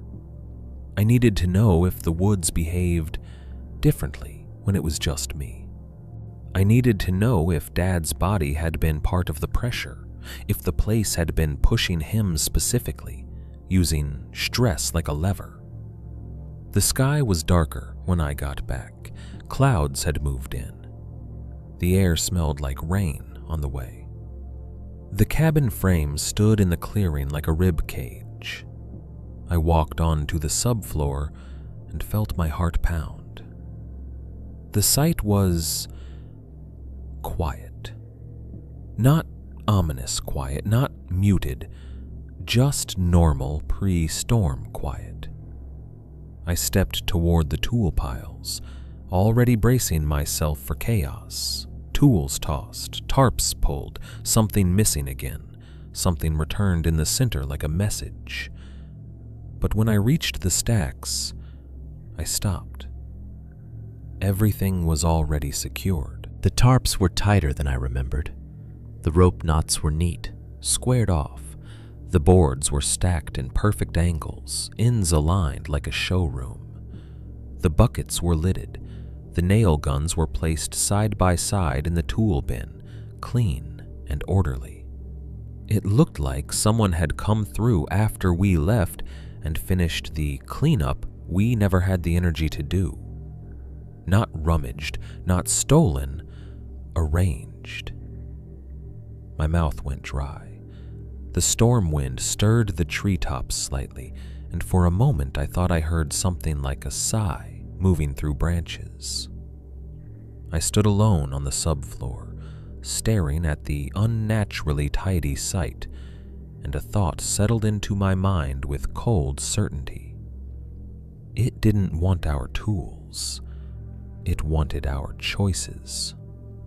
It wanted stress. It wanted Dad's heart beating too hard, and now that Dad had been pulled away, now that the human crisis had forced the decision, the woods had done something I couldn't ignore. It had taken care of the site for me, like a handler. Like a host preparing a room, as if to say, "You can leave, I can finish the rest of the work of shaping you." I locked the truck anyway. I chained the gate. I checked the padlock twice. Then I drove back to town with my hands gripping the wheel so hard my fingers hurt, because the neatness behind me felt more threatening than any smashed window. It meant it was paying attention. It meant it could touch our lives even when we weren't there to watch it do it. Dad stayed in the motel for 2 days after the hospital, moving like his body had been demoted. He hated it. You could see it in the way he kept reaching for his boots like he was going to stand up and walk out the door, and then stopping because his chest still ached. You could see it in the way he stared at the cabin plans rolled in their tube like they were a personal insult. You could see it in the way he flinched every time his phone buzzed with a reminder from the hospital app about follow-up care. He tried to act tough the first day home from the ER, like the whole thing had been a fluke. By the second day, the anger set in. He snapped at the motel coffee, snapped at the TV volume, snapped at my questions. Then, late that afternoon, after he'd sat silently for an hour with his hands folded on his stomach like a man practicing for a funeral, he finally said something honest. "I can't do it," he whispered. It wasn't resignation. It was humiliation. The words sounded like they hurt him, physically. "You don't have to," I said quickly. "You already did enough." Dad's eyes flashed. "Don't," he said, and there it was again, his allergy to comfort. "Don't talk to me like I'm done." "I'm not," I said, and for once I didn't soften my voice. But the doctor was clear. If you go back out there and push, you might not come back. He stared at me like he wanted to argue, then looked away because he didn't have an argument that didn't involve pride. That's when I called my cousins. Not my close friends, not buddies from work. Family. People Dad couldn't dismiss as outsiders. Men who did this kind of work for a living. Contracting, framing, roofing. Guys with forearms like tree trunks and a casual relationship with heights. They said yes without making it a big conversation. They'd heard the panic in my voice and didn't ask for details over the phone. They just said, "Tell us when," like showing up was the only language they spoke. They arrived 2 days later in a beat-up white work van with ladders strapped to the roof and a giant cooler wedged between seats. 3 of them: my cousin Nate, his friend Parker, and another guy named Luis who shook my hand like he was crushing gravel.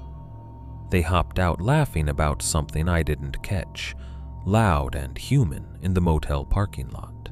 Their radios were already playing. Country, the kind with steel guitar and regret. They slapped the side of the van, complained about gas prices, asked where the nearest decent breakfast was. Normal. They were pure normal, and being near them felt like stepping into a different climate. Dad sat on the motel bed when they came in, looking pale, smaller than usual in the cheap light. He tried to stand to greet them and had to pause halfway up, like his body wasn't sure. Nate's expression shifted instantly. The jokes died in his throat.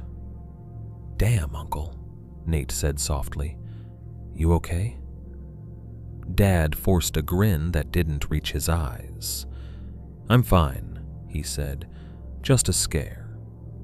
Parker whistled low. Hospital scare? Dad nodded once, jaw tight. Luis didn't say anything. He just looked at me, then at Dad, then away, like he'd seen this story before. Nate's voice turned brisk. "All right," he said, clapping his hands once. "We'll finish it. You just sit, boss from the chair." Dad's mouth tightened at the word sit, but he didn't argue. Maybe because he couldn't. Maybe because he knew the alternative. We drove out to the property together in a small convoy. My truck, the van behind, Dad riding in my passenger seat with a pillow wedged under his left arm like he was hiding it. The access road rattled the van so hard I expected a ladder to fly off. The guys laughed and cursed and kept talking, like rough roads were part of the fun. Dad stared out the window, silent. When the cabin frame came into view through the trees, Nate let out a low, appreciative sound. "Damn," he said, "you boys got a lot done." Dad's shoulders squared slightly. Pride, even injured pride. "Yeah," he said, "we did." I didn't correct him. I didn't say we did until we couldn't. We unloaded tools and materials. The contractors moved with a speed that made me feel like an amateur. They set up scaffolding like it was second nature. They checked angles, squared corners, made quick decisions without debate. Nate had a pencil behind his ear and a tape measure that snapped in and out like it was attached to his thoughts. They treated the cabin like a job site, not a haunted border, which should have been reassuring. Instead, it made my skin itch. Because I kept waiting. I kept waiting for the silence to cut, for the pressure to roll in, for the hooded head to appear above a wall, for the pond to slap once like a hand, for a tool to vanish and return clean and dry in the center like a message. Nothing happened. The woods stayed normal. Birds chirped, insects buzzed, wind moved lightly through needles. The pond made its small sounds. The air didn't thicken.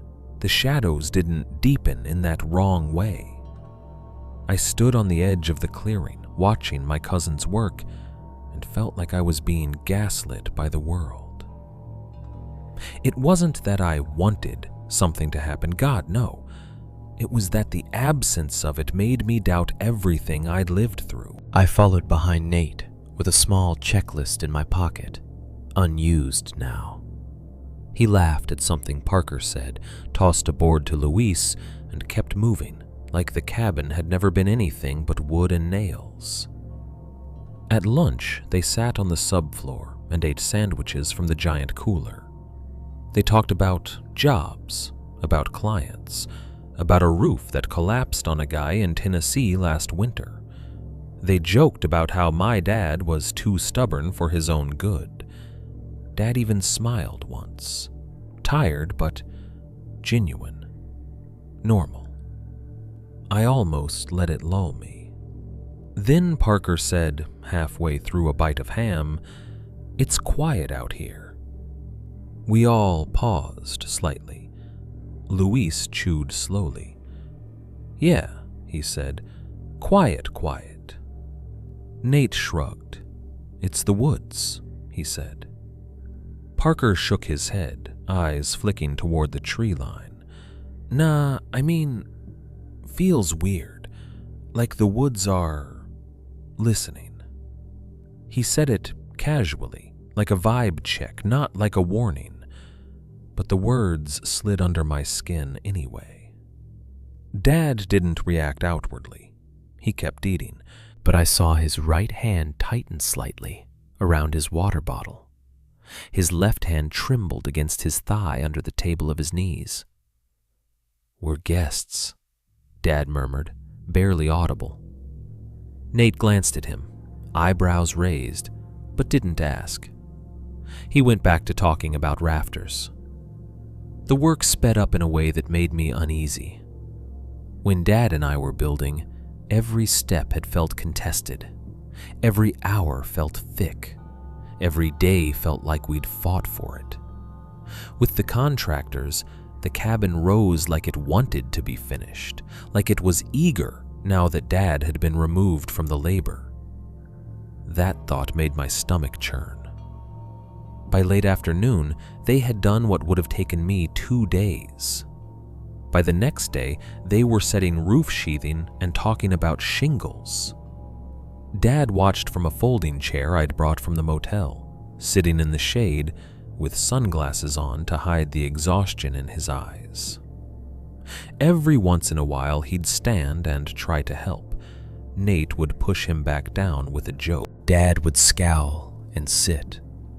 I hovered near the edge of the site, useless. Not physically useless. I could carry boards, fetch nails, but psychologically useless. I couldn't stop listening for the things that had become my map. Silence, pressure, knocks, edits. I felt like a dog that keeps hearing a whistle no one else hears. On the second afternoon, Parker pulled me aside near the van. He was a younger guy than Nate, maybe early 30s, with a sunburnt face and an easy grin. He was the kind of contractor who filmed progress shots for Instagram, always snapping quick pictures of a frame or a roof line. He held up his phone. "Hey," he said, "check this out. Your dad's gonna love it. Got a good shot of the cabin with the pond line behind it." My heart stuttered. "Yeah?" I said, trying to sound casual. He flipped through his gallery, thumb moving fast. "I got it like right when the sun hit the rafters. Looks sick." He stopped on a photo and turned the screen toward me. The cabin frame looked beautiful in the late light. The A-frame ribs cut a clean silhouette against the sky. The pond glinted through gaps in the trees like a strip of metal. And at the tree line, behind the cabin, just to the left of the back opening, there was a vertical, dark shape. Not a tree trunk. Too straight, too even, too tall in relation to the surrounding trunks.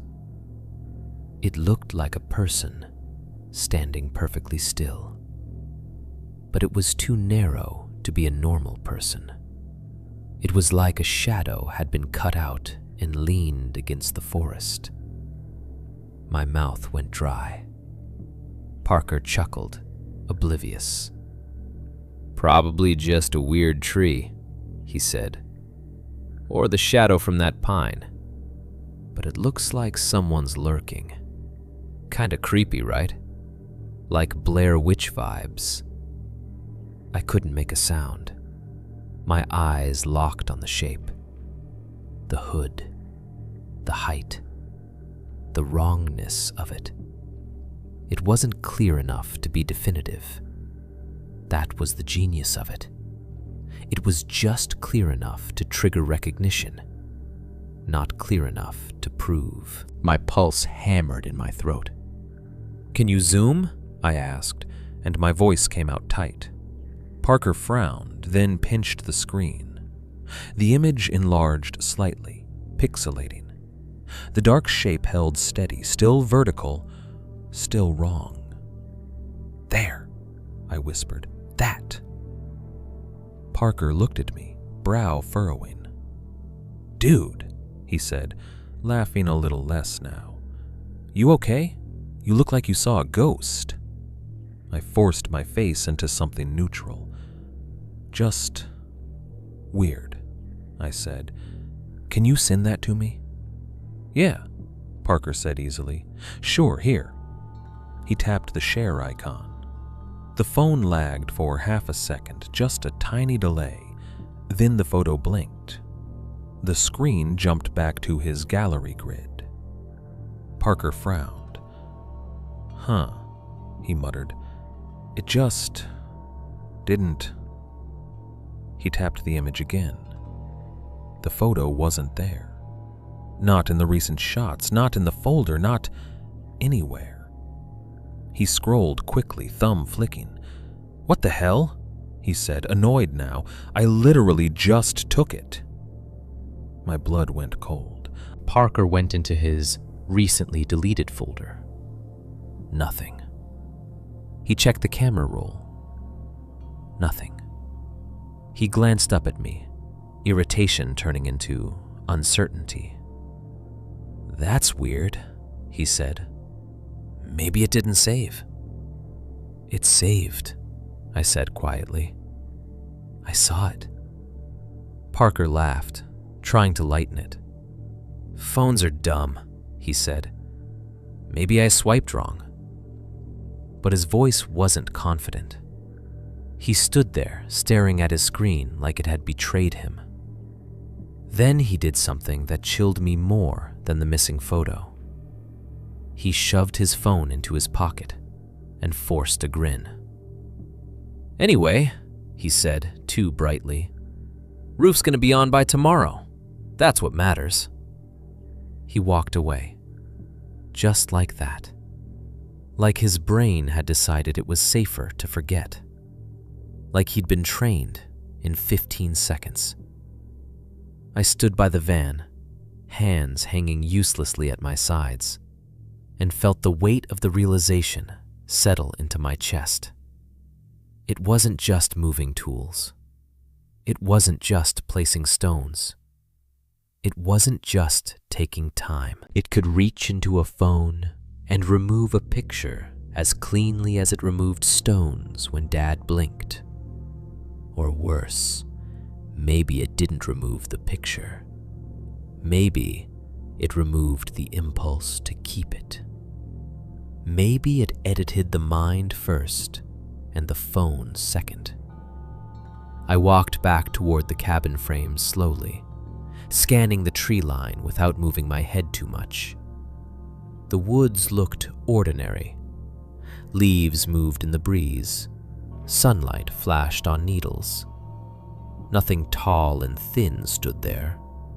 Nothing that my eyes were allowed to register. Dad sat in his chair with the sunglasses on, face turned toward the build, like he was watching his dream be finished by other hands. His cigarette carton sat at his feet. He didn't smoke them. He just kept them close. Nate called out a measurement. Luis answered. A nail gun fired in quick pops. Normal job site noise. And I realized the uncanny truth of it. The moment Dad stopped building, the woods stopped performing. As if the point had never been to stop a cabin. The point had been to push a man's body to the edge and see if his son would keep going anyway. To see what we would sacrifice for the dream. To see what rules we would accept without being told. I stood there listening to the contractor's laugh, and all I could think was, it doesn't need to scare everyone. It only needs to scare the people who will remember. And even then, it can edit what they're allowed to prove. The cabin looked like a lie when it was finally done. Not because it was cheap or crooked or unfinished. The opposite. It looked too clean for what we'd been through. Too perfect for a place that had swallowed 3 hours of my life and spit me back out with black grit under my nails. The contractors finished the roof and wrapped up the last details in a week, like the cabin had been waiting for hands that didn't hesitate. They installed the porch railing, set the steps, hung the doors. They even got the little things right. The trim cuts clean, the seams tight, the windows facing the pond exactly the way Dad had drawn them on his old graph paper. When they drove away in their van, ladders rattling, their laughter fading down the access road, the clearing felt suddenly empty. Not quiet, empty. Dad stood on the porch, hands on the railing, staring out at the water. His chest still ached sometimes, and he moved slower than he wanted to admit, but the posture was familiar. The old stance, ownership, pride, stubborn satisfaction. He didn't say thank you to me. He didn't say sorry either. He didn't do feelings out loud. Instead, he pointed at the loft window and said, "That's going to be your spot." I nodded like it was just a cabin, like it was normal, like the woods weren't watching from just beyond the edge of the lawn. We waited 2 weeks before we stayed the night, partly because Dad had follow-up appointments, partly because he still got winded, partly because the electricity was new and unreliable, and we didn't want to be out there if the power cut and the house went dark. And partly because we were scared. We didn't say that part, we didn't have to. It lived in the way Dad always found a reason to postpone, and the way I never pushed back. When we finally went back for the first overnight, it was a Friday in late August. Summer still clung to the air, but the evenings had that first hint of fall.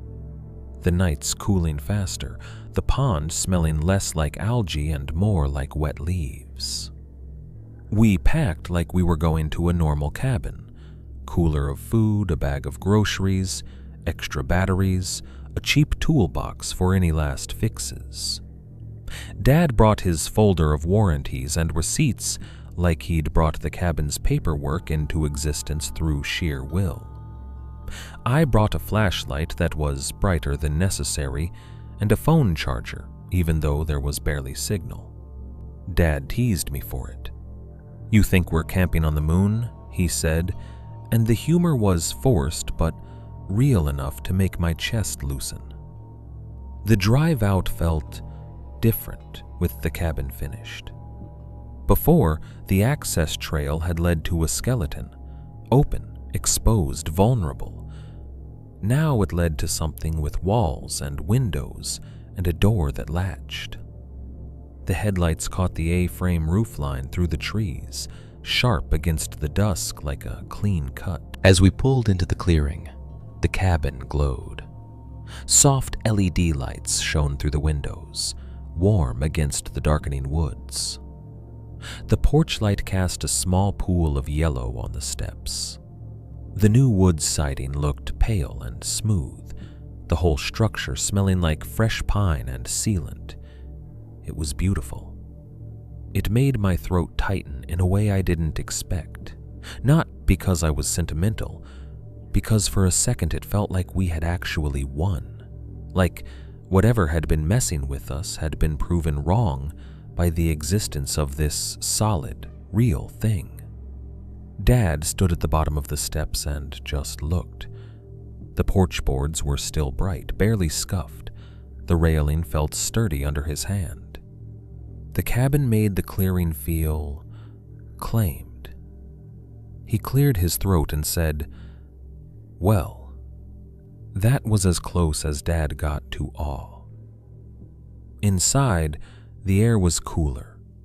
The insulation held the day's heat, and the new mini-split hummed softly. The living room smelled like new pine, fresh paint, and the faint chemical note of treated lumber.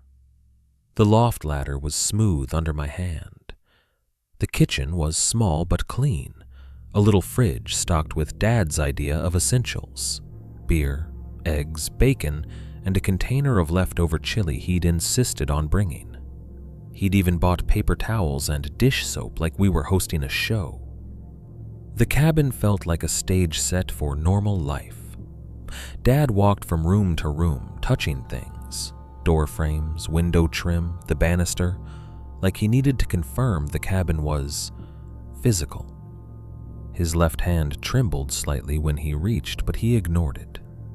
He moved slower than before, but he pretended it was just because he was taking it in. I stood near the big window facing the pond and watched the water through glass. The pond was a dark sheet now, reflecting a strip of sky. The trees around it stood still. No fog, no obvious wrongness. "Looks good," I said, because silence felt dangerous. Dad nodded. "Told you," he said, and for a second, his voice softened. Not a full emotion, just a crack in his armor. We ate dinner at the little table, chili heated on the stove, cornbread from a box mix that tasted like nostalgia. Dad complained about the cornbread being too sweet, but he ate 2 pieces anyway. After dinner, he pulled 2 cheap beers from the fridge and held one out to me. We stood on the porch, beers sweating in our hands, looking out at the pond. The sky was turning purple. The first stars appeared, faint. Dad lifted his beer. "To the cabin," he said. I clinked my bottle against his. "To the cabin," I echoed. We drank, and for a moment, the cold beer and the quiet view and the smell of new wood almost convinced me this was just a story about a father and son finishing a dream. Dad's eyes stayed on the pond. He didn't talk, but I could see something in the set of his jaw. He was emotional in the way he always was, by getting quiet, by swallowing it down, by letting it show only as stillness. He took another sip, then cleared his throat again. "Your grandfather would have liked this," he said, voice rough. That was the closest thing to a soft moment we'd had in months. I didn't push it. I didn't respond with anything that might make it bigger. I just nodded and looked back out at the water. Night fell. Not slowly. It felt like someone turned down the brightness and the woods swallowed the light. The porch light cast its small circle. Inside, the LEDs were warm and gentle. Everything beyond the windows turned into black glass with faint reflections. We locked the door, even though it was ridiculous. There was no one out there. We had no neighbors. We were in our own clearing. Still, the lock click sounded loud. Dad went to bed early. His body still demanded rest in a way his pride hated. He took his meds with a gulp of water and said he was turning in. He chose the downstairs bedroom, the one with the window facing away from the pond, like he was still avoiding looking directly into dark water. "Wake me if you need anything," he said, and his tone made it clear he didn't want to be woken unless it was life or death. "I won't," I promised. I stayed up a little longer, cleaning up the kitchen, putting away leftovers, checking the locks again like a ritual. I walked through the cabin slowly, listening. The hum of the mini-split, the quiet tick of cooling wood, the faint electrical buzz of new wiring. Normal house noises. But there was something else. Silence. Not the good kind.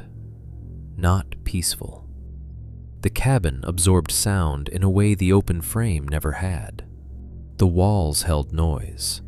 The insulation swallowed echoes. It made the quiet feel thick, like a blanket pulled over your face.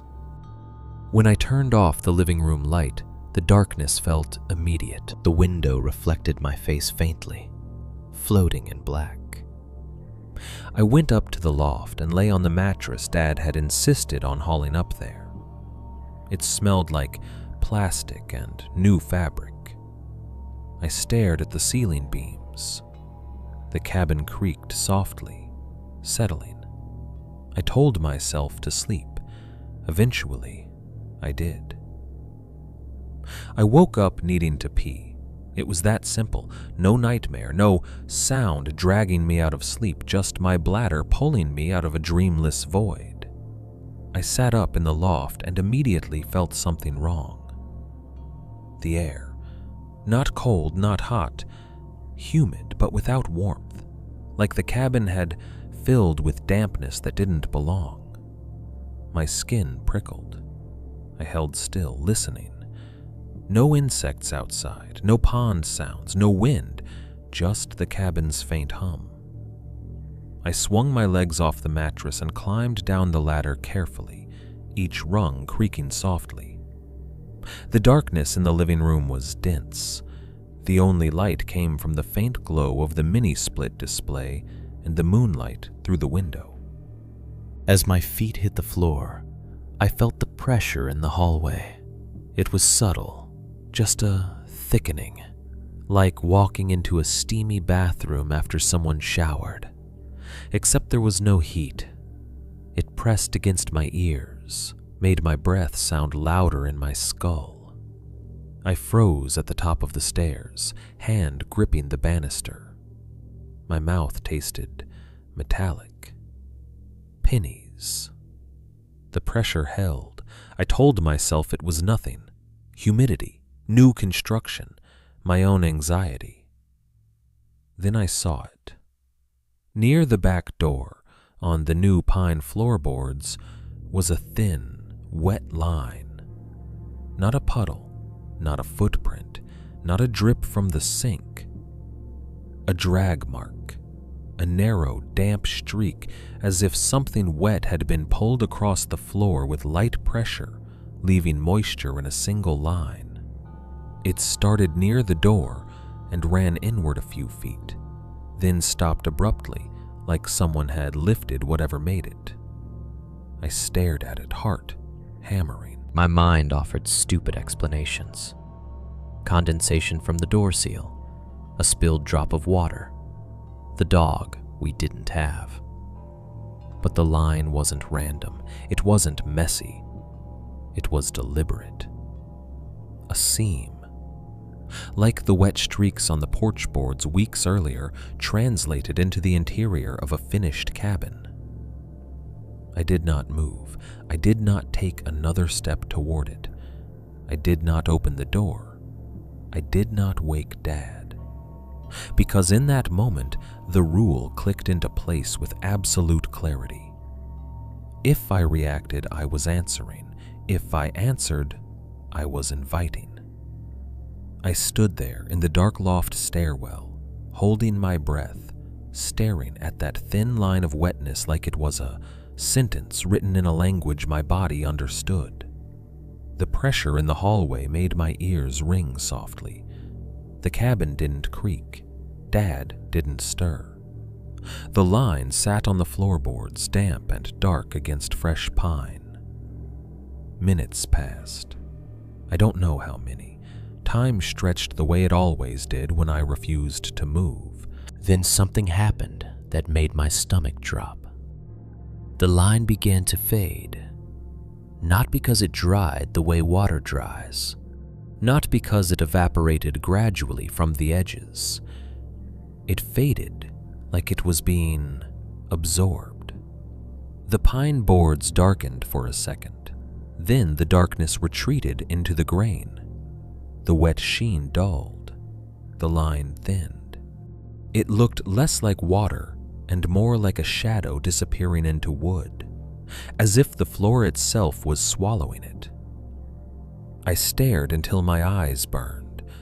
The pressure eased, just a fraction, like a hand lifting off a throat. And the line vanished completely, leaving the boards clean and new again. No stain. No mark, no proof. Just the smell, faint and cold, of wet leaves that didn't belong inside a finished cabin. I stood there, shaking in the dark, and I realized what the cabin had really changed. It hadn't made us safer. It had given the woods a room to edit. Morning was clean. That's what made it cruel. Sunlight came through the big, pond-facing windows and laid warm rectangles on the floor.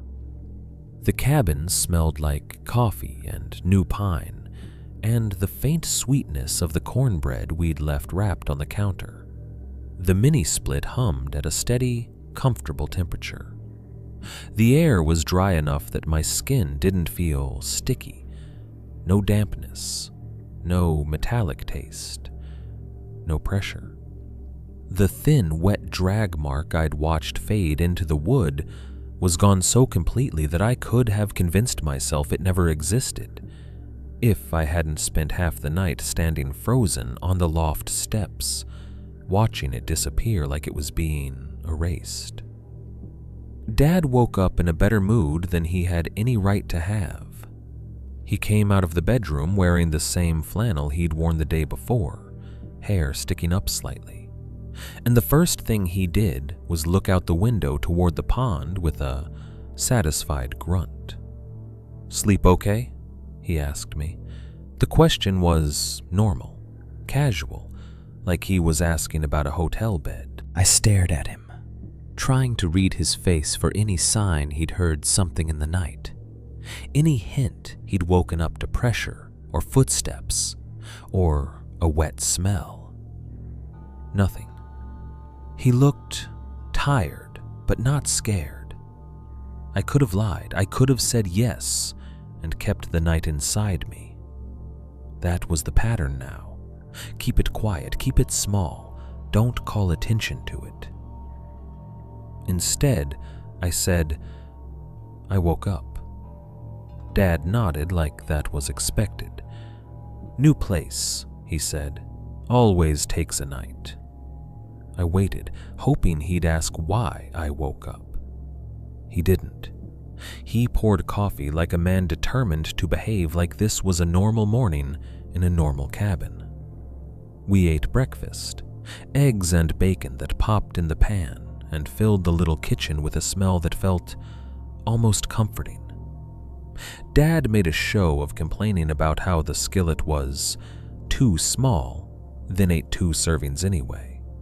He even joked once about the loft ladder being a young man's game, and the sound of humor in his voice made my chest loosen for half a second. Normal. The cabin had given him normal back, at least on the surface. That should have made me happy. Instead, it made me feel alone. After breakfast, Dad said he wanted to walk down to the pond. My stomach tightened instantly. "Now?" I asked, trying to keep my tone neutral. Dad raised an eyebrow. "It's daylight." "I know," I said quickly, "just be careful. The bank gets slick." Dad snorted, but he didn't argue. He grabbed his jacket and stepped onto the porch. I followed because I couldn't not follow. I was done letting him go anywhere out there without me. The porch boards were dry, no wet streaks, no dragged seam. The steps looked ordinary.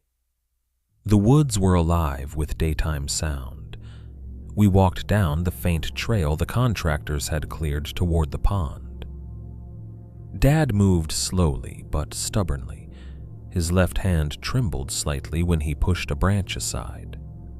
He didn't comment. At the water's edge, he stood and stared, like the pond was the reason he'd built the cabin in the first place. The water looked calm. Sunlight flashed on it. A dragonfly skimmed the surface like a small, living needle. Dad exhaled and said, quietly, "Worth it." I nodded, but my eyes kept scanning the tree line. Nothing watched us. At least, nothing I could see. We went back inside. I told myself I'd let it go. But the night had put a splinter in my mind, and I couldn't stop touching it. Around mid-morning, while Dad sat at the table going through receipts and warranties like they were sacred documents, I went out to the small storage closet near the entryway where we'd stacked the leftover tools and supplies. The tool bin sat on the floor, lid slightly askew. Dad had been meticulous about putting everything away last night, locking the door, checking it twice.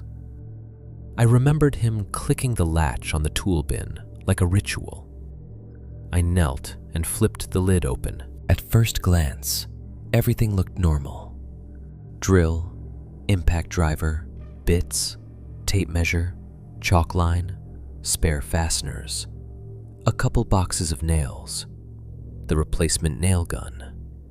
Then my eyes landed on something, and my breath caught. The original nail gun was there again. Not the replacement we'd bought, the original. The one that had vanished, then returned to the center of the foundation, clean and dewless, like it had never left. It lay on top of everything else, as if it belonged there, perfectly aligned with the bin's edges. The barrel pointed straight, the handle squared. The whole placement had that unnerving neatness I'd come to recognize as not ours. My hands went cold. I stared at it for a long moment, trying to convince myself I'd simply forgotten it had been there last night. Maybe we'd brought it and I'd overlooked it. Maybe Dad had moved it. But I remembered that tool bin. I remembered the way I'd checked it twice out of habit. I remembered seeing only the replacement nail gun on top. This was new. This was a revision. Slowly, I reached in and lifted the original nail gun out. It felt the same weight as always. Solid, cold metal, familiar grip. It also looked impossibly clean. No dust, no sawdust in crevices, no oil smears, no fingerprints. Clean like a display model. Under it, in the corner of the bin, was something dark. A small black stone, wet. It glistened in the morning light coming through the cabin window. Beside it, pressed into the bin's plastic seam, was damp black sand, fine and gritty like what I'd scrubbed out from under my fingernails after the missing time incident. My throat tightened. The sand sat in the corners like residue, like whatever had been placed there had shed it, the way an animal sheds hair. I lifted the stone with 2 fingers. It was cold, slick, and heavier than it should have been for its size. It left a damp mark on my fingertips. The smell hit me faintly. Old leaves, pond mud, basement dampness.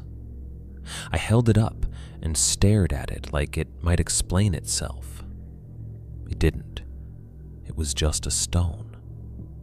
That was part of the terror, how normal the pieces were, how mundane, how easy to dismiss if you wanted to, but I couldn't dismiss it anymore because it kept returning like a signature, like a receipt. My mind flashed back to Dad's story in the motel. Stones arranged when he found me unconscious, then gone when he blinked. To Parker's photo blinking out of existence, to the drag mark on the floor fading into the grain. Editing. Everything was being adjusted in small, deliberate ways that left no evidence unless you caught it mid-change. I should have told Dad right then. I should have held up the nail gun and stone and said, "Look, it's happening again, in here." But I didn't. Because I already knew what Dad would do. He would look at it, his face would go tight, and he would say, "Don't." And then he would act normal harder, like normal was a shield. And we would both pretend the cabin was safe, because we had walls. So instead, I did something I'm not proud of. I hid it. Not the nail gun, that would have caused a fight. The nail gun could be explained away as a tool that had been misplaced. But the stone, wet, cold, wrong, felt like evidence. Evidence that the cabin was not sealed. Evidence that the woods could reach into our domestic space and leave something there as easily as it left wet streaks on the porch. I needed to keep it. I needed something that couldn't be erased while I blinked. I found an empty mason jar under the sink, One Dad had brought for screws or leftover food and washed it twice, scrubbing until the glass squeaked. I dried it thoroughly with paper towels until there wasn't a hint of moisture. Then I put the stone inside. It clinked against glass with a dull sound that made my skin crawl. I sprinkled the black sand from the tool bin corners into the jar too, tapping the jar so the grains settled at the bottom. The sand looked like crushed charcoal. I screwed the lid on tight. The jar felt heavy in my hands, ridiculous and ominous at the same time. I carried it up to the loft and shoved it into my duffel bag, under clothes, as if hiding it made it safer, as if the woods wouldn't know where it was in its own territory. For a while, it worked. Not the safety part, the illusion part. The day continued. Dad checked the wiring panel. He adjusted a cabinet hinge. He sat on the porch and drank coffee while staring at the pond, like a man trying to absorb peace through his eyes. I acted normal alongside him. I laughed at the right moments. I talked about practical things. Maybe we should bring better curtains next time. Maybe we should get a second chair for the porch. Maybe we should install a better lock. We spent the afternoon like tourists in our own cabin, as if the last weeks hadn't happened. And for a while, I almost believed it. Then, near late afternoon, I went up to the loft to grab my jacket. The cabin was quiet. Dad was downstairs in the kitchen, humming faintly. Actual humming, which I hadn't heard him do in months. The sound made my stomach clench, because humming felt like confidence. It felt like the kind of thing you do when you think you're alone. I opened my duffel bag and took out the mason jar. I don't know why I did it. Morbid curiosity, compulsion, the need to verify the world was still behaving. I held it up to the light. The glass was fogged, condensation. Tiny droplets clung to the inside of the jar like breath on a window. I froze. The cabin air was dry, cool. The mini-split was running. The jar had been clean and dry when I sealed it. I remembered the squeak of glass under the towel. I remembered tightening the lid. And yet, inside, the stone gleamed as if it had just been pulled from water. The sand at the bottom looked darker, damp, clumped in places like wet soil. My mouth went dry. I unscrewed the lid slowly, half expecting a smell to rush out like a basement door opening. The lid loosened with a soft pop. The scent hit me immediately. Wet earth, old leaves, pond mud. It was stronger now, concentrated in the jar, like something had been breathing into it. I stared at the stone, my skin prickling. The droplets on the inside of the glass weren't random.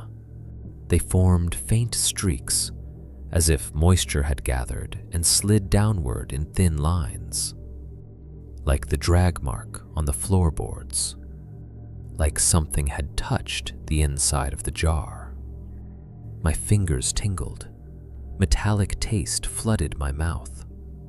For a split second, I had the insane, vivid image of that hooded figure standing over the jar, breathing into it, leaving moisture behind like a signature. I snapped the lid back on quickly, hands shaking.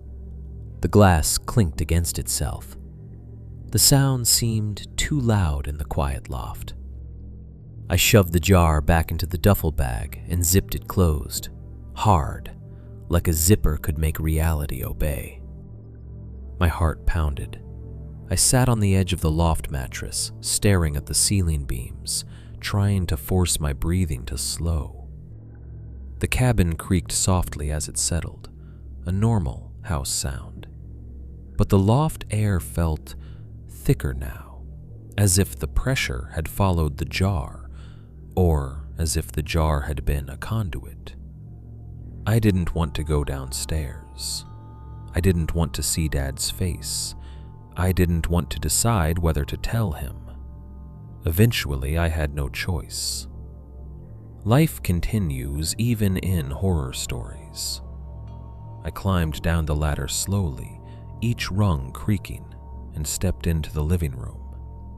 Dad looked up from the kitchen table.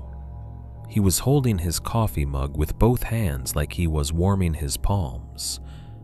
His face looked calmer than it had in weeks. He looked almost happy. It made me hate the truth more. "You all right?" he asked.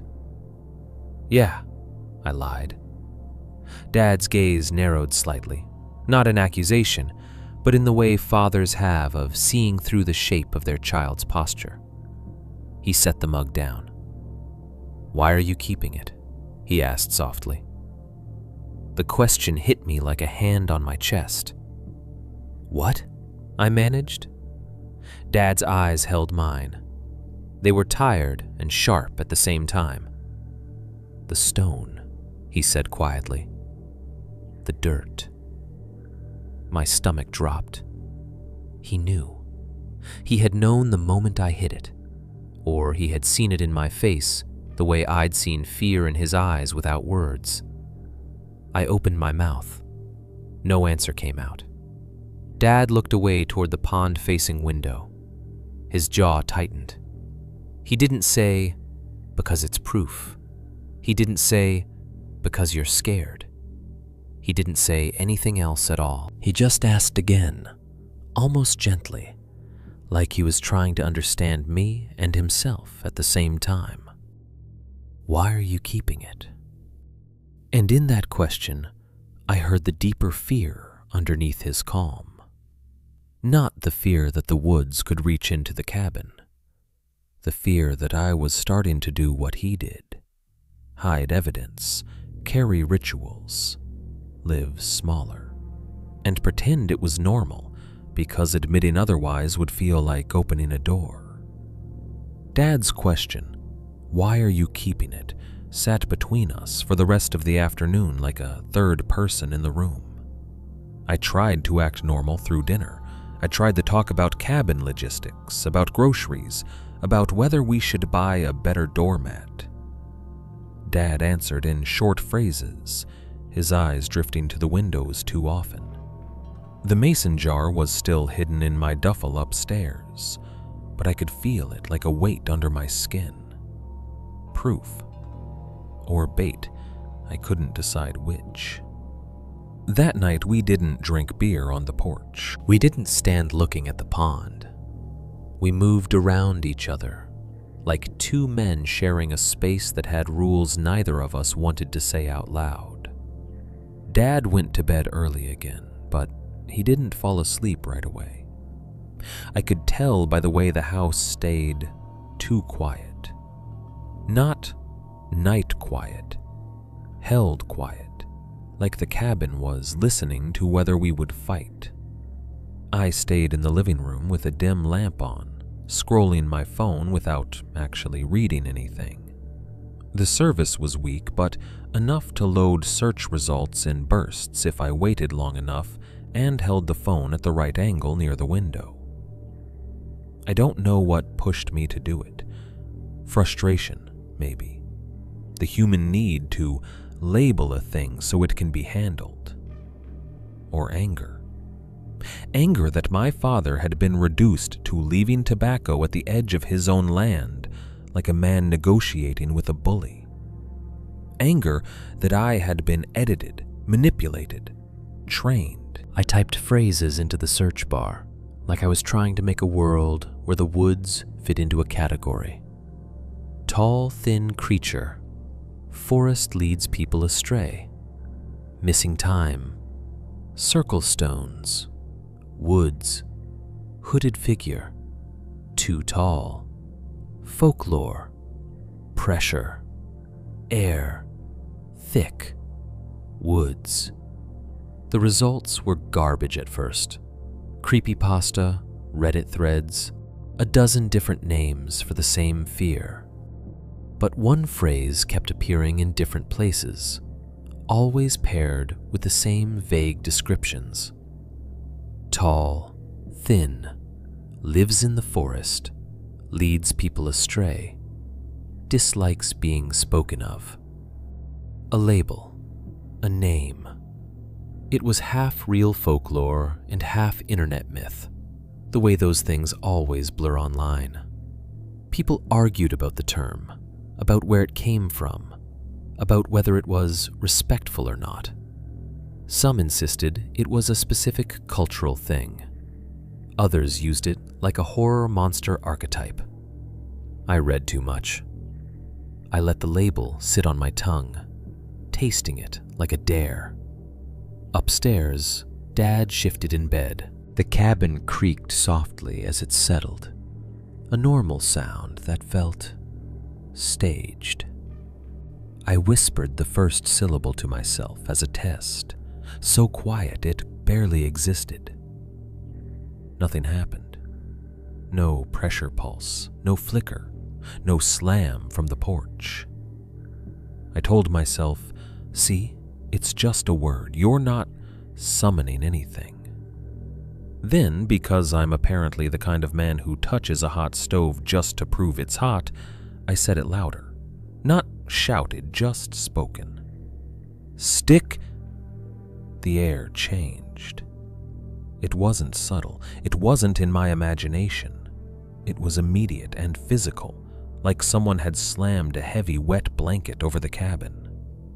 Pressure hit my ears, my chest tightened, the humidity jumped without warmth, the hair on my arms lifted straight up. The lamp on the side table flickered once, bright, dim, bright, like a heartbeat. I froze, with my mouth half open, tongue suddenly thick. From downstairs I heard Dad's bed squeak, fast, then his footsteps, quick and bare on the hallway floor. He appeared in the doorway of the living room, like a man woken by a gunshot, eyes wide, face pale. "Don't!" he snapped. The word was sharp enough to cut. I stared at him, my heart pounding. The pressure held for 2 seconds, 3, then eased slightly, like a hand lifting off my throat but staying nearby. Dad stood there breathing hard, staring at me like I'd just fired a weapon in the house. "What did you do?" he demanded. I swallowed. My mouth tasted metallic. "I said a word," I whispered. Dad's jaw clenched. His left hand trembled visibly, fingers twitching as if the tremor had been yanked loose. "Don't call it," he said again, voice low and furious. "Do you want it in here?" "It's already in here," I hissed before I could stop myself. The anger surged out of me like something I'd been holding back for weeks. It left a mark on the floor. It put a stone in our tools. Dad took a step forward, eyes hard. "And you think saying its name fixes that?" "I think not talking about it is what it wants," I shot back. "I think you're—" I stopped, because the word I wanted was superstition, and saying it felt like insulting him and myself at the same time. Dad's face twisted. "You think I'm crazy." "I think you're scared," I said, and my voice cracked slightly on the truth. Dad's expression flashed with pain, then snapped shut like a trap. "Yeah," he said, harsh. "I'm scared. I'm scared because I watched you vanish for 3 hours. I'm scared because my heart almost stopped on that land. I'm scared because I can feel it when the air gets wrong." He jabbed a finger toward the window, toward the pond, toward the tree line we couldn't see in the dark.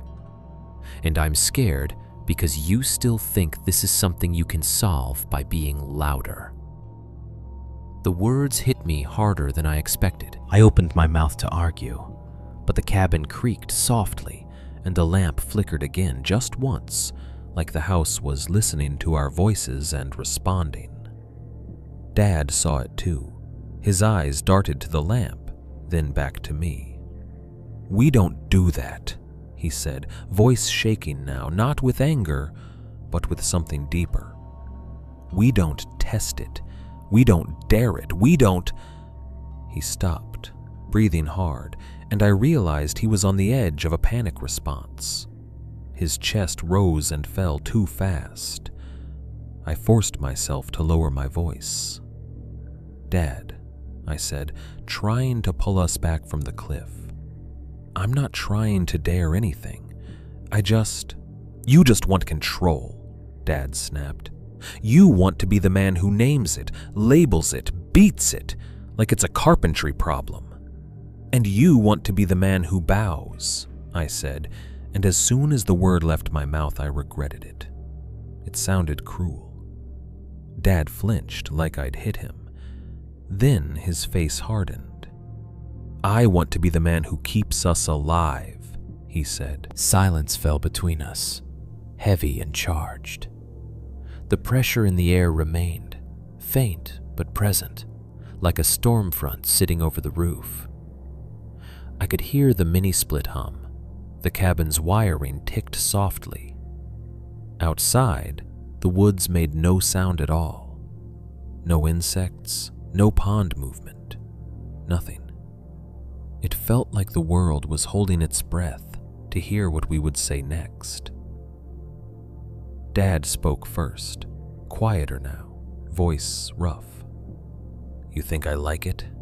he asked. I blinked. "Like what?" He gestured vaguely, frustrated. "The tobacco, the stupid rituals, the acting small." His left hand trembled and he clenched it into a fist. "You think I enjoy leaving things out there like a dog leaving offerings?" he whispered. "You think that makes me feel like a man?" I didn't answer, because I didn't have a clean answer. Dad swallowed hard.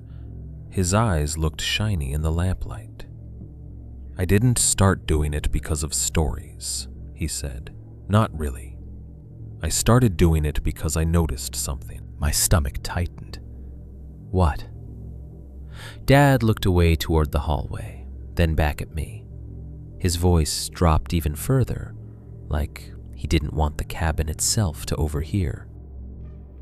"When I do it," he said, "my headaches ease." I stared at him. "When I don't," he continued, and there was bitterness in it, "they come back. The pressure in my skull, like someone squeezing. The cramps. The tremor gets worse." He took a shaky breath.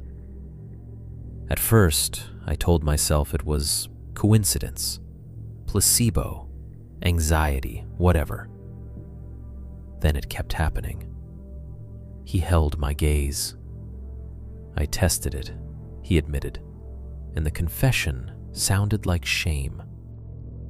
"One night I didn't leave anything. I didn't even step to the edge of the clearing. I just went to bed like it was normal." Dad's voice trembled. "I woke up at 2 a.m, with that pressure in my head so bad, I thought I was having another stroke. I couldn't move my left hand for a minute. I couldn't." He swallowed, throat bobbing. It stopped after I got up and went outside. I felt cold spread through me. "You went outside?" Dad nodded once, tired. "I went to the tree line and I left tobacco. I left a little food from dinner. I didn't whistle. I didn't speak. And the pressure eased." He looked at me like he hated himself for saying it. "That's when I knew," he whispered. It's not about belief. It's about behavior. My chest tightened. I thought of the silence cuts, the pressure pulses, the wet streaks that vanished into wood, the neat stacking, the edits. A system. Rules. Dad wasn't superstitious. He was adapting to a pattern the way any living creature adapts to avoid pain. You've been paying, I said, and the sentence came out hoarse. Dad's mouth twisted. Small price, he said. Small enough to live. He wiped his face hard with his right hand. It doesn't want to kill us, he added, voice low. If it wanted that, we'd be dead already. It wants compliance. The word landed in the room like a cold stone. I stared at Dad, seeing him differently now. Not as a stubborn old man clinging to a dream, as a man who'd been forced into a negotiation without a contract, learning the terms by pain. You think saying the name breaks the rules, I whispered. Dad shook his head. I think saying the name is breaking the rules. The air seemed to thicken again at the sentence, like it approved. I felt anger rise, but it was different now, less hot, more helpless. So what? I said, voice tight. We just live like this? Forever? Leaving food and tobacco like we're tenants? Dad's eyes were exhausted. We are, he said simply. For a long moment, neither of us spoke. The cabin felt smaller than it had an hour ago. The walls seemed closer, the window reflections darker. I looked toward the loft stairs where my duffel bag sat with the mason jar hidden inside, the stone sweating condensation like breath. Proof in a sealed jar, edited anyway. What happens if we stop? I asked quietly. Dad didn't answer right away. He stared at the floorboards like he could see the wet drag mark that had vanished. Then he said, very softly, I don't want to find out. I nodded, because I didn't either. The pressure in the air eased gradually, like a hand lifting away. Outside, insects resumed faintly, tentative, as if the world had been holding its breath and decided the conversation was over. Dad turned and walked back toward his bedroom without another word. He paused in the hallway and looked back at me once. Don't call it again, he said. And this time, the words weren't anger. They were fear. He disappeared into the bedroom and closed the door gently. I sat alone in the living room with the lamp on low, listening to the cabin's hum, feeling the weight of a rule I hadn't agreed to, but was already following. Because the truth settled into me like damp sand. This cabin wasn't just a place we'd built. It was a place where our behavior was negotiated, night by night, silence by silence, under terms we could feel in our bones, but couldn't afford to say out loud. By October, the cabin had started to feel like it had always been there. That's the dangerous part, how quickly a place becomes normal once you stop bleeding in it. We used it a handful of times after that first overnight, weekend trips mostly, 1 or 2 nights at a time, just enough to justify the money we'd sunk into it, just enough to let Dad sit on the porch and stare at the pond like a man collecting interest on a long investment. And on the surface, nothing big happened. No hooded head rising over the wall, no missing hours, no stone circles appearing and vanishing, no boot print smeared on the floor like wet clay. The cabin stayed quiet, warm, functional. We brought groceries, We watched football on a small TV Dad insisted on mounting. We fixed little things: door latch adjustment, a shelf bracket, a squeaky stair. We made chili and coffee. We listened to rain on the roof. If you'd asked me then, in a normal conversation, I could have described it like any other cabin. Cozy, remote, beautiful view, terrible cell service. That's how it wins. It doesn't keep screaming. It doesn't keep showing you the monster. It gives you stretches of peace long enough that you start to fold the fear away like an old tarp. You don't throw it out because you can't, but you stop holding it in your hands every second. You relax. Then you realize you've changed anyway. I noticed it in the dumbest places. The first time I realized, I was carrying a bag of groceries from my truck to the cabin, and I stopped halfway without knowing why. My feet had taken a route on their own, one specific path across the clearing, hugging the same edge, avoiding the same slight dip near the pond, avoiding the same line of trees on the east side like they were electrified. I froze with grocery bags cutting into my fingers and looked down at my boots. That wasn't the path I'd chosen consciously. It was just the path my body accepted now. I stood there for a moment, irritated at myself, and deliberately stepped 2 feet to the left. The moment my boot touched that patch of ground, my fingers tingled. A mild, familiar pins and needles sensation that ran up my hand like an electrical whisper. My mouth filled with that metallic taste, pennies and adrenaline. I stepped back to the usual path. It stopped. No drama, no sound, no pressure pulse. Just my body receiving and obeying. I kept walking, feeling disgusted because the rule had been installed so cleanly it didn't need enforcement anymore. I noticed it at night, too. Dad would be in the kitchen, making coffee, and I'd speak to him from the loft or the hallway, and my voice would drop mid-sentence, lower, softer, without me deciding, like I was afraid of being overheard by the walls. Sometimes I'd catch myself and force my volume up just to prove I could. But every time I did, my skin would prickle, and the cabin air would feel slightly heavier, like a warning. So I stopped doing it. Not because I was convinced, because it was easier. That's the kind of change that scares me the most. Not the monster, the convenience. Dad's rituals never stopped. He never explained them either. If we had guests, which we did once, briefly, a cousin and his girlfriend who wanted to see the place, Dad acted normal. He showed them the loft.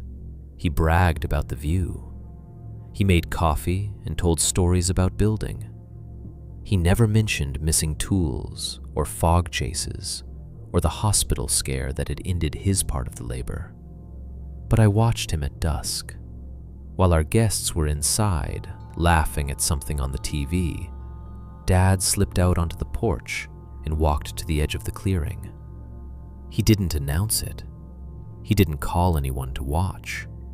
He moved like a man taking out the trash. He crouched near the tree line and left something there. Tobacco, a small pinch pressed into the dirt. Sometimes a little piece of food. Once I saw him pour a cap full of beer onto the ground, like a libation. Then he stood and walked back as if nothing had happened. Our guests didn't notice. Or maybe they noticed and pretended not to. Because pretending not to notice is another form of survival. After they left, I asked Dad about it. He didn't look up from washing dishes. "It's respect," he said simply. "Respect for what?" I asked. Dad's shoulders tightened. "For the land," he said. Then he added, quieter, "For keeping us." Keeping us. Not allowing us, not hosting us. Keeping us. Like a hand keeping something pinned in place. I didn't ask again. Winter crept in fast. The pond's edges started to go dull in the mornings, thin skim of ice that melted by noon. The trees changed.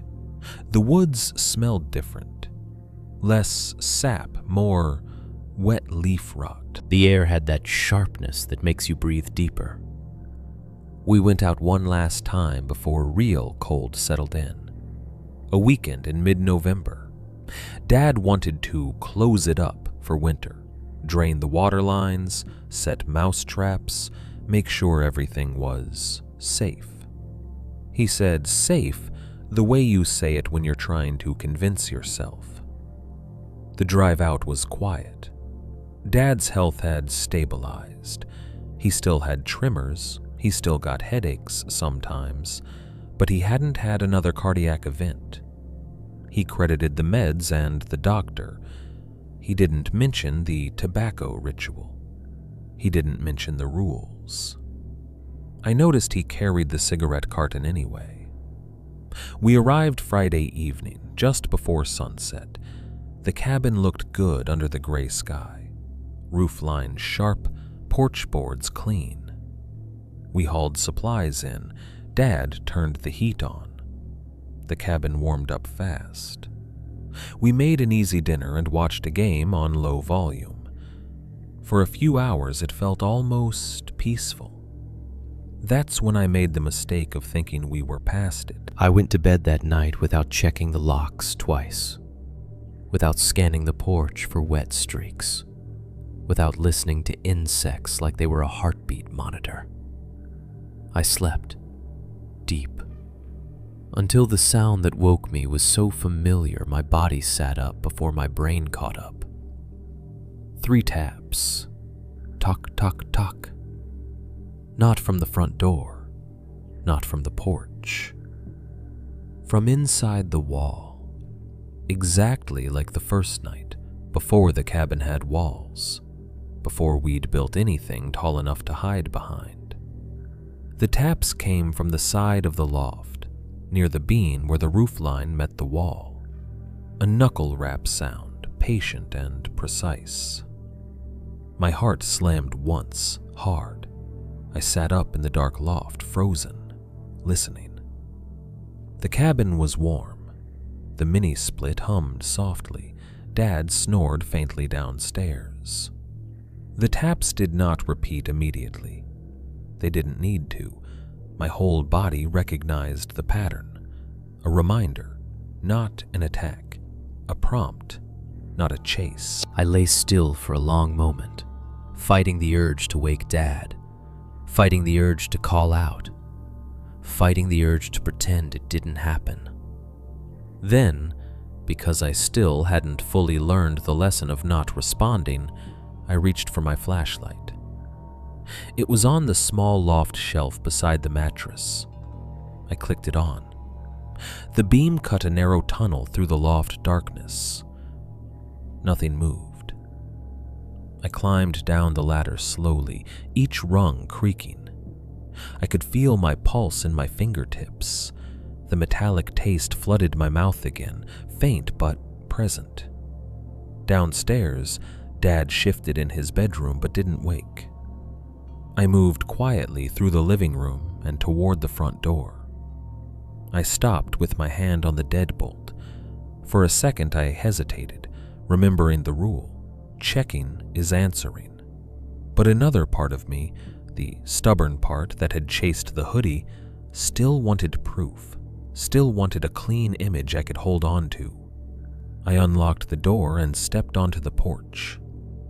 Cold night air slapped my face. The pond was a black void beyond the trees. Stars were faint behind thin clouds. I shone the flashlight across the clearing. The beam lit porch boards, the steps, the dirt path we always took. Nothing.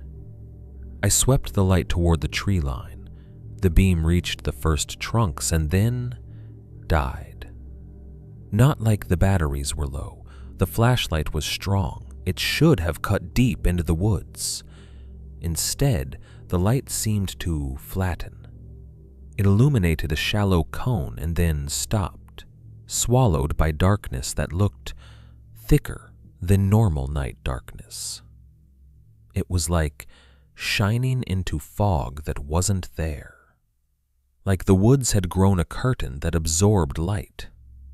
I narrowed my eyes, lifted the flashlight higher, tried again. Same thing. The beam refused to penetrate beyond the first line of trees. My breath came out in a white puff. I realized the night was too quiet.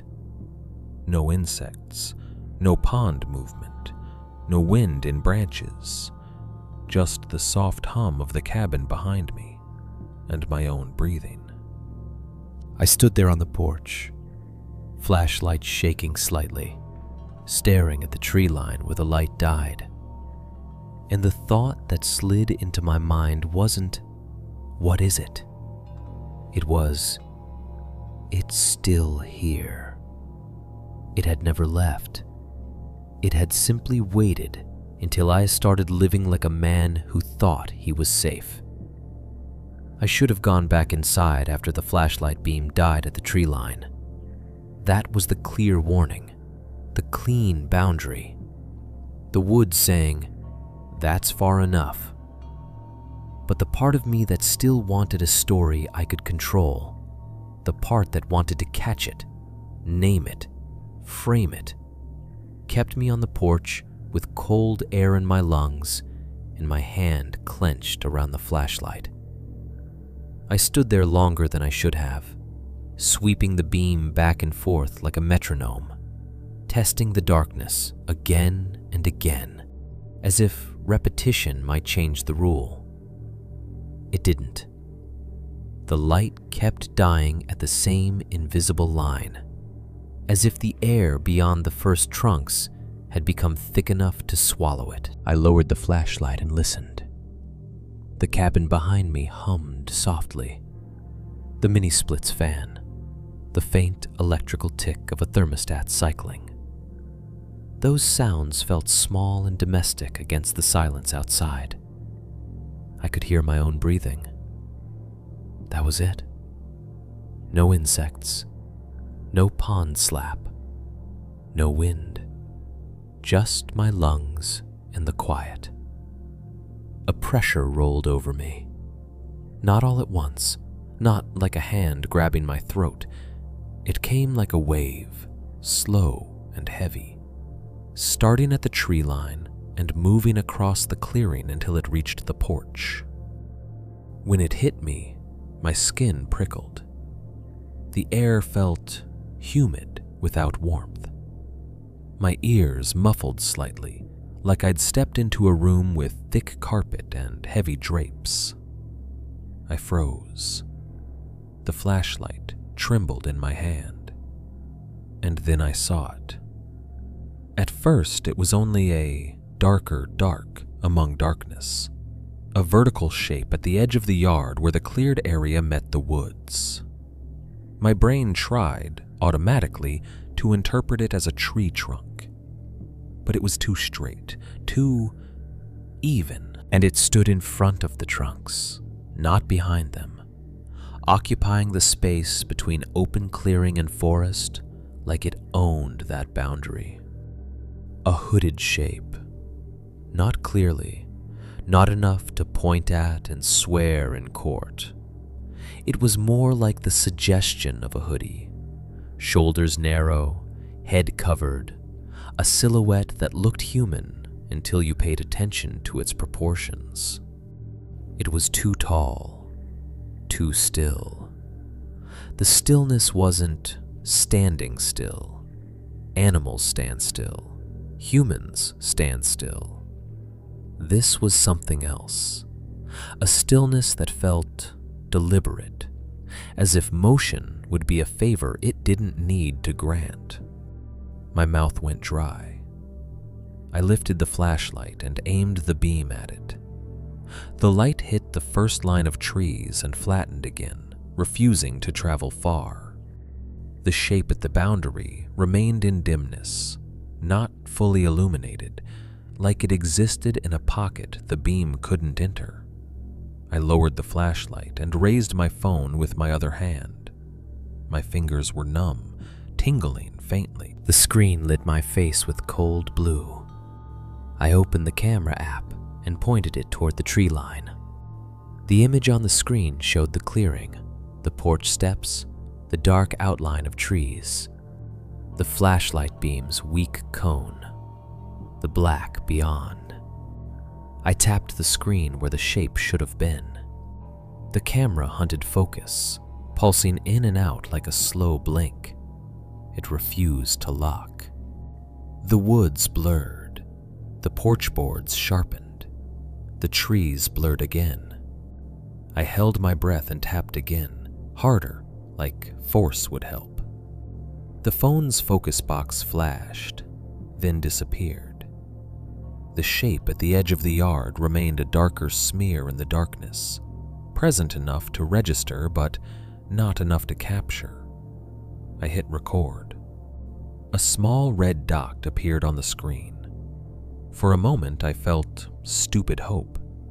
If I can't get the image, I'll get the sound, I thought. Footsteps, a breath, anything. The pressure wave held. The shape did not move closer. It didn't need to.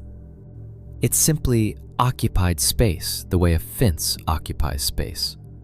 Quiet, unquestionable, defining where you could and could not go. I whispered, barely audible. "What do you want?" The words tasted wrong as soon as they left my mouth, as if speaking at all was a kind of invitation. The shape remained still. My phone's audio meter fluttered slightly. When I glanced down, I saw why. The only thing the phone was recording was my breathing. Fast, shallow, loud in the quiet. My fear was the only proof I could capture. I kept recording anyway, because stopping felt like surrender, and surrender felt like obeying. A sound came from behind me, soft, wet, a gentle friction like a hand sliding across damp wood. My whole body locked. I didn't want to turn. Turning would mean taking my eyes off the boundary. Turning would mean letting it change something while I wasn't looking. But the sound came again, closer. Shh. Not outside, not in the woods. On the cabin, on the wall behind me. I realized, with a nauseating drop in my gut, that the sound was coming from the cabin siding directly to my left. Fresh pine boards, sealed and new. Something was touching them. Something wet. The shape at the tree line still didn't move. It didn't need to. It could occupy that boundary, while something else, some extension of it, some behavior of it, interacted with the cabin itself. My phone trembled in my hand. The recording dot glowed red. The wet sound repeated, a slow drag, like fingertips, wet cloth, something sliding down the vertical grain of wood. I spun. The porch light cast a weak yellow circle. The cabin wall was within arm's reach, pale siding boards, clean and smooth. Nothing was there. No hand, no shadow, no movement, just wood. But on the siding, near the edge of the porch light, I saw it. A faint smear, a damp mark, darker than the surrounding boards. Not a full print, not crisp. a streak, as if a wet palm had been dragged downward and lifted away. My skin went cold. The smell hit me then, subtle but unmistakable. Wet leaves and pond mud. The basement scent that didn't belong in a new cabin. I raised the flashlight and shone it directly on the smear. It glistened slightly. It was fresh. I looked back toward the tree line. The hooded shape was still there. Too tall. Too still. Not approaching, just witnessing. As if it wanted me to understand. It didn't need to step onto the porch to touch the cabin. It could reach without moving. My phone buzzed softly in my hand, a weak, haptic response. I looked down at the screen. The camera had lost the image entirely. The video preview showed only black, and my breathing audio meter bouncing wildly. The focus had given up and the darkness had won. I stopped recording and played it back immediately, desperate. The audio was there, just my breathing. No wet drag, no porch creak, no outside sound. It had edited the record clean. I felt anger rise, hot and helpless. "You're here," I whispered, not knowing if I meant the shape in the woods or the touch on the cabin wall. "I see you." The smear on the siding didn't change. The shape didn't move. The pressure in the air held steady, like a weight on my shoulders. Then the porch light flickered once, quick, bright, dim, bright. My heart slammed hard. I stepped back instinctively, and my heel hit something on the porch board. It scraped lightly. I looked down. Nothing, just wood. And yet the feeling of something wet, something invisible, something pressed close enough to touch, made my throat tighten. I heard footsteps behind me. Real footsteps. Bare feet on pine floorboards inside the cabin, moving toward the front door. The door opened slowly. Warm light spilled onto the porch. Dad stepped out. He was wearing sweatpants and a sweatshirt, hair mussed, face calm in a way that made my chest ache. Not because he wasn't afraid, because he was past the stage of panic. He looked like a man who had learned the rules so thoroughly he didn't need to react anymore. His eyes went first to the tree line. He didn't squint. He didn't lean forward. He looked like he knew exactly where to look. Then he looked at me. His gaze flicked to the flashlight in my hand, to my phone, to the smear on the siding. He didn't ask questions. He didn't demand proof. He didn't say my name loudly. He spoke softly, like you speak to a skittish animal. "Go inside," he said. I stared at him, shaking. Dad's eyes held mine, steady and tired. "Go inside," he repeated. "Don't make it repeat itself." The sentence landed like a command and a confession at the same time. Repeat itself. As if this wasn't a new event, but a pattern that would escalate if we responded wrong.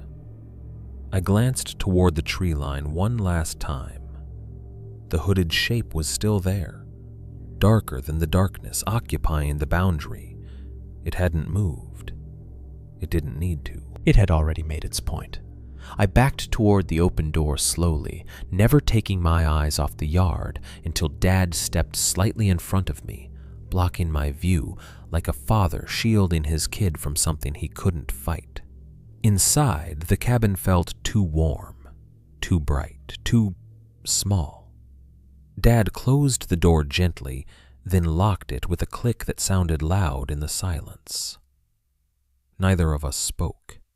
We stood in the entryway, listening. The mini-split hummed. The fridge clicked. The cabin creaked softly as it settled. Outside, the woods made no sound at all. I realized my hands were shaking so hard the flashlight beam jittered on the floor like a nervous animal. Dad took the flashlight from me and set it on the table.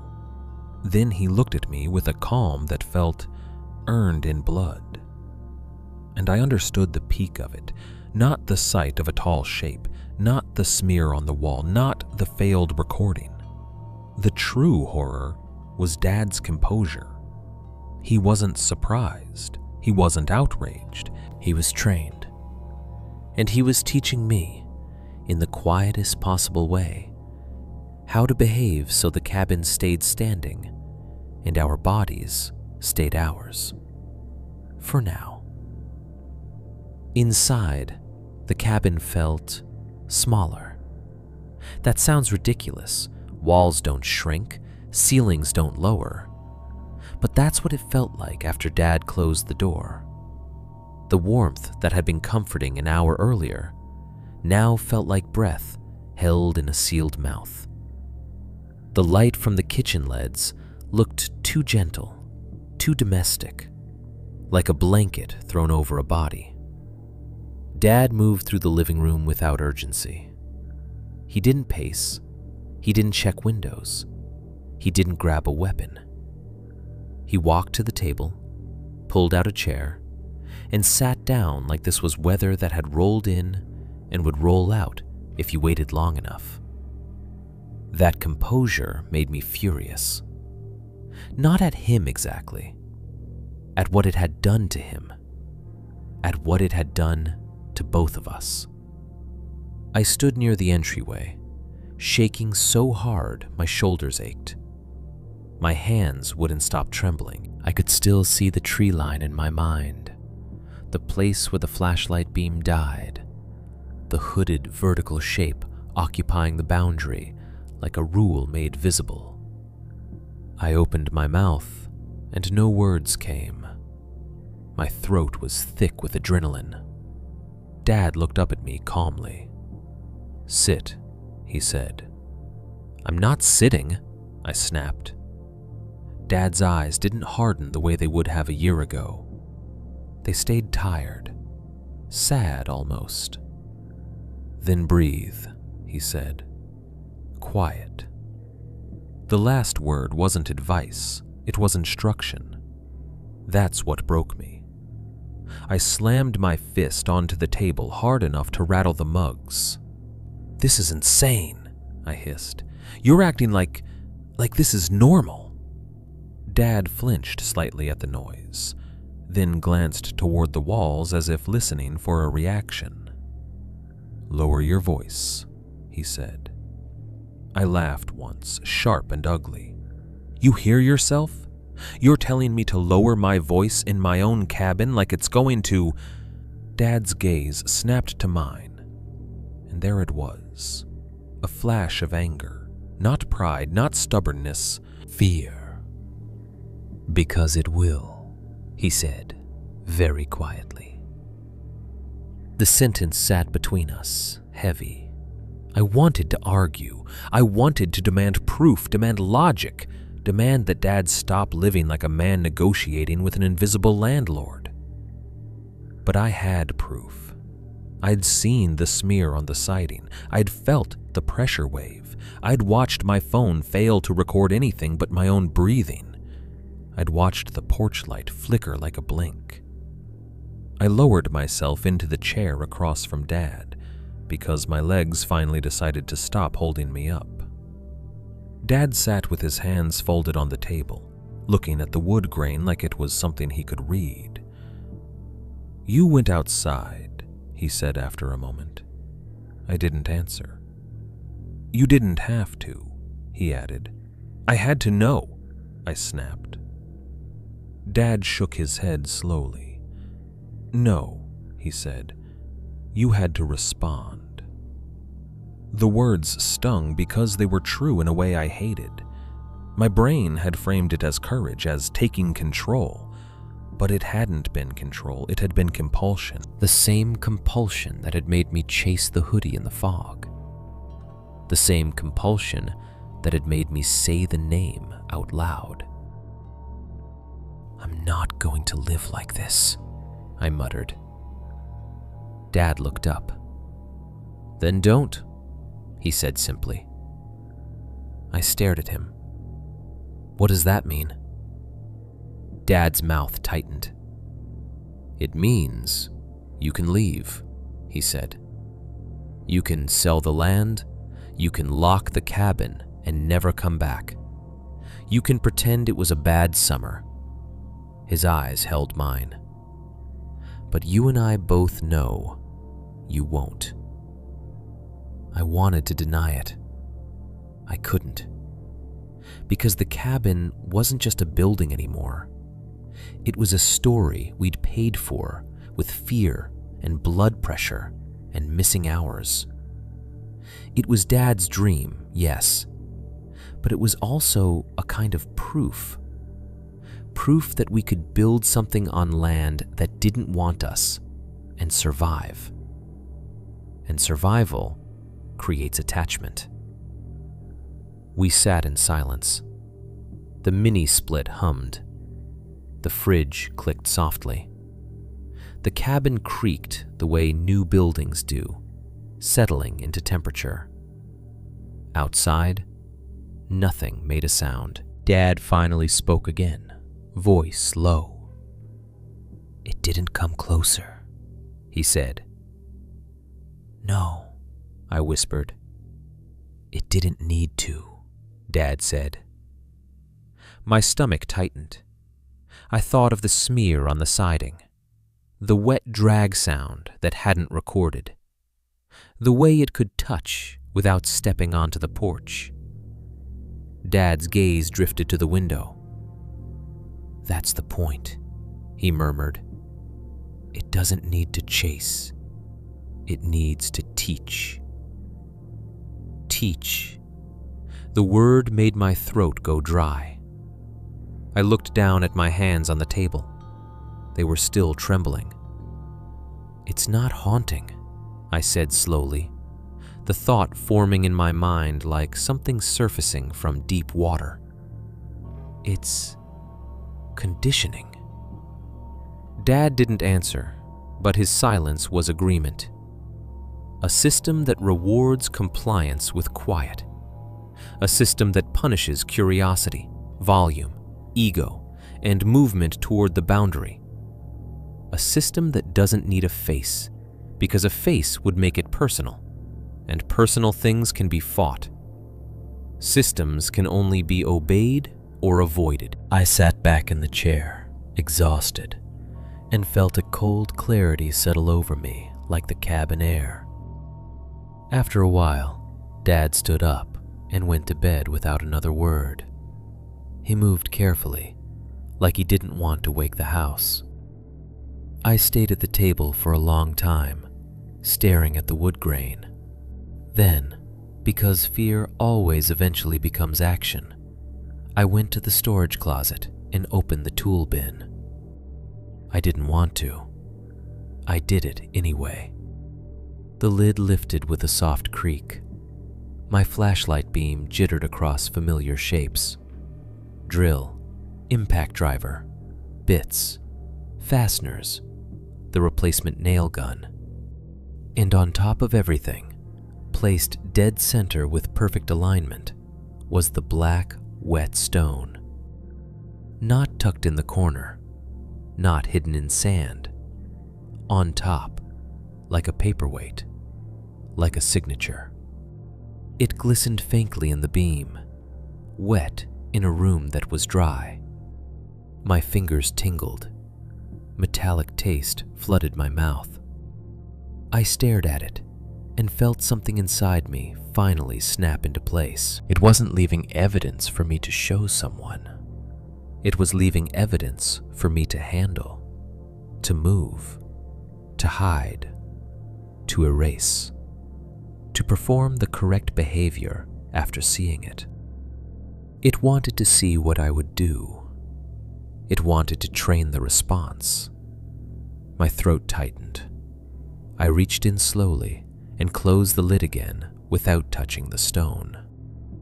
I went back to the table and sat down, and I stayed there until morning, not sleeping, not moving, listening to the cabin exist. Dawn came gray and quiet. The pond was a sheet of dull metal beyond the trees. Frost edged the grass in the clearing. The woods looked ordinary, which was the greatest lie they told. Dad emerged from his bedroom, dressed for the day. Boots, jacket, ball cap. He looked tired but steady, like he'd accepted the shape of the world. "We're leaving," he said. No question. I nodded. My body felt hollow, like fear had burned through all the extra. We packed quietly. No music, no jokes. The clink of dishes and the zip of bags sounded too loud. Dad drained the lines the way he always did, methodical. He checked the locks. He moved like a man closing a place he didn't fully own. At the door, he paused, keys in hand. For a second, he looked back into the cabin, at the table, the loft ladder, the pond-facing window, like he was memorizing it. Then, he stepped onto the porch and walked toward the tree line. He didn't announce it. He didn't look at me. He just went. I stood on the porch watching him, the cold air biting my cheeks. Dad stopped at the edge of the clearing, at the invisible boundary he never crossed. He crouched and left tobacco in the dirt, a small, careful pile. He pressed it lightly into the soil with 2 fingers, like he'd done 100 times. Then he stood. He didn't say thank you. He didn't say a prayer. He just turned and walked back. As he passed me on the porch, he said softly, "Let's go."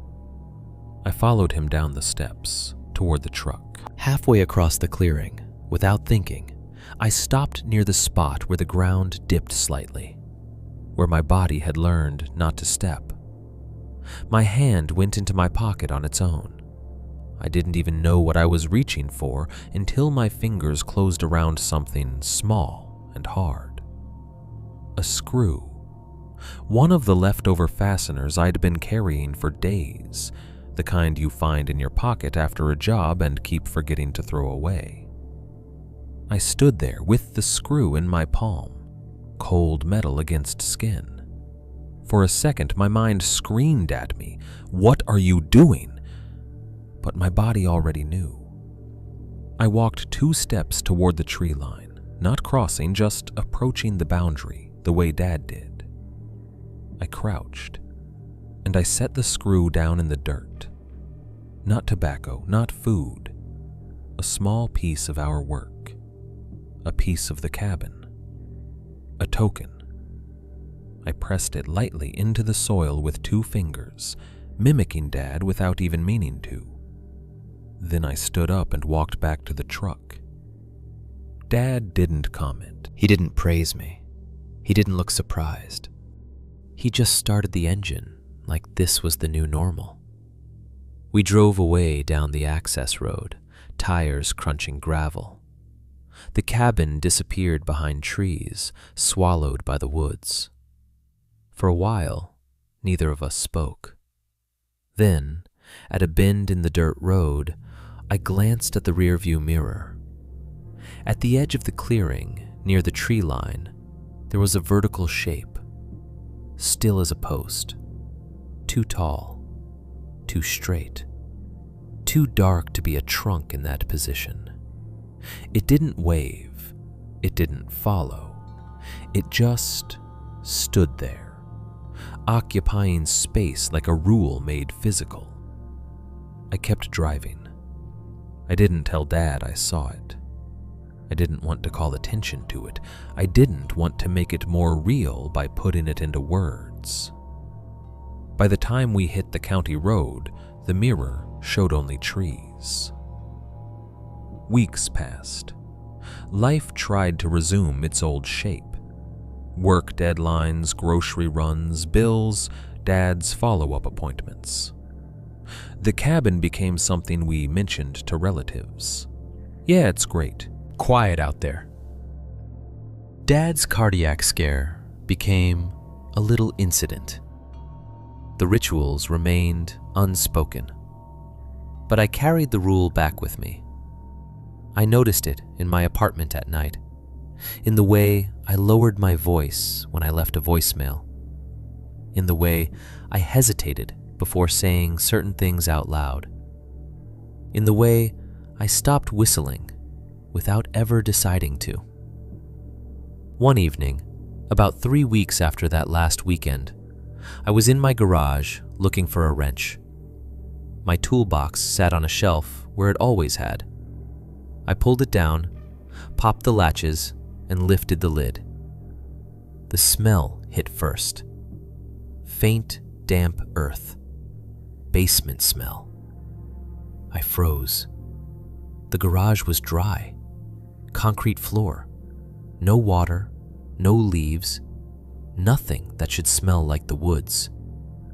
I looked into the toolbox. Black sand lay in the bottom.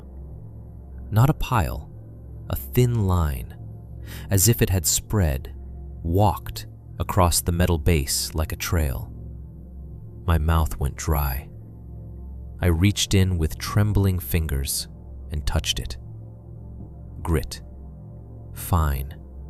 Damp.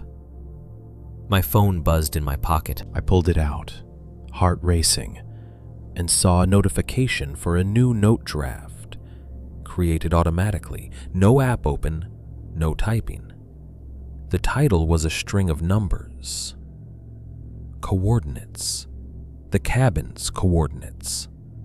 The note itself was blank except for one line in the middle. Guests.